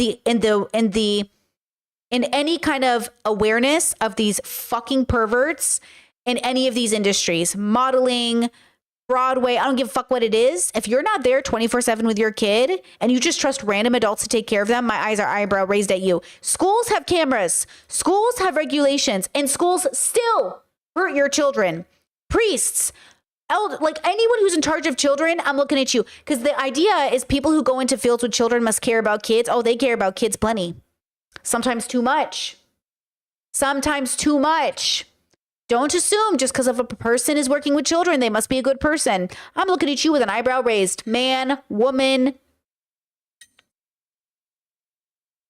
And those desperate attempts could be physical aggression, it could be threatening, it could be harming themselves. But these are behaviors that are usually very extreme and very... Okay, another pet peeve of mine. Now, most of that coincides with my point of view that when you're terrified of abandonment, you can resort to physical violence and aggression to retain attachments, which of course doesn't really work because the person, at least in their mind, distances themselves from you. So yes, but to say that borderline people tend to be abusive is false. That's not true. That's so false. Fuck you guys. That's so fucking annoying. That is not true in my own anecdotal lived experience. Most of the people I know diagnosed with borderline are not abusive people. They're incredibly considerate, passionate, like kind of self-hating people, but they're really good. And like only self-hating till they go to therapy. And like, that's the irony is like, I'm so sick of these diagnoses being like, most people with this diagnosis are horrible people. Where is the data to show this? And where is the misdiagnosis of narcissists getting diagnosed as borderlines? Where is the misdiagnoses being played into these statistics, bro? They can be, and certainly a lot of abusive people don't suffer from borderline, but and she's speaking from somewhat of a consensus, so that she's not saying anything that's quote unquote wrong. But and here's another actual thing about forensic psychologists is they often don't treat people. They're often their training and all that they do is to evaluate. And so I just don't think it's the borderline. I think it's your values. I just want to say this again. Your borderline doesn't make you a bad person. Your values do. So if you're already a person with bad values, your borderline is going to make it worse. Same with money. Money doesn't make you a bad person. But if you already have bad values, that money is just going to make it worse. That's how I look at mental health. I do. I think there are very like personality disorders, especially with borderline. Like borderline isn't like schizophrenia or something. Like it's not, it's a totally different kind of ailment. So you have a much different relationship with reality, with knowing what's going on, with processing. That's why you do DBT. Like there's so many avenues for you to get better. And so in my mind, when I think of a borderline person, I just think of whether or not this person's values is going to help or make their borderline worse. And who knows, maybe I want to be like a representation of borderline because I feel like I was diagnosed. I did really well. I'm a good person. I do very good by people. I have great relationships. I have friendships that are over 20 something years long. People depend on me. I'm reliable. I take care of people. And so to hear like, oh, like you have borderline, so it must mean these horrible things about you. Well, that's not very nice because I wasn't raised that way and I act better than that. So what's that about? And that hurts no matter how you play the game. So when we say things like, yes, if you're brought up in an environment that raised you to be a bad person, then you're going to mistreat people because you were raised that way, not necessarily because you have borderline. They don't have the luxury that I do where I will treat someone with borderline for 15 years, once a week, an hour a week, and I get to know them inside and out. You know what I mean? I can draw upon that experience, not only of what I learned from them, but also what it felt to be like with them, and what the empathy felt like, you know, the way that they made me feel. And not everyone with borderline makes me feel the same way, but there is a feeling that I get in my chest when I'm working with people with borderline. It's complicated, but anyway, so that's another thing. But she said that, and this is often the way it's characterized, that when people will gesture suicide or they will engage in non-suicidal self-injury or what people say cutting, it's a way of trying to retain their relationships, which, yeah, sure, that can happen. But usually why someone is using non-suicidal self-injury or they're thinking about suicide or attempting or completing is because of the chronic pain emotionally that they've been in since day one. And it's unbearable to some people. And by the way, if you ever know anyone or yourself suffer from this or anything that results in suicide, call the National Suicide Prevention Line. Just Google suicide prevention and call that number or have it in your wallet. Yeah, anytime I self-harmed or did any of that stuff, it was just to feel in control. But I always removed people from the environment as quickly as possible. Like, I think because I'm raised as a woman in an environment where I was also relied on since I was a kid in some ways, I'm such a Taurus, I'm just a leader. What can I say? I'm just an independent bitch. I think that made it so anytime I felt like I was out of control, nobody would know because I would isolate myself and be like, oh, my stomach hurts, I have to go home. And then people would just think, oh, Brittany had a stomach ache. But then sometimes they would see me crying, or they would see the partners that I would pick, or they'd see me fighting with my partners, and they'd realize and they would always tell me, I have never been in a relationship where somebody didn't think I was the victim, like in that sense, because they could see that I was dating assholes, that I was trying to get them therapy or help them. So I'm aware that I've always been a person that people were like, Brittany, get out of this relationship. I'm like, I'm trying to help them though. I'm a helper. And that's a problem. And I don't know if it's the autism or the borderline, but I didn't want to abandon people. the way that I felt like I was abandoned. So the irony of my borderline experience is that I felt like I was trying to save everybody and I was drowning. And so I don't know what the fuck that is, but I feel like that's borderline. So afraid that to abandon the world, you fucking drown in the process. And trust me, I stayed way too long in relationships where I was drowning, but bitch, I was so sure I could save them. And I was wrong. I got a daily or a big dose of humility. The universe was like, humble, be humble, bitch. And I was like, and I couldn't, no matter how hard I tried. And that's why now people are like, oh, Brittany's so cold. She just like blocks people. I'm protecting my peace because though my instinct is to save you, I've done enough therapy to know I can't. And that's why I block people. Because as much as everybody wants to say, Brittany just blocks people, I can't believe it. It's because, bitch, I'm going to drown if I keep trying to save you bitches. Save yourself. Because I swear to God, you're so eager to pull people down into your cesspool. Okay? So again, there's a balance with this. That's why I like Dr. Kirkonda. It is so easy to paint somebody as the villain. And that's why we gaslight ourselves into thinking, are we the problem? Okay? Spend a week like meditating away from these fucking people and realize like, girl, are you the problem? Or are you around a bad environment? You know, are you in a bad environment? Okay? Block the fuck out of people. Because I swear to God, the way they try to paint you like, I can't believe you did this. I can't believe you did. Look what happened yesterday on stream. Crazy, dude. And they'll make you feel bad. I can't believe you blocked me. I can't believe you blocked me. You're the one creating multiple usernames to keep showing up in my chat and harassing me. But see how they're like, I can't believe Brittany blocked me. And then no, block. Absolutely not. And your phone. In the old days, you'd have it in your wallet. Now you just have it in your phone. Make sure you always call those people because they can help get through a temporary spike and motivation around that. And they literally save lives all the time. Anyway, so, and obviously talk with a clinician for ongoing care or go to a hospital, by the way, meaning you call 911. So a lot of people, and this is my speculation based on my anecdotal experience, is that when you're treating people with borderline, a lot of times it can be very stressful. The client often doesn't get better very quickly. The client might even start to fuse with you a little bit and might be angry at you as the therapist.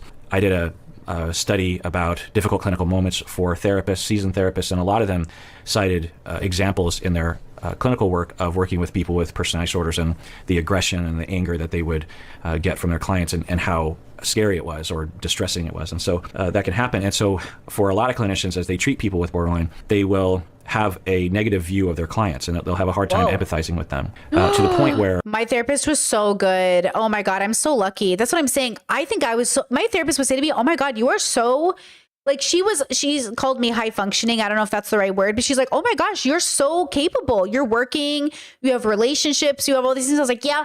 And like, I didn't think it was, I don't know what the significance was, but for her, she seemed like she was so loving. She was just so kind.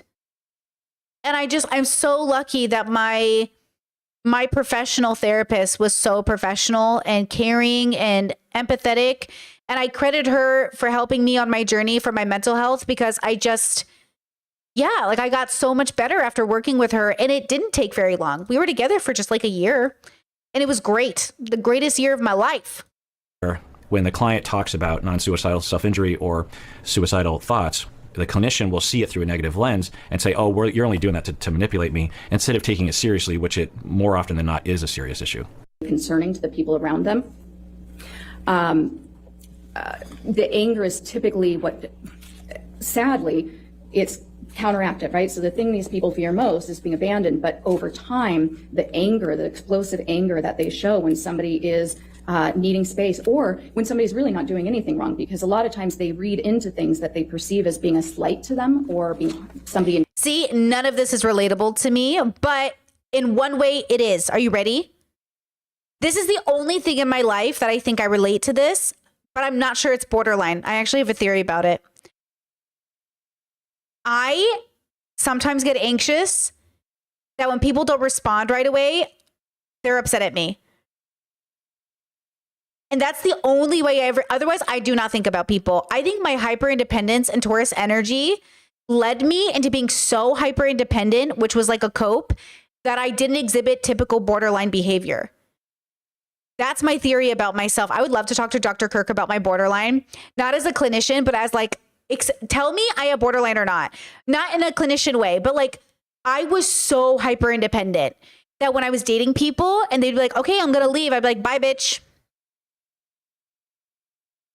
And they'd be like, what? And I'm like, bye. And they're like, oh my, are you not mad I'm leaving? And I was like, I think you have the choice to leave and I'm not going to fight you.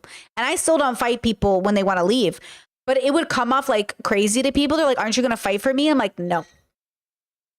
Because like, leave if you're going to leave, which I do think is the borderline, right? Like, leave if you're going to leave, right? Like, leave if you're going to leave.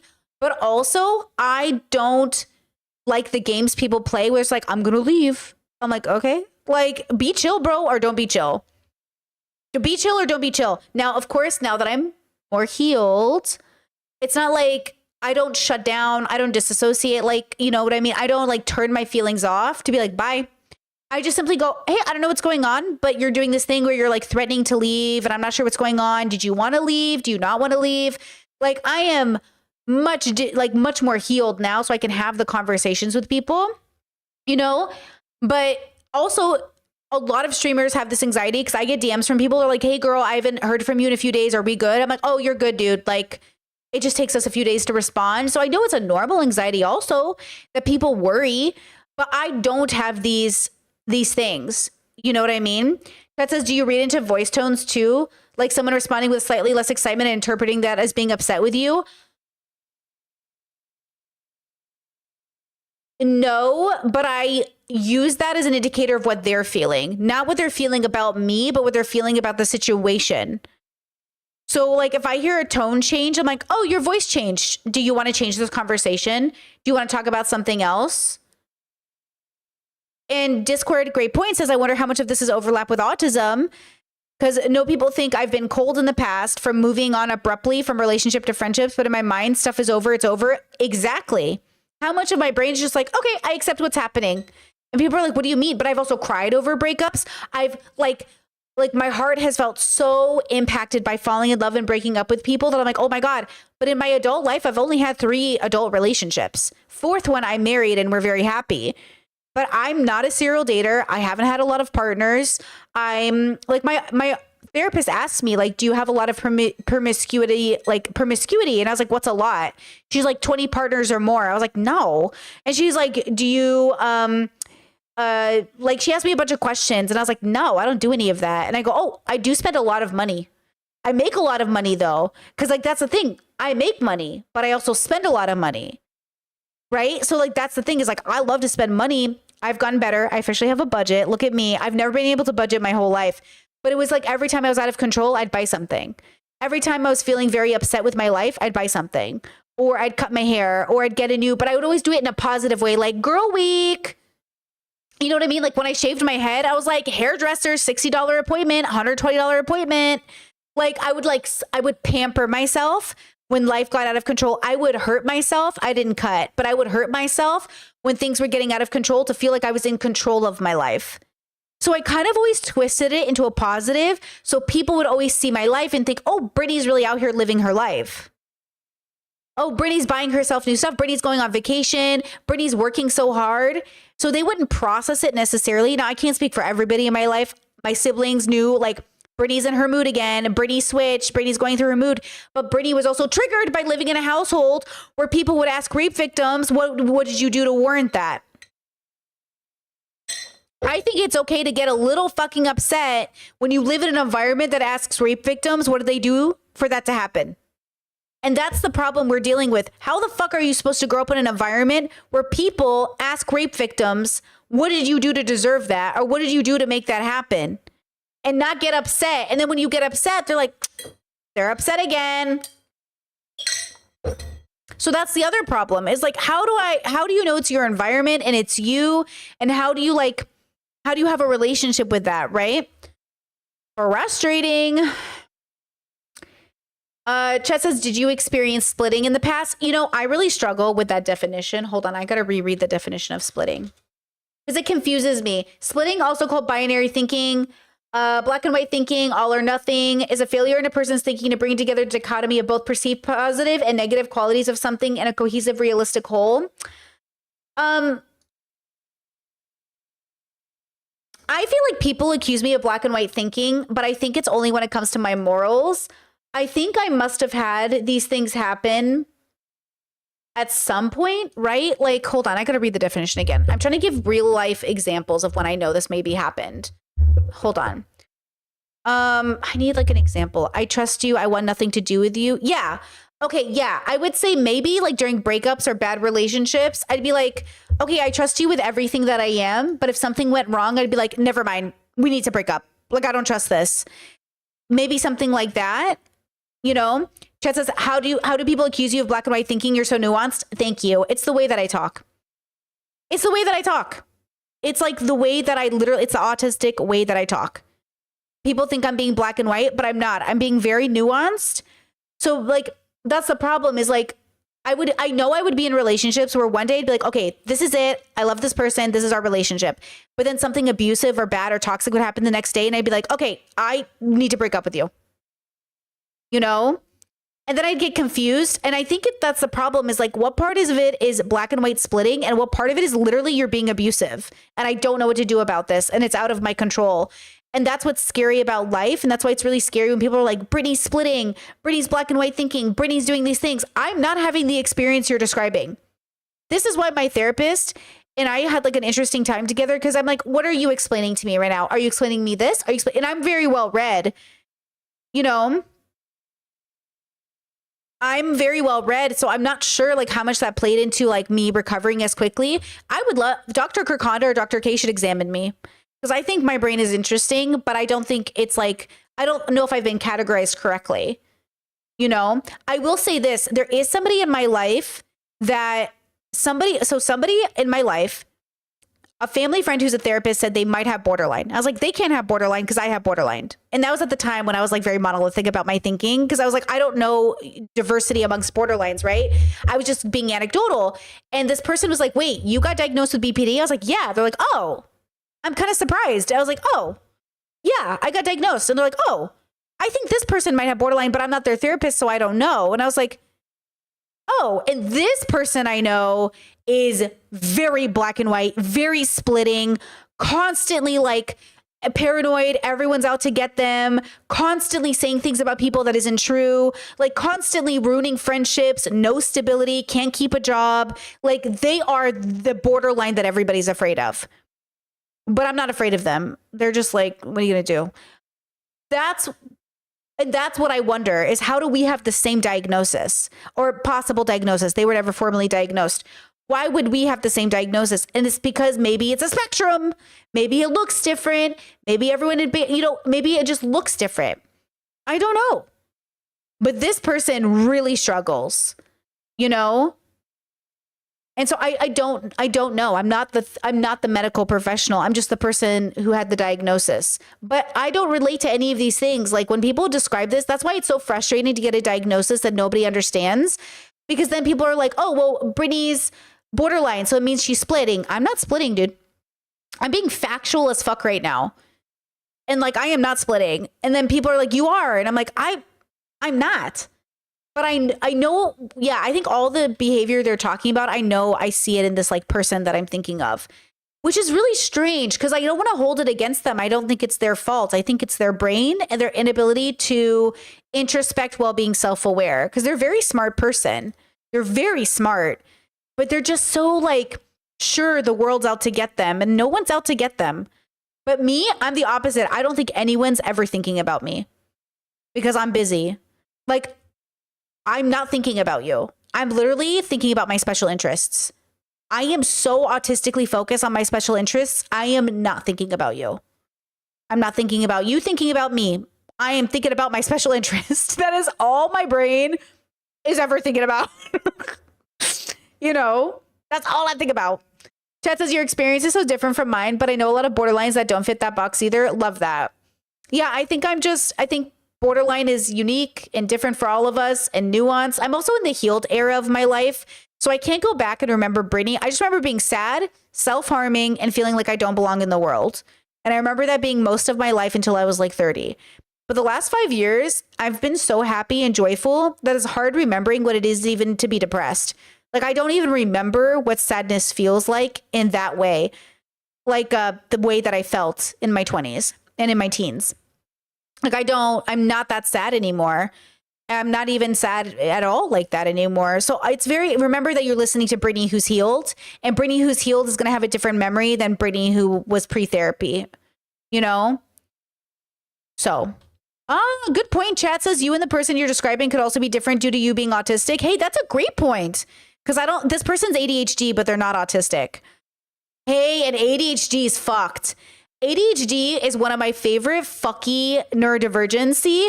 I do think I have ADHD though, but I think mine manifests different. But they do have ADHD and it's intense. And ADHD is a disability for this person. So I think that's a great point, actually. I wonder. Yeah, I do kind of wonder about that too. See, this is what I'm saying. I love this shit, but I'm not the medical professional here. Dr. Kirk Honda is. Let's get back to him. Great tangent though, guys. Love that.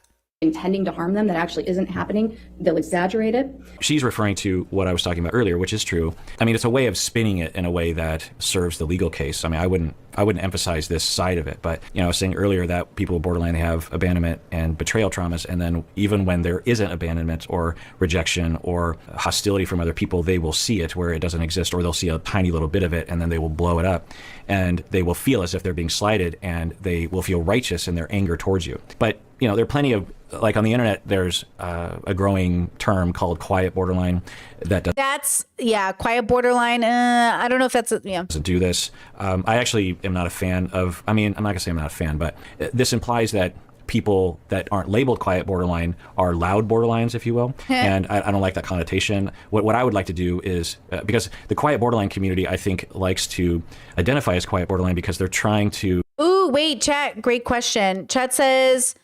where did it go? I just saw it. Hello.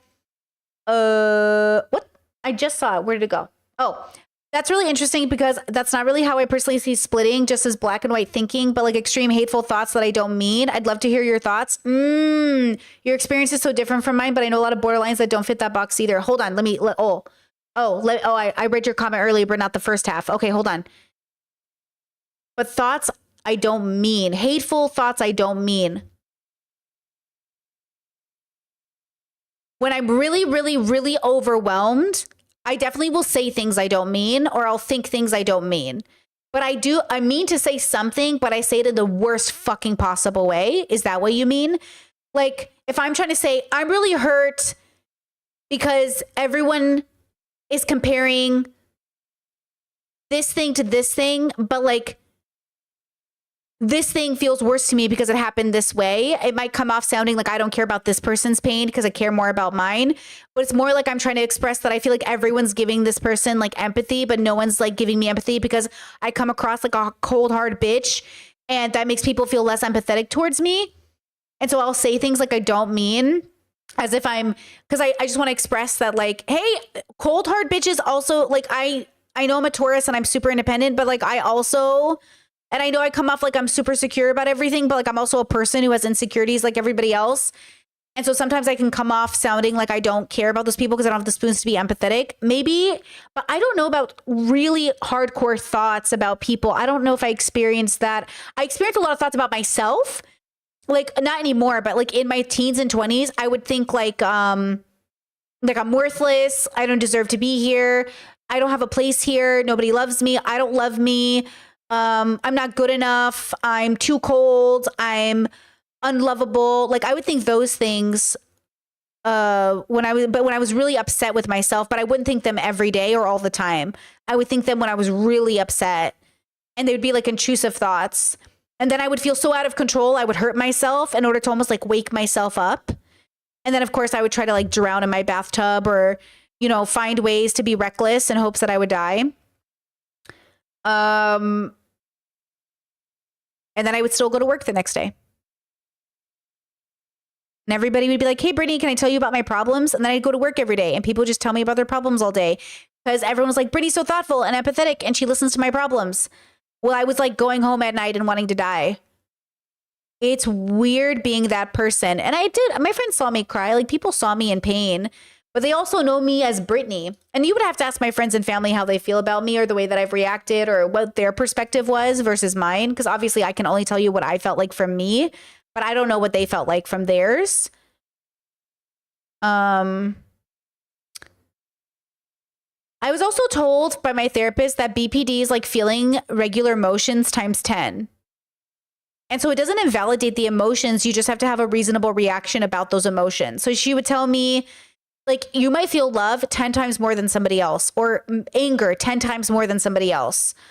So you need to remember that when you feel those things, just have a good balanced idea with them. So usually when I have feelings now, I just try to think like, how do I feel about that? That's what DBT taught me. It would teach me that when I was feeling like if I felt emotions 10 times more than everybody else and I was feeling anger or sadness or depression, that was my time to do my DBT steps and ask myself like, okay, am I safe? Am I good? Why am I feeling this way? Is this reasonable? Is this like where I feel like this is an appropriate reaction? I think the reason I use the word appropriate a lot is that I'm trying to figure out what's appropriate. And sometimes it can feel appropriate being loud or being quiet or being reactive or not being like, I just want to make sure that I'm being appropriate. So I don't know, something about, that's what I took away from DBT, which is it's not wrong to feel your feelings, but we have an appropriate relationship with those feelings. So if I felt even a sense of, funny enough, when I feel like a sense of justice, like this isn't justice, like this isn't fair, which could be like an autistic sense of justice, my DBT would teach me that like, even though it's not fair, that's how it ended up. So we have to radically accept it happened. And then we have to prevent it in the future. So even though I was undiagnosed autistic, it helped, I think, my autism when I'd be like, this person was treated unfairly. Like this person's being treated, like I would be at work and I'd be like, hey, this person's being treated unfairly and that's not okay. And then people would be like, that's just how life goes. That's just how work is. And I'd be like, well, that's not fair. And they're like, well, life's not fair. And I'm like, yeah, so make it fair. And then I had to learn that wasn't that simple. You can't just make life fair because you want it to be fair because other people participate in life. So I don't know, all these things could contribute. Everyone has a different brain. I also have specific morals I was raised with, philosophy systems, structures. I had rituals and schedules. My parents were very on schedule people. So I also grew up with a lot of structure that other people didn't. So I think all these things can contribute to how we have a relationship with these diagnoses, right? It was confusing growing up in a household that you knew you were so loved in, but also didn't feel seen by in some ways, in some key ways. And you know, with this election, the way that it went, I'm sure a lot of you feel that way about going home for dinner, especially if you're a queer kid. You're just like, dude, going home for dinner during this Christmas season must have been so weird. You know? Who knows what any of this means, girls? I'm just here experiencing my life, bros. I'm just here experiencing my life, you know? What are you going to do? What are you going to do? Hold on and retain the accurate, helpful label of borderline while trying to signal to other people like, I'm not a jerk face to other people. And, you know, that's great. But I think what we need to do is just take away the stigma from borderline altogether so that no one has to resort to another label to protect themselves from the stigma. Are you familiar with the term emotional reactivity? I am. I really agree with Dr. Kirk there. Just take away the stigma so nobody needs to be quiet borderline or high functioning anything and relax. Just remember, the world thought autistic people didn't have empathy. The world doesn't know anything about anything. Label to protect themselves from the stigma.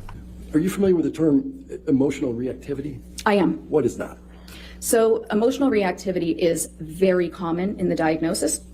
So essentially, like I said, there's instability. You mean when Johnny's like throwing things and hitting things and kicking Amber and doing all these other things? Is that emotional reactivity? Hold on, I'll wait. And emotions, people with borderline personality disorder are often misdiagnosed as having bipolar disorder because they can be up and down. Which drives me bonkers. I've had clients with borderline who are misdiagnosed with bipolar, and guys, if you think your diagnosis is wrong, get a second opinion. They'll go to the hospital or something, and I'm always just rolling my eyes because bipolar is so particular, and I've never understood why anyone would mistake borderline for bipolar. Bipolar is so particular, you know. See, I like Dr. Kirk because he's good at categorization. He's good at saying like they're not even related. Like that's why I don't like people talking about these things that are just so convinced. Like things are very specific. And so like for people just to be like, oh, it's all the kind of the same. It's not the same. And there's nothing wrong with having bipolar. It's what are you going to do? But like, you know what I mean? In contrast to borderline, bipolar has some very strong signals. Now, there are some odd presentations where mixed episodes, this kind of thing, but this idea that bipolar now, what I think happens is, in my case, like that case I just talked about, the individual enters a hospital with suicidal thoughts. The evaluator might literally have just 6 minutes to evaluate the person, and it's easier to see that in that situation because, like I've said, personality disorders take a long time to diagnose. I also, this is speculation, think that some of the evaluators, because they're often thinking about medication to apply, there is no medication for borderline, but there is obviously for bipolar. So maybe they're, if all you have is a hammer, everything is a nail. And so you just start seeing bipolar when you should be also seeing things that actually don't have medication. They can look very depressed and they can look very elated, but these changes are happening within a matter of hours. Somebody with bipolar disorder, this is a clinical depression lasting days, weeks, a clinical mania where sometimes they even need to be hospitalized because they're so grandiose. They clear out their... Yeah, all this is true, but there are people who will cycle very quickly in a day's time. There's people who will... Not to be confused with ADHD, I'm going to clean the whole apartment at 3 a.m., which I think we've all done, where you think you're going to rearrange the kitchen today, and then halfway through, you're like, I don't want to do this anymore. Not to be confused with mania. Because when I was younger, I thought I was experiencing mania because I didn't know what it was. It was ADHD. I'm going to rearrange the living room at 3 a.m. It is not the same thing. I literally would tell people I had mania. And then somebody was like, Brittany, mania is like a pretty big deal. I don't think you have that. And I was like, don't I? And then I looked up and I was like, I do not have that. No one has ever diagnosed me with that. I just thought that's what mania was. And that's what's so dangerous about downplaying these diagnoses or even upplaying them instead of just accurately diagnosing them. But also it's hard because if you have ADHD and you're like, or autism, and you're like, it's really hard to groom and feed myself and do all these things, people are like, oh my God, it's a horrible illness. Oh my God. And then if you're like, oh, it's fine, I just have to deal with stuff, they're like, ugh, why are you complaining? Why do you even need help? Fuck the world and the world's judgment of you. But this is why it's so frustrating when you have a diagnosis or you share it. That's why I try to censor comments and have a safe space here, because I already know how hard it is living with the stigma. I was watching Morgan Morgan, do you guys know that she's autistic girl on TikTok, has a YouTube channel now? I was watching her go through her day and she showed an autistic kind of cry session. And I just kept thinking this is such a safe space. That's great. But I worry for her. I worry for people on the internet taking advantage of her vulnerability. But also it's like a true part of life where you're just you're so stressed and you're burnt out, and then you get back up and you do it again. And it's for 15 minutes of the day, it's just I'm overwhelmed, overstimulated. I don't want to do it. And then the time goes by and you're and I'm ready to take on the day. And that can be very difficult to be vulnerable on the internet for this reason, or anywhere for that matter. It's just exhausting. And yes, Chet says, I hate how Hollywood frames disorders. Bro, Hollywood romanticizes and makes it worse for people with disorders. It makes you want to have a disorder because it's so romantic. And then it makes you realize this is a horrific experience. And then it makes everyone else to be this bad guy. Your disorders don't make you bad. Your values do. And also, what is bad? Have odd cycles or random cycles with bipolar, so that wouldn't be the distinction. I would say the distinction is really mania. Mania is very particular, and if you have what did I just say, girl? Seen it in a client or yourself or someone that it's hard to miss when you see it. Mania, even hypomania, particularly if it's hypo plus mania, is very obvious when it happens, and really nothing like anything that someone with borderline would present as. Bank account and go to Vegas and spend it all. They're acting in some very bizarre ways.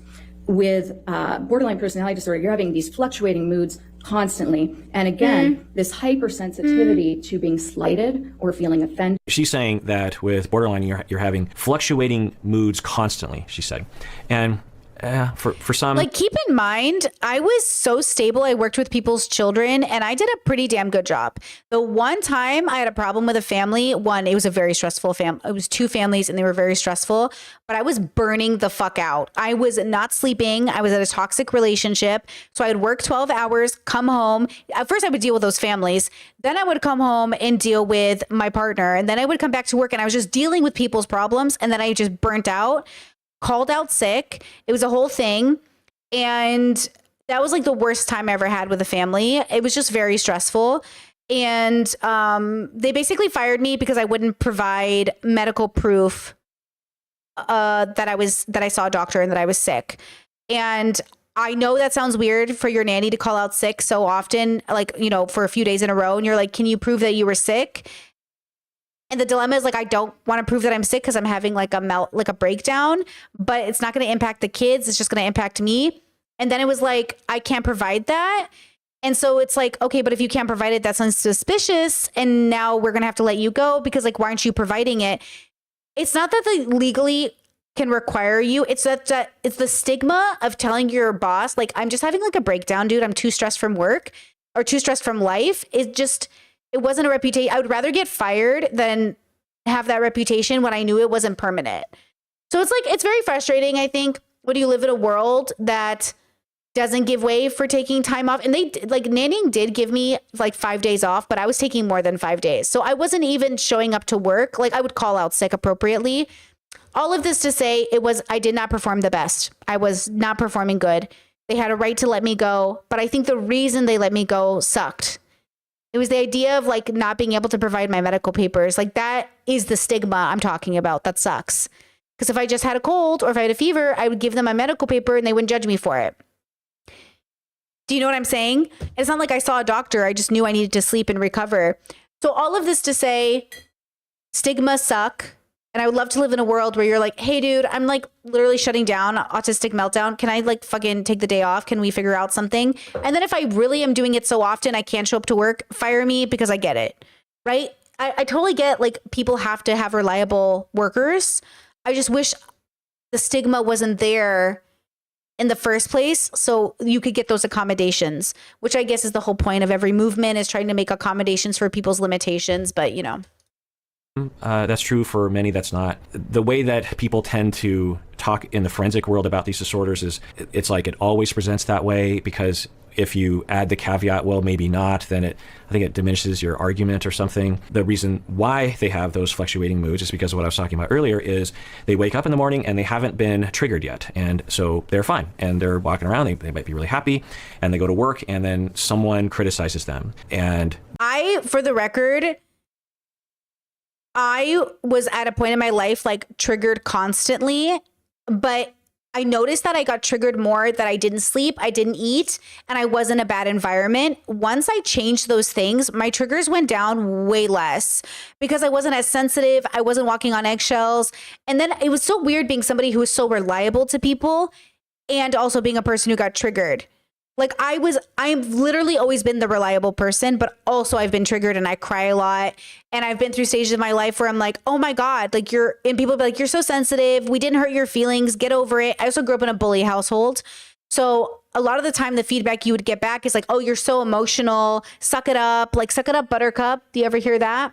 So it's really confusing to parse. Like, that's why I don't like borderline framed in a way where it's like, you're the villain. Because a lot of it is just a reaction from my fucking childhood, bro. I'm trying to be chill, but bro, I'm confused. Like, why are you being so weird? And then that's the problem, is like playing it out like everyone's innocent and the borderline is coming to ruin your life is not taking any responsibility for the people that made you borderline in the first place, or even created an environment to create those triggers. I think that's what's so frustrating, is like, I didn't just get here. I was made in a laboratory, you know? That's a joke. That pain just gets touched upon and it just becomes so hurtful, and they just break down crying and they're ashamed of themselves, and they run into the bathroom, they're crying in the stall, and they don't know what to do, and they're like, oh, I just made a fool of myself, maybe I should just quit and go home. And people might turn to substances in this instance, because a lot of people with borderline or any personality disorder are looking for just something to take the edge off. And from the outside, it might look like, wow, they were fine. And I meditated. I did BDSM. I meditated. I also liked weed. Weed, BDSM, and meditation, girls. Then all of a sudden they were crying. In therapy. Why would that be? It looks like unstable moods. It looks like rapid cycling of moods, when if you, again, have a model for understanding why it's happening, then it all makes sense. Exactly. Really driven by the fear that if you're offended or slighted, if the therapist... One of the most powerful sentences my therapist ever said to me was, oh my gosh, your reactions make so much sense. Your life is very hard. And I said, thank you. And she goes, yeah, I totally understand why you would want to kill yourself given your circumstances. And I said, oh, thanks. That's really nice. I really needed to hear that. She goes, okay, now let's create a circumstance where we don't have to kill ourselves. And I said, okay. And she did. She taught me to create a circumstance in which I didn't want to die anymore.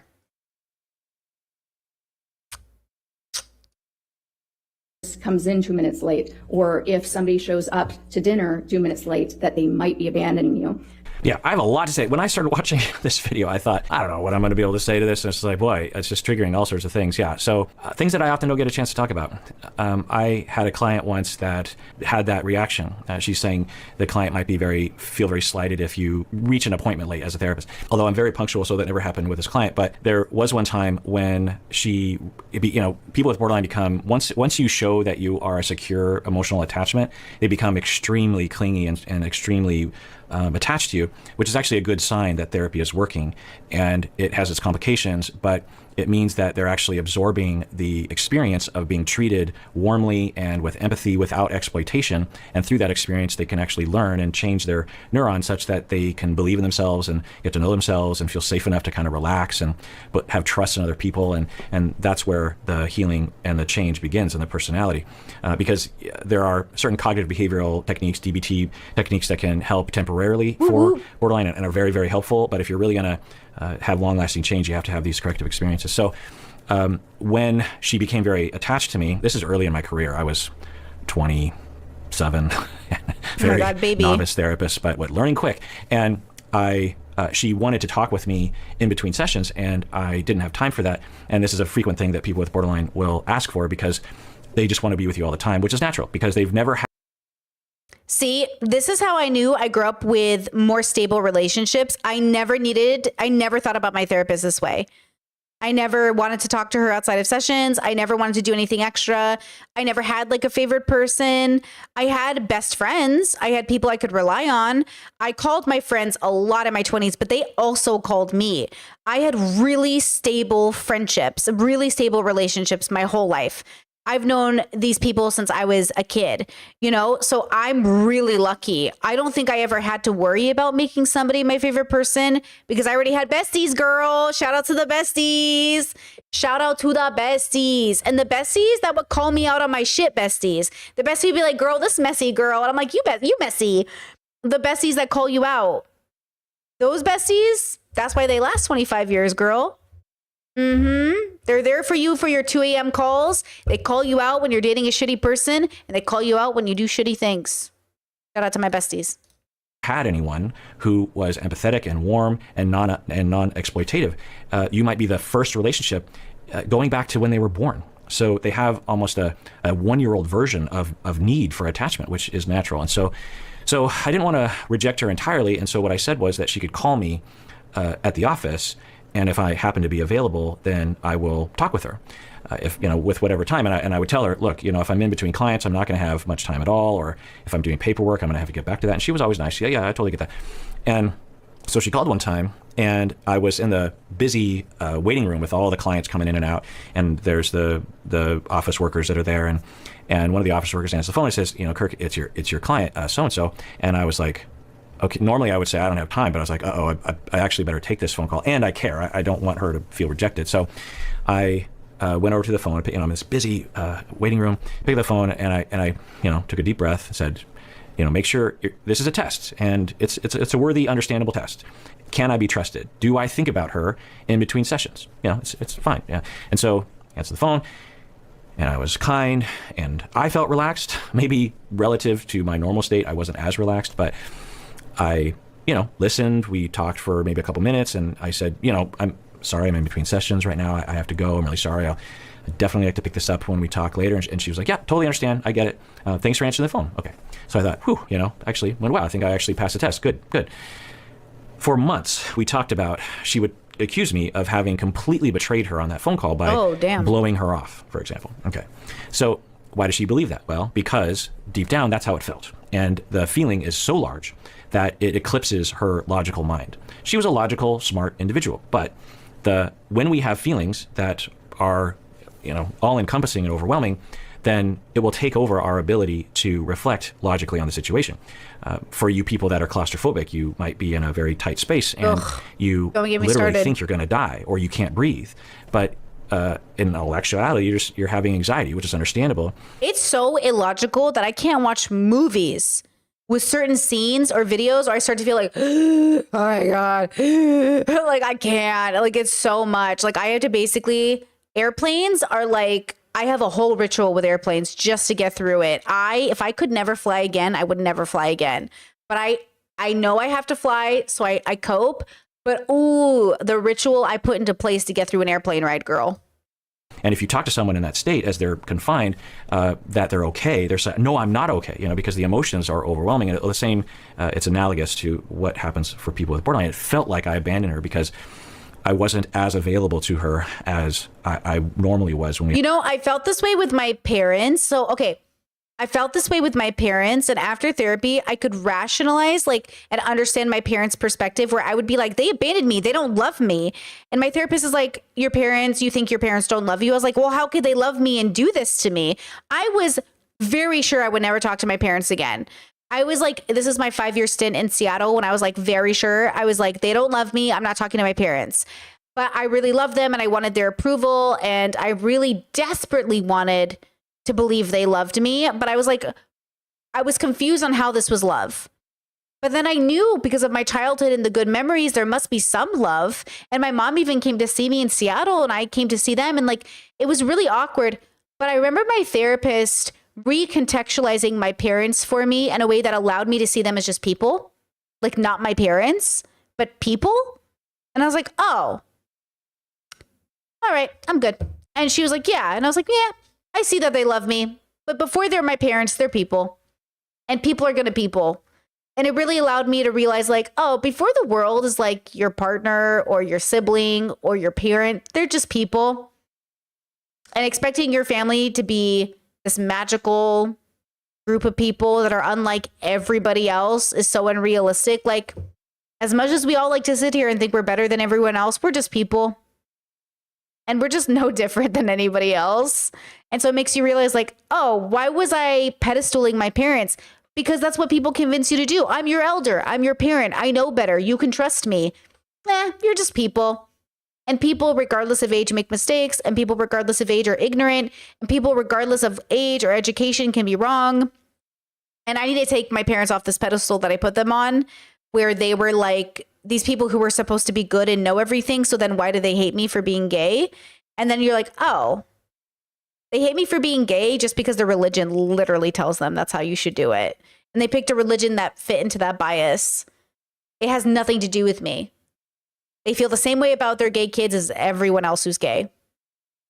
Oh, okay. It became so much easier to humanize them and therefore humanize myself. And after that, baby, chill as fuck, boy, chill as fuck.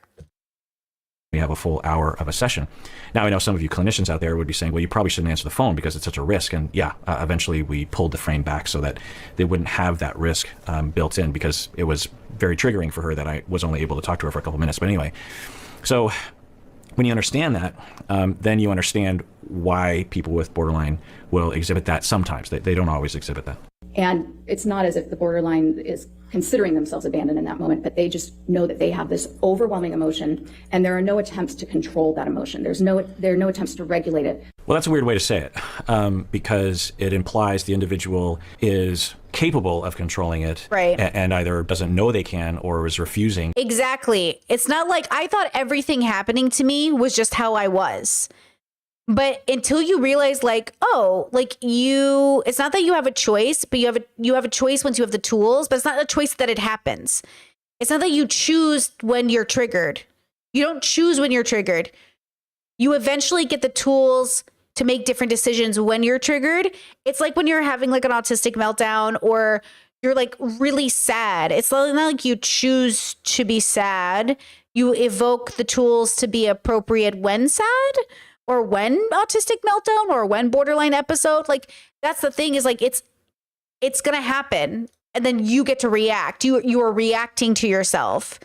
And then I've learned to pick up the tools from DBT to react better, not to stop it from happening. It did stop happening frequently, triggers and stuff, because you get healthier and you grow and you recontextualize life and you process things better. The tools taught me to process things better. So over time, I would be triggered less because I could process faster, right? Like, it's just like, it's a skill. To control it, and that is not true. Individuals with full-blown borderline personality disorder, without significant training and help, will not be able to regulate their emotions in the same way that if you just talk to someone who's having a full-on claustrophobic panic attack, you need to control your emotions. Or, Right. how come you're not trying to control your emotions? It's overwhelming. They can react violently, they can react aggressively, they will often physically prevent their partner from trying to leave if their partner wants to get space from all of this intense emotion. And oftentimes they will be abusive to their partners in these situations. Sometimes, and she's saying that, but Okay, so I'm an isolator borderline. I'm like, leave, I need to be alone. Leave, I need to be alone. And then I go cry in my closet. I haven't done that in years, but I used to cry in my closets because they was like a safe space, funny enough. I'm afraid of small spaces, but not if I put myself there. So, but this other person that I'm thinking about who could be borderline, they would do this. Actually, now that I think about it, yeah, it's interesting, that idea. I didn't do that. That's why people didn't genuinely think I had borderline for the longest time. Because when I was upset, I feel like I did the opposite of what all of these things are. But I think that's my Taurus energy. That's my independent self, girl.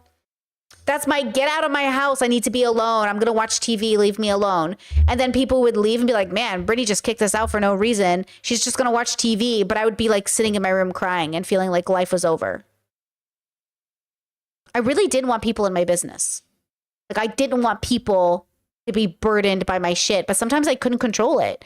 Like, I remember one time we were all getting ready to go out and be with friends. And I was dating this girl and I was dating this guy. And this guy had a habit of every time I was dating a girl, he would try to date her.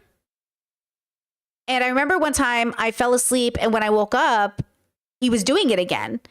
And it just like, it hit me like a switch where I was like, why do you keep doing this? Why do you keep trying to date the girls I'm dating? Like, we're poly, I get it. But also you're being like, it feels like you're never giving me space to get to know people, and you always have to get involved. And it triggered the fuck out of me. And I was like, I'm not going out tonight. I don't want to go. And they're like, oh, come on, don't be that person. I was like, I don't want to go. I want to stay home. I don't want to go. I don't feel good. And when I don't feel good, like, I don't want to go out. And I wasn't trying to I can't control when I don't feel good. I don't want to go. This is like, I was like 27. I don't know how old I was. It was in my 20s, 26. I don't know how old I was. And they were just like, oh, okay. I mean, I guess if you don't want to go out. And it was like this whole thing. But it was like, it wasn't like I would react out of nowhere. There was something that triggered it. And I felt like I could explain, like, hey, this is upsetting to me. Now, what I do now at 35 is if I feel myself feeling a way and it feels very powerful, I'll be like, what is that? And I'll examine it, or I'll say, like, we have safe words in place, like, hey, Yellow, I think I'm feeling upset by that comment, but I don't think you meant it that way. Could you explain it to me? And it's like, oh, I'm sorry. Let me like re-explain it to you. And then what we're doing is we're trying with good faith to communicate. We're not trying to pick a fight. We're not trying to trick each other. We're not trying to accuse each other. We're trying to genuinely understand what's happening, right? Chat says, or the autism. Who knows? But I could remember moments like that where I would be excited to go out, but something would happen. I'm like, I'm not going out. I can't do it now. Now it's ruined, which is also, I guess, autism. Is it autism or borderline? Because autism does that where like I will be like ready, but something will happen and I'm like, the mood shifted. I can't do it now. I like this food I just made. The texture's off. I'm not eating it. Ooh, yeah, that's a good question. But the good news is that it doesn't ruin my day when things happen now. So my day is not ruined anymore if something gets switched. It can get bad. Like, it can get not planned. Like, sometimes I'm like, oh, I don't want to plan through this. Or sometimes, like Chet says, I will push through, right? Like, I will push through. So if I willpower my way through things, I will pay for it tomorrow. So I try to put myself in a position where I don't have to pay for it tomorrow. But if I can push myself through things, but I will pay in negative spoons for it the next day, you know? I would say it's more often not true than true that people with borderline will exhibit that behavior. Sometimes they'll physically restrain them from leaving and become injured that way, but also People with borderline personality disorder, it seems to be a predictive factor for women who implement violence against their partner. And one of the most common tactics that they'll use is actually physically assaulting and then getting harmed themselves. But mostly, we call this administrative violence. Essentially, this is saying that they'll make threats using the legal system. So that's true. This does sound like that family person I told you about. The family person, the reason they're so kind of scary to deal with is, and I'm not really afraid of them, I'm just like sad they're sick because that sucks. They'll like be like, they'll try to like use the legal system, or I'm going to call the cops, or I'm going to do these things to you. I'm going to sue you. And I'm like, even like, what are you doing? Like every time you talk to them, but then they're very smart. But then you're like, is it your illness or is it your introspection? Are they a one who can't eat the cupcake? This is the ponderance I have in life. How can you be so smart and making these decisions? But then if you are sick, what's happening with your experience that is so different from mine? Like, how would we have, you know what I'm saying? Like, what is happening with your experience that's so specific? And that's why I think the brain is so interesting. What is happening with their lived experience that like, they just, yeah, that's so interesting.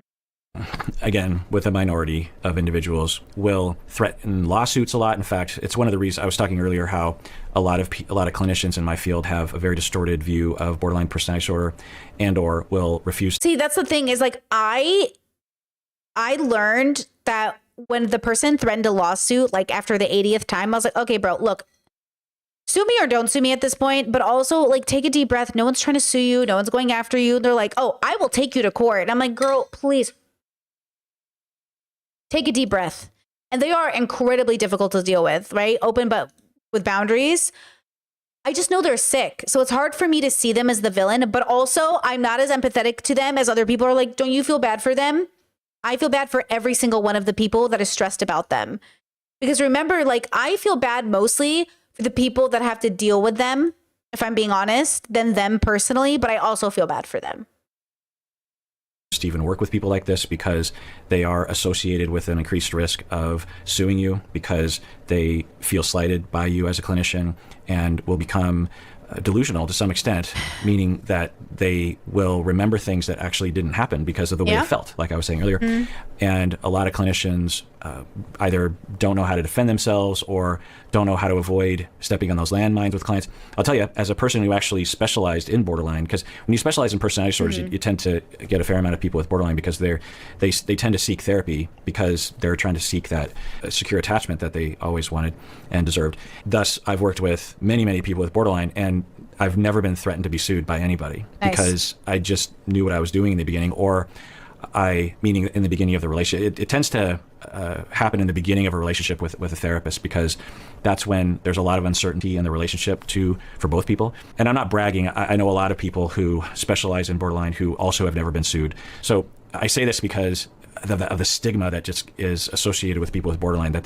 I've heard other clinicians say like they'll hear about a client who is suing a therapist and they'll be like, oh, they must be borderline. And I'm just like, oh God. Oh, wow. I mean, when you hear clinicians saying stuff like that, it's pretty awful. Might say that they are going to file a restraining order or claim abuse, or they might do these things to essentially try to keep their partner from leaving. I've worked with some clients with borderline who are obsessed with restraining orders and lawyers and courts and suing. Essentially, it's this displacement of their anger towards their original caregivers. They felt betrayed and abandoned growing up, and so they have legitimate rage about that. Yeah, one of the things that makes this hard is like maintaining work. So my therapist asked me like, do you work? I was like, yes, girl, I'm a workaholic. And like, that's the thing is like, I love stability. The autism, I tell you, I love my stability. I love my stability so much. I will kick everybody out of my life to maintain my stability, which is a cope, which we don't do. But I'm not kicking them out because I don't want them there. I just want to be peaceful, but that's not real peace. Real peace is learning how to be. But then there's that infamous quote, like, you think you're enlightened? Spend one day home with the relatives, like back home with mom and dad, and see how enlightened you are. We are biological creatures having a biological experience. You know, it's easy to say you're enlightened until you go home for Christmas. You know what I'm saying? And you have to deal with your family telling you don't remember your childhood. It's hard because, you know, I think Dr. Kirk Honda is right. Like most people I know who are diagnosed with borderline are really functional, reliable people. But I think a lot of the people that aren't seeking help or getting better could also be borderline. I think that's the difference. Are you actually getting help or are you not getting help? And are you aware that you're not getting better? And that's the thing, right? Like, are you aware you're not getting better? Because I know I got better. The proof is in my pudding. I know my friends got better. The proof is in their pudding. I know the people in my community got better. The proof is in their pudding. Their lives are so much better now. But I know the 1 or 2 people I can think of, 3 people, I'm like, their life did not get better. It's been 10 years and they are worse than when I knew them.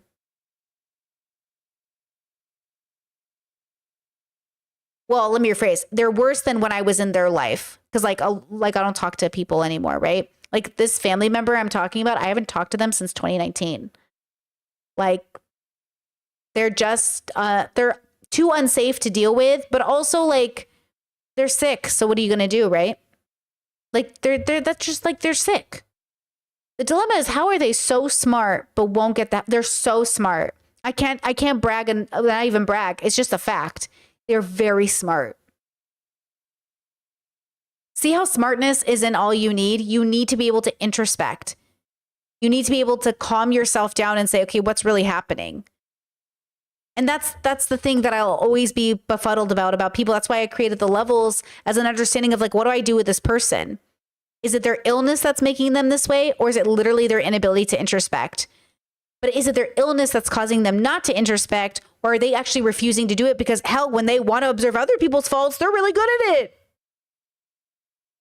That's why I say, like, ones aren't stupid, but they're unwilling to eat the cupcake. They're unwilling to grow. And for those people who are understanding what does eat the cupcake mean, imagine a man who's thirsty and hungry in a desert, and you show up and offer him a cupcake, and he refuses to eat it. And you're like, what? You're literally starving and dying. Eat this cupcake. And he's like, no. That's what it's like dealing with ones. It's like you show up, you offer them a cupcake, and they're like, no. So regardless if you are, remember to eat the cupcake. Because if you refuse enough cupcakes, you will won. And that's interesting to me. Why would you refuse as a starving person the cupcake? And you would say nobody would ever do that.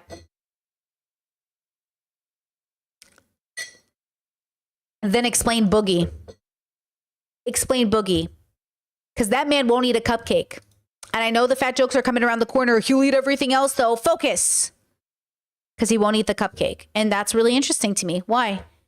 No matter how much intervention, no matter how much wealth, fame, status, he won't eat the cupcake. See, Amber Heard doesn't come across as somebody who won't eat the cupcake. But she comes across as somebody who has something going on, girl. Something going on. And the question is, what is it? I don't know if it's malicious and vindictive, but it's something. And it just gets displaced onto people in their adult life when it absolutely doesn't apply. That type of borderline, which I'm going to say is actually kind of rare in my experience. You know, I might put it on the order of like 2 to 3% of people with borderline have that presentation, maybe a little bit more.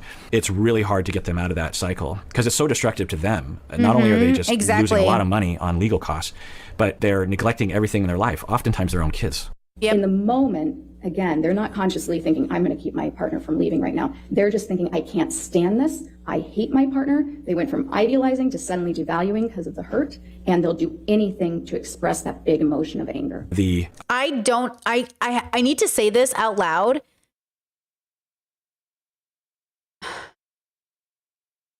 Yeah, this, I think I was so self-inflicting with my frustration. I'm so self-inflicting that I never thought like, I love you, I hate you. I was thinking, I love you. This isn't working. I hate me for picking. I hate me for doing this. Like something isn't working. I feel awful. I want to die. Like I just wanted to die. Like I wanted it to stop. But I did get frustrated. I did like hate people in general, but I didn't hate people any more or less than other people around me. I'm not convinced. And now I don't hate anybody, but I never felt like it was extreme. But that family member I'm thinking about, they're one of those people.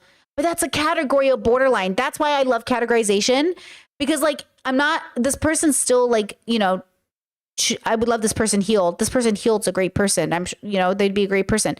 But this is why categorization is so important. Because what if you're a borderline person hearing this and you don't identify with it and now you're extra confused? You know how many autistic bubbles I see on TikTok and I'm like, this is not my experience.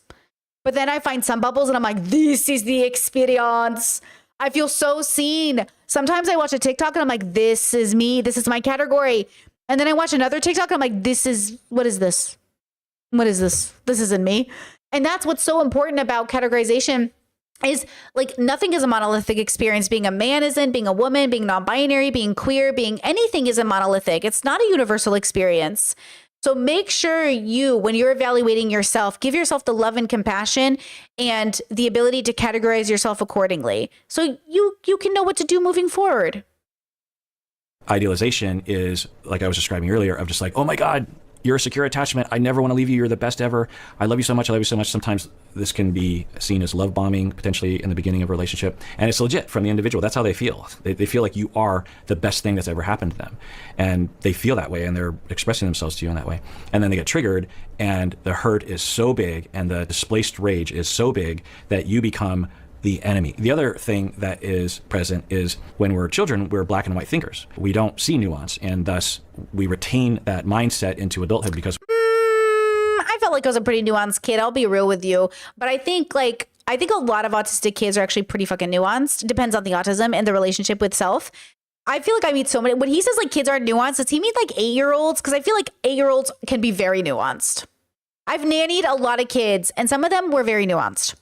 we weren't given a secure environment upon which we could begin to accept nuance. All right, well, that does it for that episode. I guess I'm now committed to watching all these videos. Chat says, I don't think I experienced real hatred, but when I'm splitting, it feels like that way.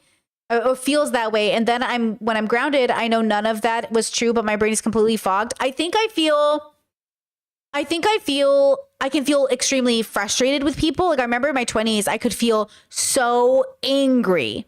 Like I was so angry in my 20s. Like I would like hurt myself when I was angry. And I know, that's the problem. I know autistic meltdowns can also involve self-harm. So that's what's confusing about which one is which, but none of it meant I was a danger to somebody else. Like I want to make it abundantly clear, just because you hurt yourself does not mean you're going to hurt other people in that way. And like I would take it out on myself.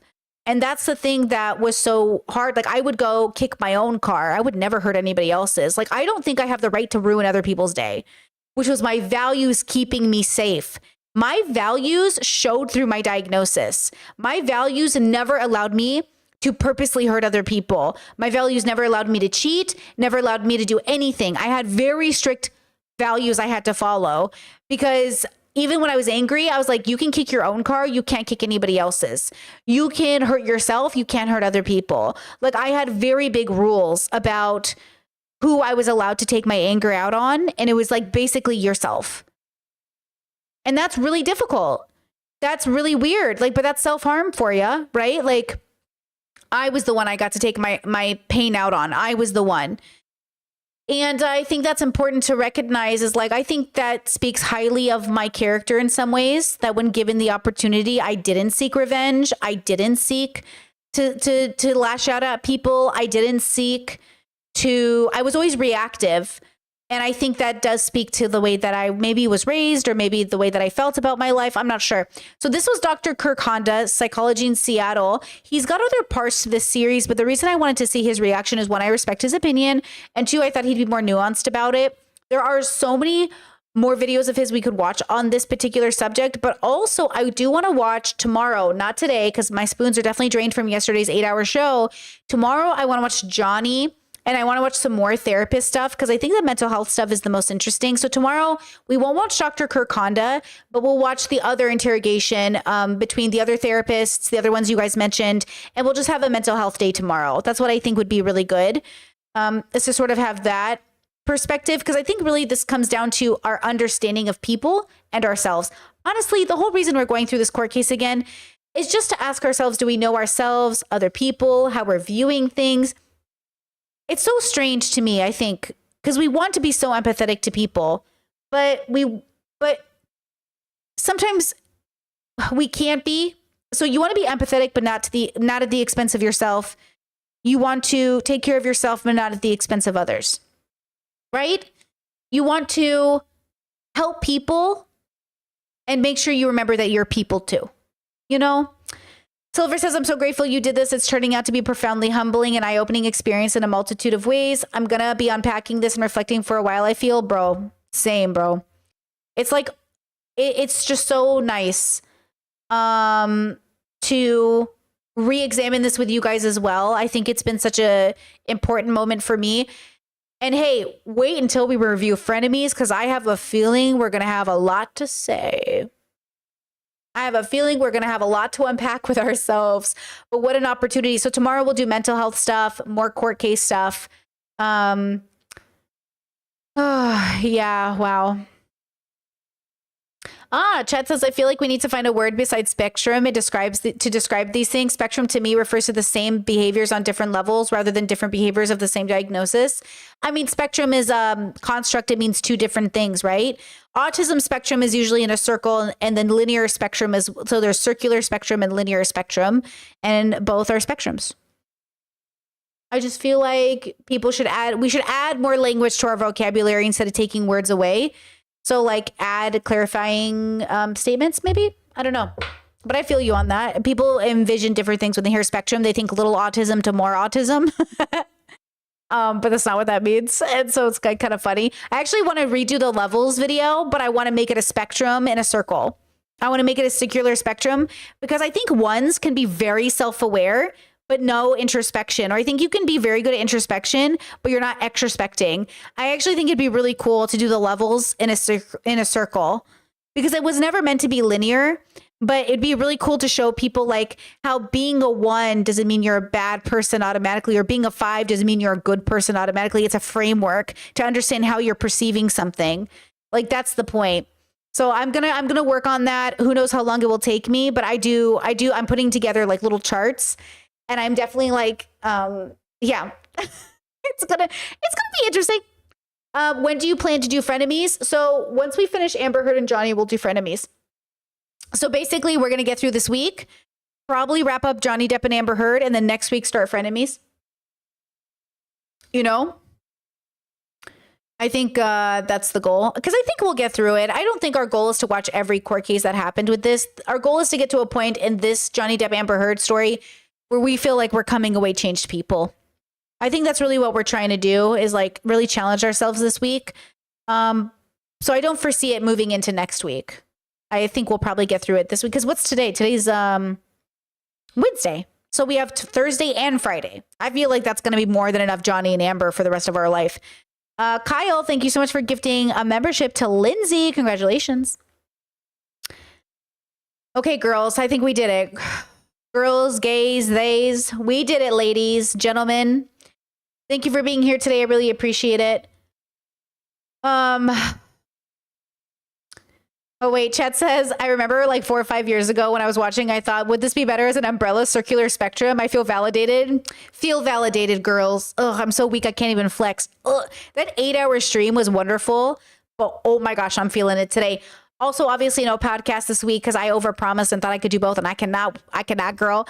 But I will have a podcast for you Monday. Friend of me starting on Tuesday. It's gonna be great. All right, please like the stream before you head out, and I will see you guys again tomorrow. Bye bye. Bye bye. Bye bye. Bye bye.